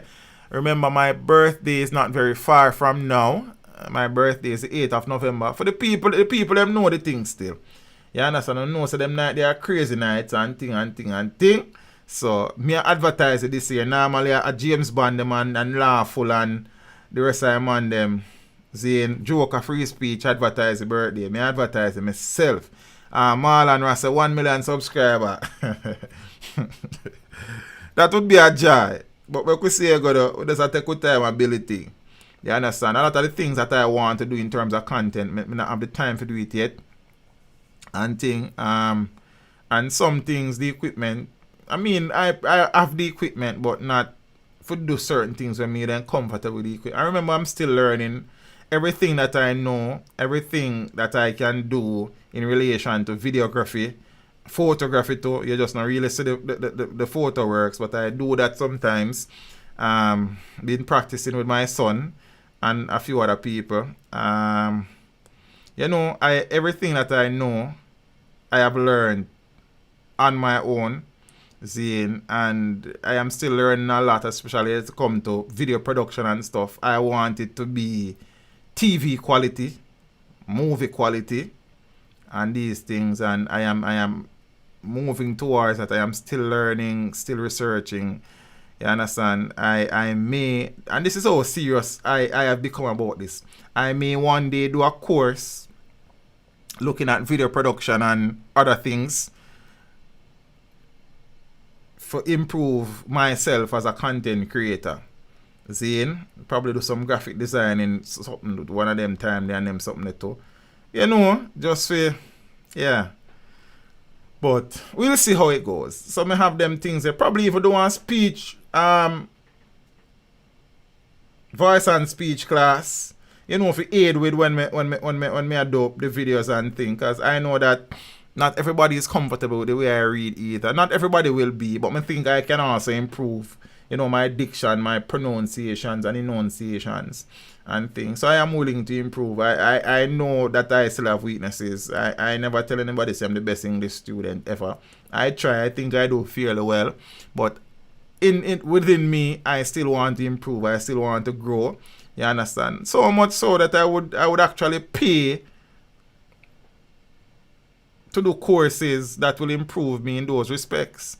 You understand? Video editing, I think my video editing is still basic to some things when I see some man do. You understand? I mean, I have the software and stuff and the plugins and the equipment and the tools, but in terms of creativity, I think there's a lot to be desired. It's a whole heap of little things, people. So, you know, we just take a little time until something sort out and balancing and, you know, so one of them time we talk somewhere. But me have dreams, me have goals, channel wise. You understand? You know, I remember one time getting 100,000 views for the month was the goal. There are days we get 100,000 views in the day, in a few hours. You understand? There were times when making X amount of money for the month was the goal. Now, sometimes you make that money, you stream one time, the people then mash up the super chat, people then mash up over PayPal, or you have a video that is doing very well, and the money where you did that think about you make for the month, you make in a day. You understand? So, hard work, I've always said, the kindest thing or person you will ever know, name hard work. There's nothing kinder than that. I have had many sleepless nights. See, and I have gone to school many days with my eyes blood red, and students, sir, what happened to you? Sleep or kill you, but you have never seen me sleep in a class. As a matter of fact, I don't sit down in my class them. You understand? I don't sit in the only time I sit in my class, unless the youth them probably are being tested and stuff, and I just need for, you understand? But me always run.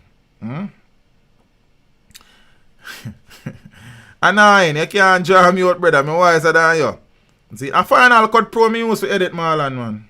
Yeah, man, years now, about 3 years now, I use Final Cut Pro, 2.5, 3 years. Yeah, man. But that don't mean say I know the full potential of Final Cut Pro. I still learn. You understand? So, I just say thing. I remember one time when the watch time when you're on for the month, you get with one video though. You see what I say? So, it's hard work. It's believing in yourself, believing in your goals. You understand? Being patient, using critiques and criticism to transform into positive things. I mean, some people just criticize for criticize purposes, but you have had people who have given me wonderful suggestions on this channel and recommendations. I've not been able to implement all of them, but I try and think, would you interview, please? Gargamel! Alright, go. Like we say, go. So, peeps, as I say, we're still there. A lot of things we keep internal. And as I say, many people think I love to talk, you know. But I'm not a talker like that. I talk when I have to talk. When I have to talk, I talk. So when I'm teaching, I'm a talker. When I stream, I am a talker because I'm a job I do. But in general, I may be the quietest person in the room. You understand? And people feel realize that. So I internalize a lot of things. I always I'm all some things over in my head. Always want to improve, something else to improve, something. You understand? So, I just saw you think of peeps. It's a struggle sometimes. For the past 2 weeks, I have not been able.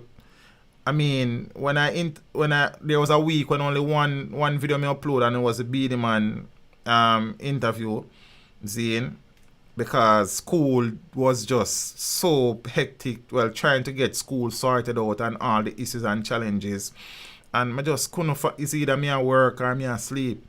You understand? And then remember that there's my son as well and things. So it rough sometimes, but we just keeping on. You understand? As progress in one I'm song. Remember when me used to do security work? When people are asleep, me and prepare for work. You understand? That's one of my favorite songs. In progress, big up yourself.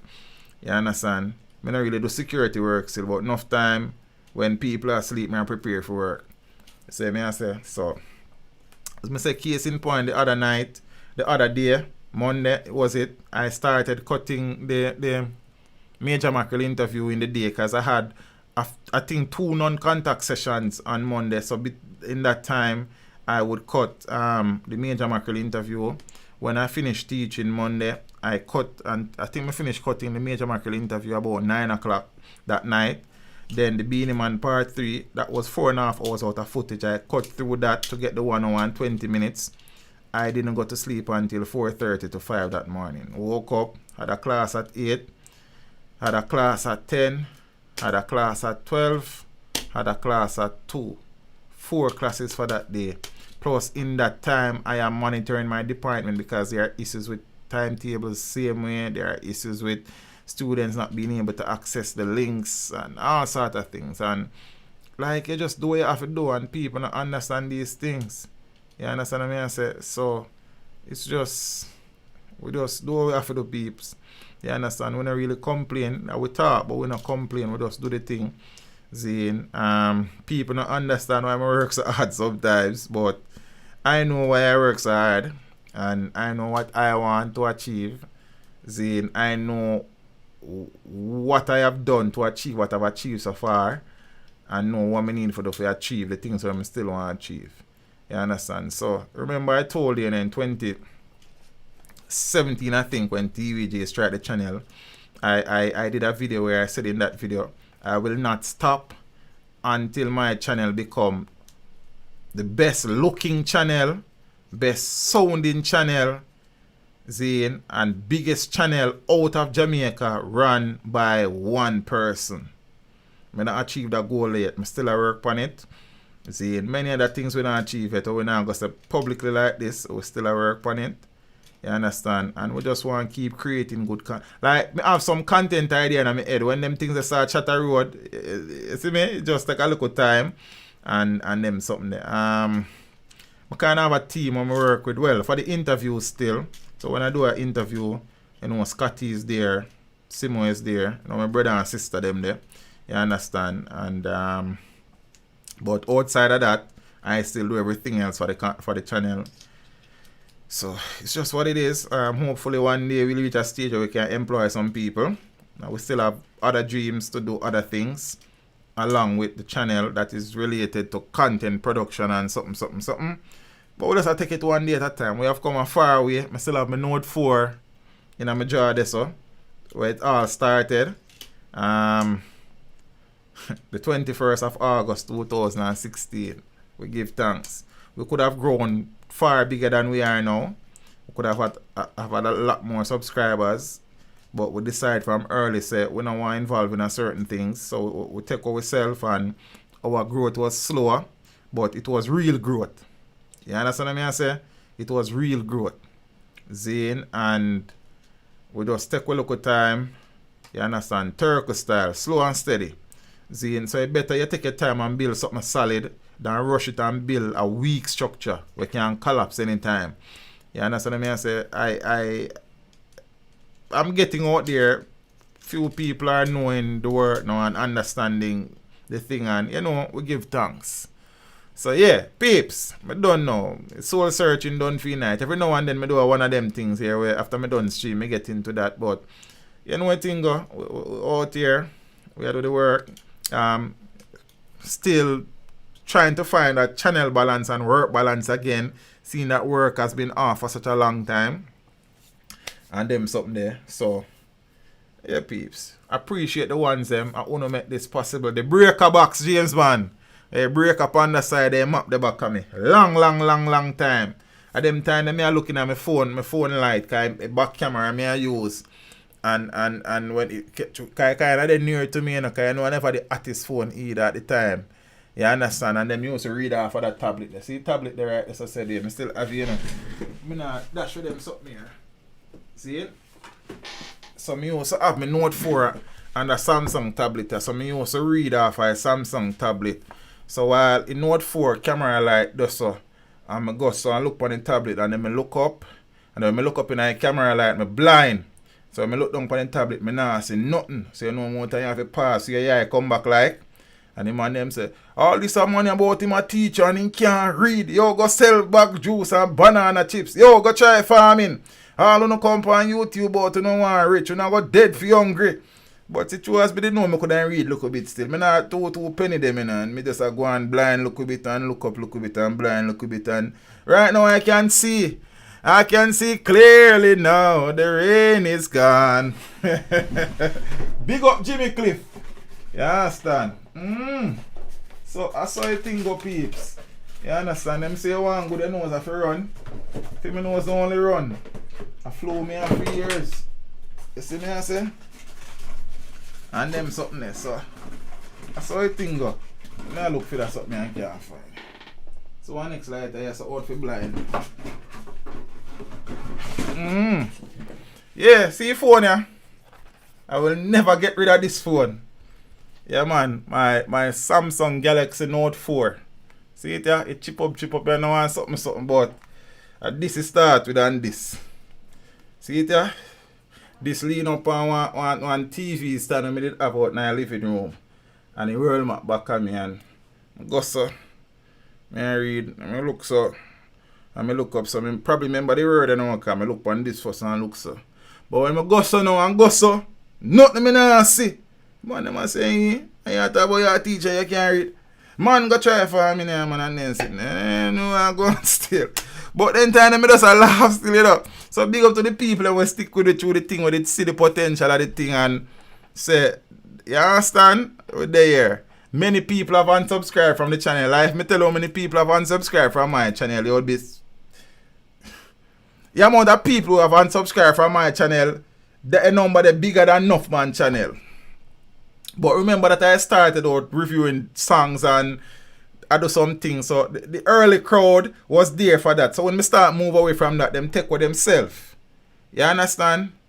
So, me understand. So, me not pressure them still. Some of them have come back around and realize, say, quality are quality. Even if you not do the things that we like, but we support the quality, said we. And thing, you know what thing go. Like, yes. Organic growth, man. No fertilizer. Far where I come from. But they need to understand them two things, yeah? We'll never get rid of them. You understand? A Samsung tablet, yeah? The tablet, yeah? A Scotty me take the tablet from. I go to Scotty me take the tablet from, you know? You understand? See them chip up to said we, yeah? No, I never. Scotty did have one. Yeah, me did buy that tablet from my VP at school. Zane? Yeah. And the phone, yeah, I did buy this with my own money one night time. Cause, yeah, I know what thing go. You see it, yeah? Alright, yeah, sir. So my video then dark your fart. Yeah, and the focus is a jump so and a whine and a dance and the problem. But look at us now. Yes, Rasta. More time me always say this. So I walk in the studio morning time. I just smile, man, cause I mean, you haven't really seen my studio. You see bits and pieces, but you see my studio, you give thanks to the Lord, man. I mean, you see that here? Far where I come from. No lobster we name for dinner, scartel. So I don't like lobster still. I don't like how it smell. That's the first thing. So, peeps, good night. Take care of yourself. I'm done talking now. Fly past. Right now, we don't even. We just stay in our lane in the mall and we're not really too pre the crowd. You understand? in all honesty, me not really get for follow nobody. Me not have the time. It might sound selfish, but it's not that. It's just that I am so busy with work, with other stuff, with the family, with the channel. So me really and truly not get for pre. Like, me just not have the time for that. You understand? Me not even get the time for watch my video them after me upload them. You see me? So that is how the things stay sometimes. So me don't really know where most people are do or go on with me. See a few things pop up in my feed sometimes, some recommended things. Some people will send me some things. If me have the time, I go pre it. If it tightly something when me think, me don't bother watch that because some is stay now. You understand? Me not if I realize I sensationalize, me not into that. None at all. So me even waste my time watch that. You see me? I just mean that I have just decided from early what me want to do. And I know it would have been slower than others, but I decided to take this road. And the rewards have been immense, man. I have met so many wonderful people through this channel, Zane, virtually and in person, Zane. And the blessing just continues. Me say, you have to look, killer, like you can't go on killer's endorsement for the channel. And if me never I be me and I focus on positivity, then me would have never get that endorsement there. And me man me go look that, you know, it just click, it just happen. You understand? And from Killer say road, then nobody can stop you. No thing go. You understand? Peeps, good night. I'm a million times now me say, me gone. Me gone. Me a left. You understand? This come like a some relationship where you want to come out and you can't come. Me a left. Zane, me gone. You know, sometimes you have some people walk out of the house with their suitcase and they no pass the gate. Me gone. Me a jump across the fence now. Peeps, good night. Enjoy the rest of your night. Enjoy your weekend. I know it's late. I need to get some rest. I have an interview sometime when I do tomorrow. So I not even doing research about that yet. I have to go wake up in the morning and do that. I stream from 8 o'clock. So it means that I have been almost streaming for 4.5 hours. Almost. You understand? The relationship you got done tonight is gone, me gone. And you can't say nothing for me come back. Zane, comes happy birthday. I suppose I can tell you now, as I said earlier, I hope you have a fabulous day. Enjoy your day. Zane, live a little, have some fun. You understand? And drink some rum. But if you have to drink, don't drive. And if you have to drive, don't drink. You understand? You don't have to drink your rum till you done. Just drink some. Yeah, peeps. And anybody else, Julian Smith, speedy recovery, bro. Royal General, go and hold it firm. You know, we're there. You understand? Anybody else who are having any challenges, I trust that those things will sort themselves out in the shortest possible time. And despite the struggles, peeps, remember, say, look here, you can't achieve anything, man. Just patience, time, sacrifices. I am full testament of that. I always tell us the first time I stepped in one school, I was 5 years old. And now I am comfortable with any crowd, with anybody, anywhere, anytime, any occasion. You understand? I don't know if I go in one crowd of people I go outdo me and me I go stand out for the wrong reason. You understand? So it no matter where you start or how you start, seeing what is important is all that time between the start and where you're there now. Because we don't finish it, you know. Yeah, so I say, so always remember that. See, look again on the start of the channel. Yes, so you start. Yeah? And now with the yes, so. See? With the yes, so. Alright, computer, me plug out that. You understand? So, I saw it thing go. So, I just, you know, you start. No worry about it start. Worry about the middle part and the end part there. You understand, peeps? Give thanks. See? Soon Sunday. Fingers crossed. Hopefully. Also, I hope to be able to balance the audio for the Brian and Tony Gold interview. It give me a problem. Seeing that as I said, I have a jerry rig a little thing for Mike, the three of us. Because I never interview more than one person before. So I have a mic set with 2 mics. But as I said, that will never happen again. Never. You understand? You go and reach a stage where we can interview 4 or 5 people one time. But we're next story that. And the audio is pristine for everybody. See? Hope for start record 4K interview soon. See, the cameras them we have now a 1080p cameras them, so eventually we'll. And funny enough, my streaming camera them a 4K camera, you know, and my interview camera them a 1080p. It's a strange little thing. And we're not streaming a 4K, we stream 1080p. But them camera and interview camera really streaming camera them. But we'll get there. Some other little thing, but we'll get there. See, me need to fly my drone, you know, it's a months now, me not fly my drone. You understand? Me have to probably get a breeze out tomorrow. And thing. Yeah, peeps. So, what good? Step with Ja. Sunday, 8:30. Make it a date and don't be late. Don't look for it. Get book for it. You know, the 8th of November. My birthday I fall upon a Sunday this year. You know, a party night the night there, you know. So, we got church in a Sunday there. And that night, party vibes. You understand what I say? Yeah, man. So, when I walk with the liquor and these things, the night they may just be a straight call-in night. You don't just call in and say some things and we keep a thing going and share a few local articles and thing and them something there.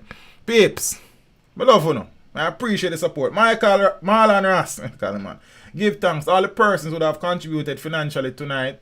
Lawful, Miss Colleen Murphy, Omar Crossgill, Damian White, Millicent Thomas McDermott, Positive Vibes, Wavel Smith, Oscar, Ibers, hope I pronounce that right, Oral Gale, Our Place, Clark Courier Service, Prime Minister of Jamaica, Peyton Place, Ina Mead, and Marlon Ross. Give thanks. I appreciate the contribution to all of the people who contributed in the chat tonight. Big up on yourself. All of the moderators, big up on yourself. All of the people that just watch the stream and not comment, big up on yourself. If you're here for the first time, big up yourself and well forward. We appreciate the support. Peeps, give thanks. 200k and counting is a joy.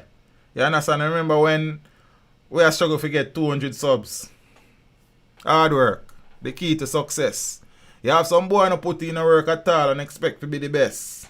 We're going to show them why Bounty Killer is rated among the greatest. Sham, you start it. Rodney, you know me feel like I you start it.